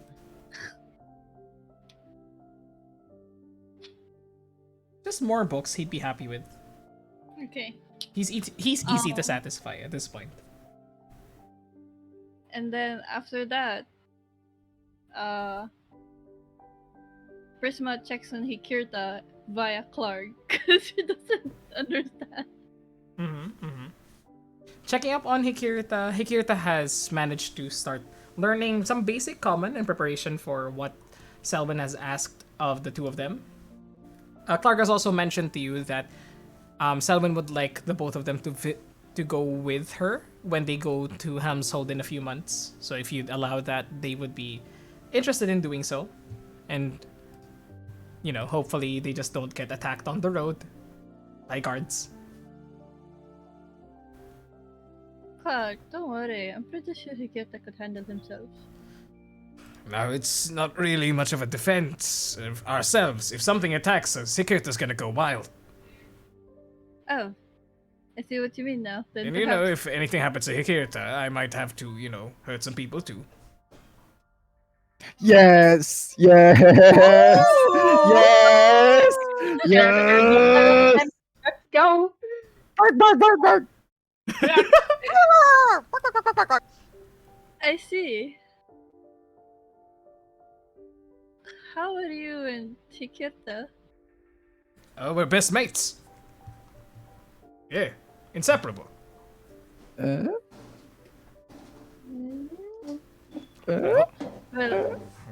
We've I'm learned glad- that we got each other's backs and everything. I'm glad you two have found each other. So, you could say that in a way. Aren't you gonna miss him now that he's about to travel away? Oh, I'm joining. Right? I see. That was the Well, agreement with Selwyn. I see. Now I'm gonna miss my second hand. Oh, I'm sorry about that. Do you want me to don't stay worry. here? I'm sure Droop would be elated to find out that now he has to do daily reports to me. Oh, he's gonna love that. Yes, he's definitely gonna boast about how he's the Clark for the day. His head's gonna get too big. Might not even fit any doors anymore. Don't worry too much about it. How are you feeling being here in Phandalin? I'm alright. Found a place here is help us at the manor. protectors of the peace. The militia, the Lord's Alliance militia has finally gotten used to us being around, so that's good. Feels like a new tribe. Yeah. You can say that. New tribe indeed. Thank you for getting us here. And Prisma does the like nod and goes, "Alright. Well, you have a lot to prepare. Make sure to bring beds. I mean, sleeping beds. Oh, we can sleep on the ground. There's this thing that we call sleeping bags. You fit yourself inside it. It's very comfortable. How many people can it fit? I mean, if you want more than one person to fit in it, we could always ask someone to make you one. Sure. Seems more efficient to have just one. Very efficient. Very efficient. You probably should ask Hikirta first if he wants that too, though. Let's do it. No, he's up for it. Oh my. You see Prisma get a little red. He goes like, "Alright, you two have fun. Don't We give do. yourself into much of a trouble." We won't. And then you hear Hikirta say, "Bye. Take care." That was a good one. That was really great. I'm excited. See Thank what you. more words. Thank you. Thank you. Oh, what about you're welcome? That's how you respond to somebody saying your thank you. You're come. Come. Well, Well, come. come. Ow. Yes, you're welcome. You will come.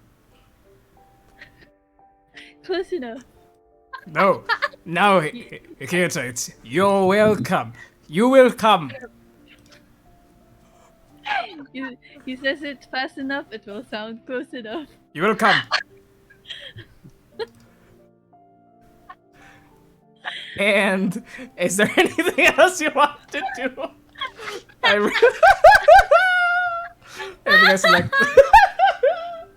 Somebody clip that, please. Somebody. yeah, everybody Clip wants to that, clip that.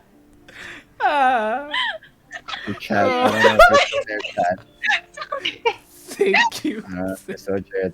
But please clip that. I would appreciate. Anyways, anything else you want to do on your journey? I'm trying to clip it. Prisma also does a weekly check-in with Killeen. This is the purpose of like every time somebody is far away, Prisma's like using sending to check in on them so that she could talk to Steve about how everyone is doing, and then talk to Killeen about like updates. The less private bits of like where everybody is and what they're doing. Kalina appreciates this greatly and thanks you for essentially keeping her up to date with the rest of your party, as she does feel responsible for them in a way, for everyone, as you are now residents of Andalin and are now technically people that she has to take care of. And she's happy.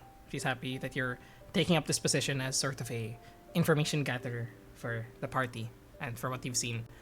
And she just appreciates having someone to talk to after a long day's work, as Rethought has unfortunately not been able to visit as of late. Whereas before he usually... Yeah? You know, Killeen, if you want, I could give him a visit. Oh, well, if you...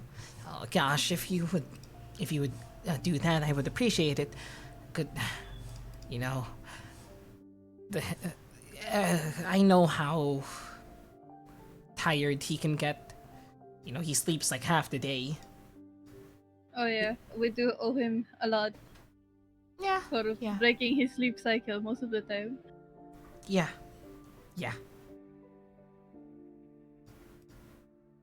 Um, aside from that, it's just a formality.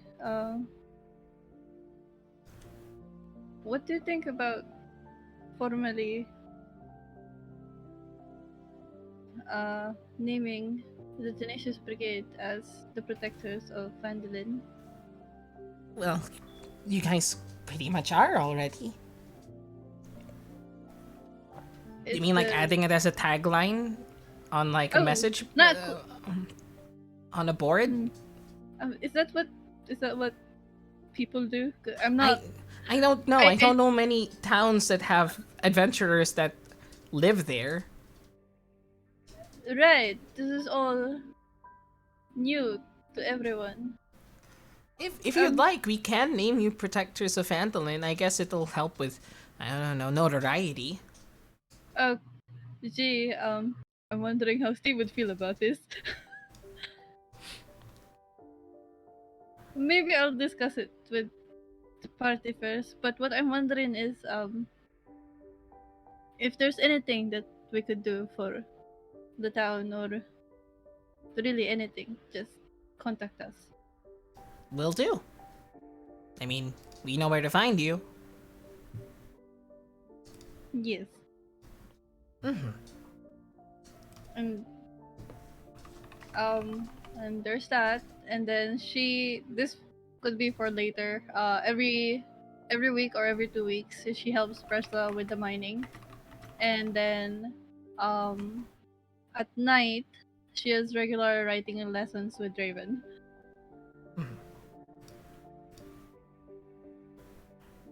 Draven just continues working on the house and doesn't really do anything until the manor's completed. Manor complete again. Sorry, just The manor will curious. be completed at Nighthall at the 10th. Okay. Then With everyone's help, actually, reduce the costs for the manor by another 500 gold. Woo! Hey, look, we got back that 500 gold that Draven cost us. Yay! The stone shape really helps a lot by just helping form the foundations. Long time coming. Long Oo time nga eh. coming. Oo nga yung time coming. Red, I'll talk to you later about the yung costs, so at least I can fix it in the sheet. Sure. Yeah. Because everybody's helping with the labor, essentially. For the last one, she brings the frog. This is probably early on, like before everybody gets like probably like the day after they arrive back in Phandalin. She brings the leather, the scald leather Uh-huh. to the master Slad. leathersmith. Slad. Lad. Slad leather. There you go. You bring the slad leather to the master leathersmith and bring it to the Willow Vales. Let me just drop you over here. Going to the Willow Vales there. You present these hides, of which you have 2 that are workable. He goes under the process of tanning them. However, he does tell you, I seem to be running into a problem. Whenever I try to do the normal ways, you see I have simple hides that I use with the oils and even more impressive hides made like the ones that I'm working on for your friend, the green dragon leather. This one, Yes. I am somewhat stumped. I am a master, as I've told you before, but I do not have the proper materials for this because there's something magical about this that I do not have the proper things for. Unfortunately. It is every time I try to fashion it into armor or try to sort of put it around the dummies that I use to measure, what happens is it either catches on fire, is burnt to cinders by lightning, or freezes immediately. I think there's some aura that maintains upon it or something, but I don't think it is going to be that easy to treat this leather. Though, thankfully, it does not seem to go bad. But Huh. where did you get this from? Leyland, they're I know Leyland, but what creature did this come from? They seem to have come from a different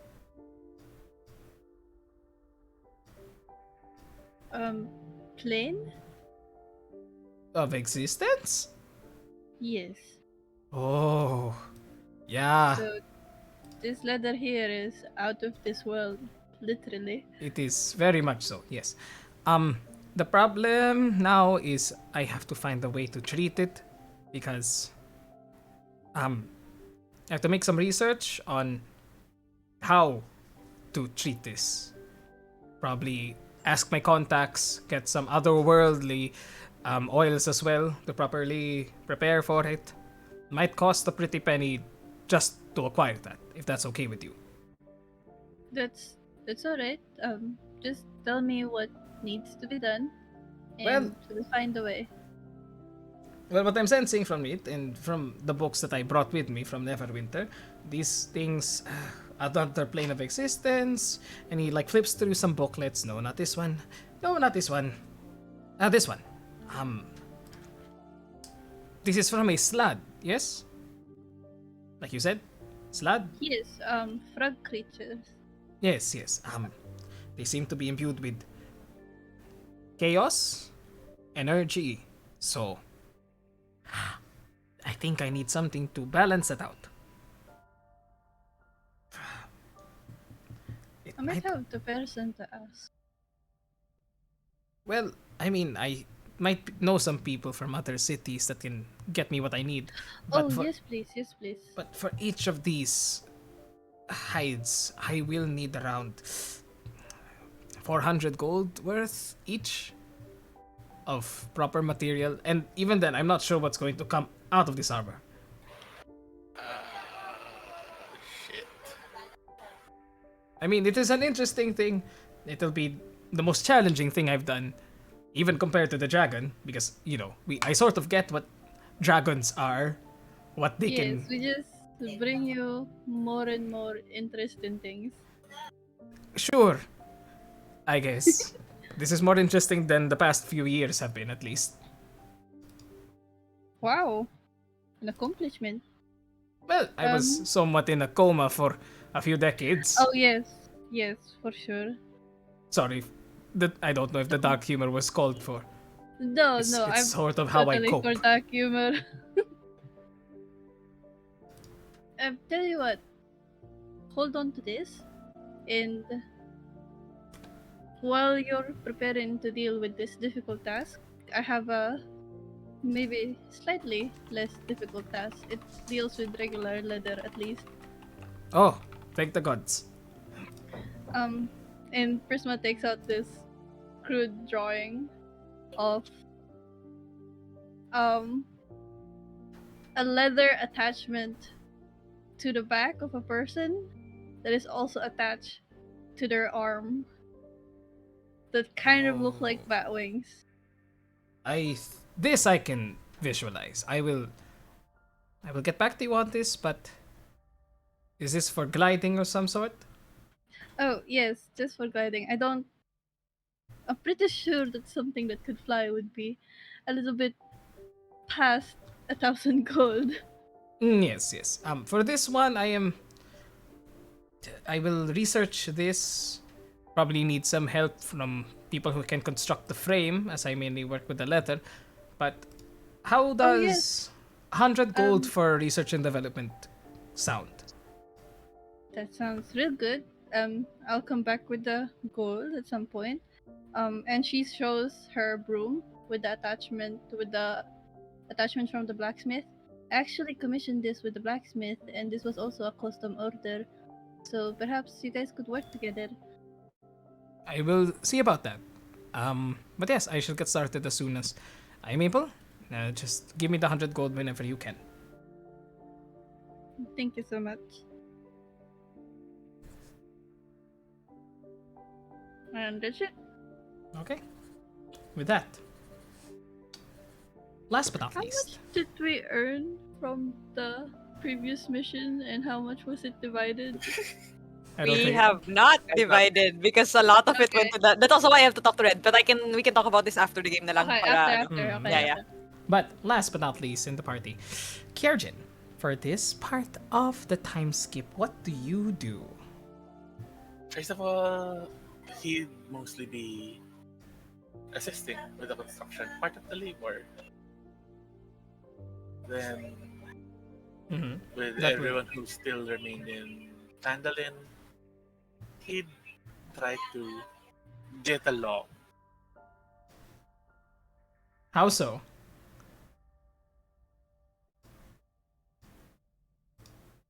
Hmm.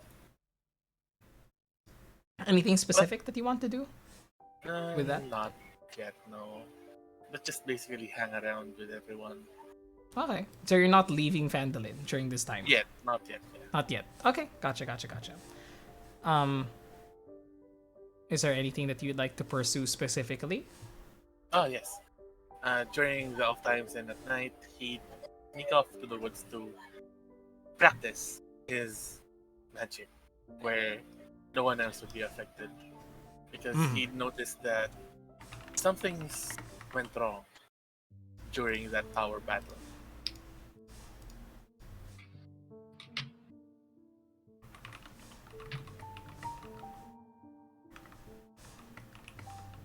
And he can't help but think he, he can't help but blame himself for not being able to control that, whatever it is.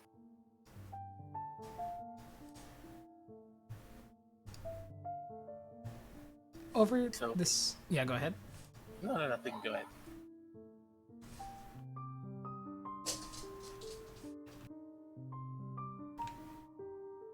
Okay. 1 second. Sure.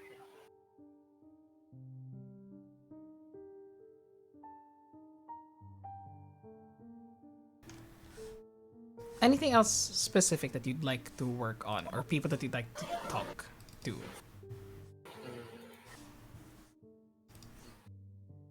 Not really, like, Not really. Okay. So mainly just helping around where you can, chilling and practicing the magics that have been given to you by your companion. As you do so, trying to gain more and more control over the magics that you preside, that has been given to you, endowed upon you. Over the next couple of days, you begin to dream.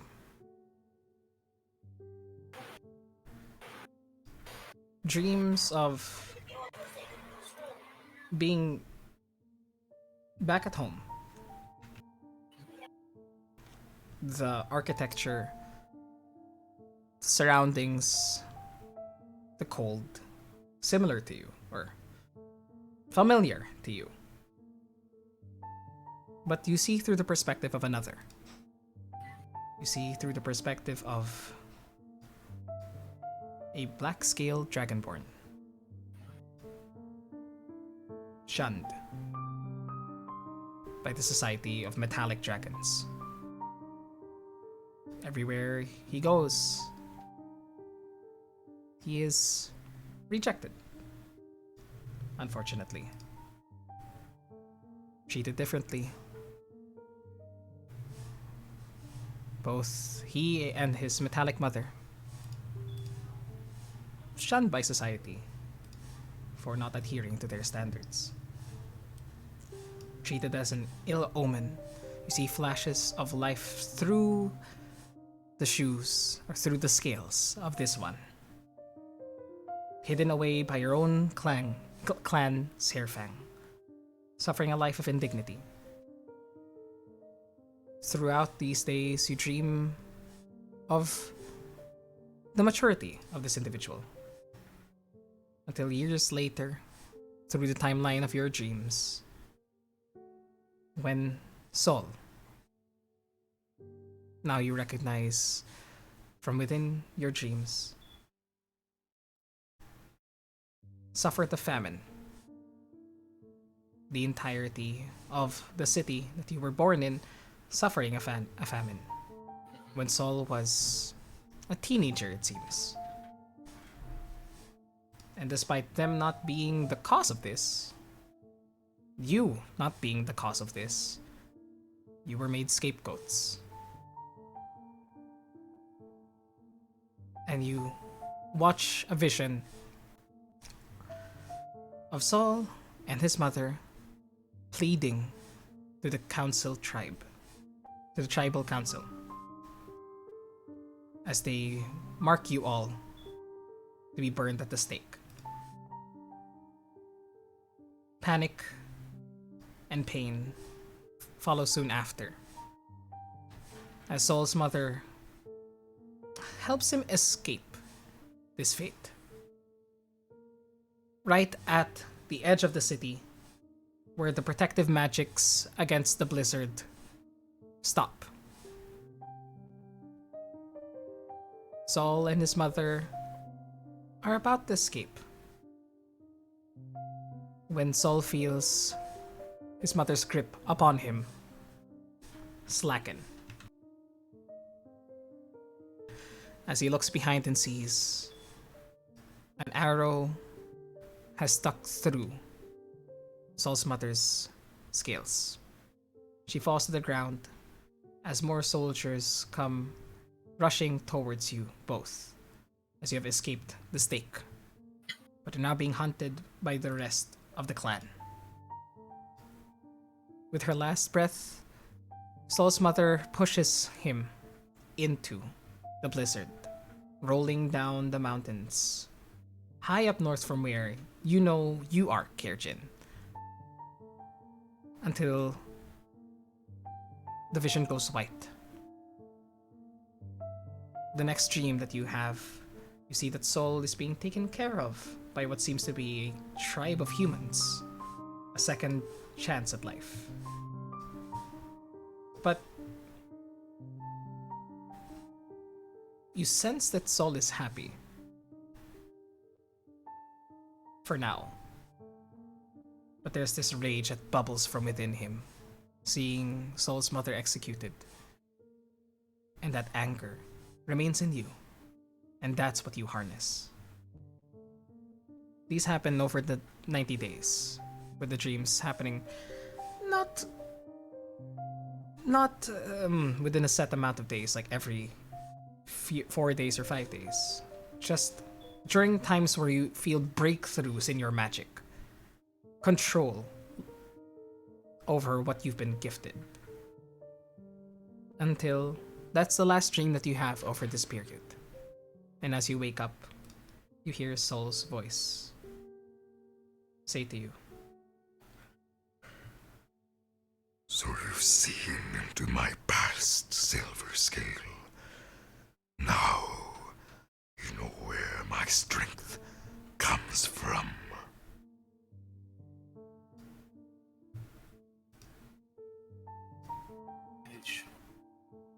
What did you show me this for? With understanding comes true power. You merely borrowed what I have within me, but you've yet to harness its full potential. Will you take it as your own? This rage, this wrath that I can provide. I've seen you speak to your companions, show a face of amiability, of friendship.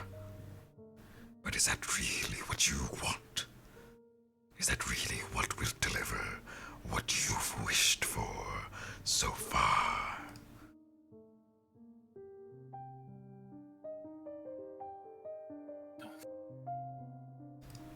Just want.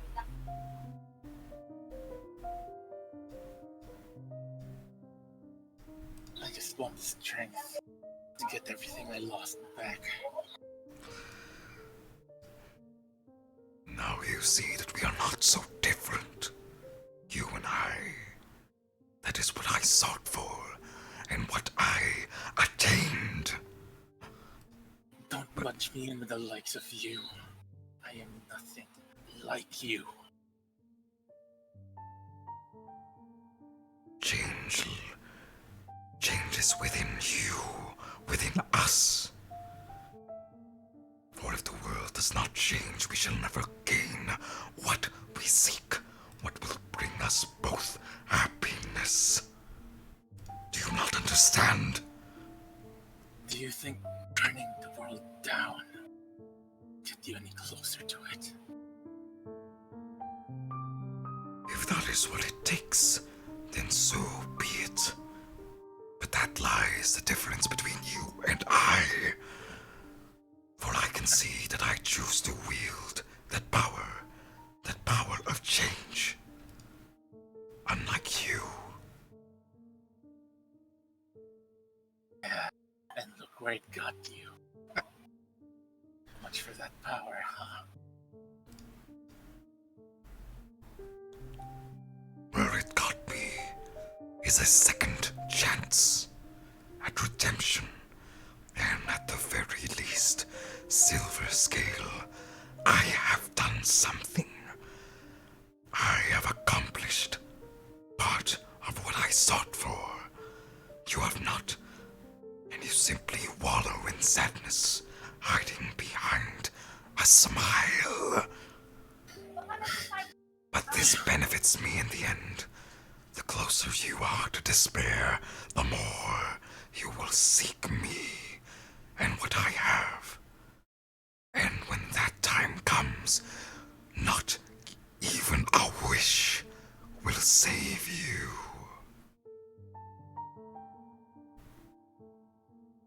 You will see in time.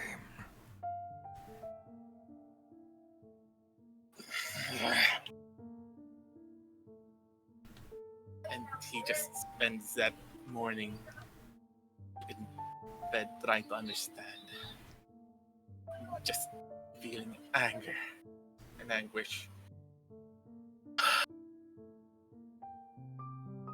Over that time, everyone develops their new capabilities, learning more about themselves and learning more about each other, and growing more powerful in different ways. However, at the end of this time,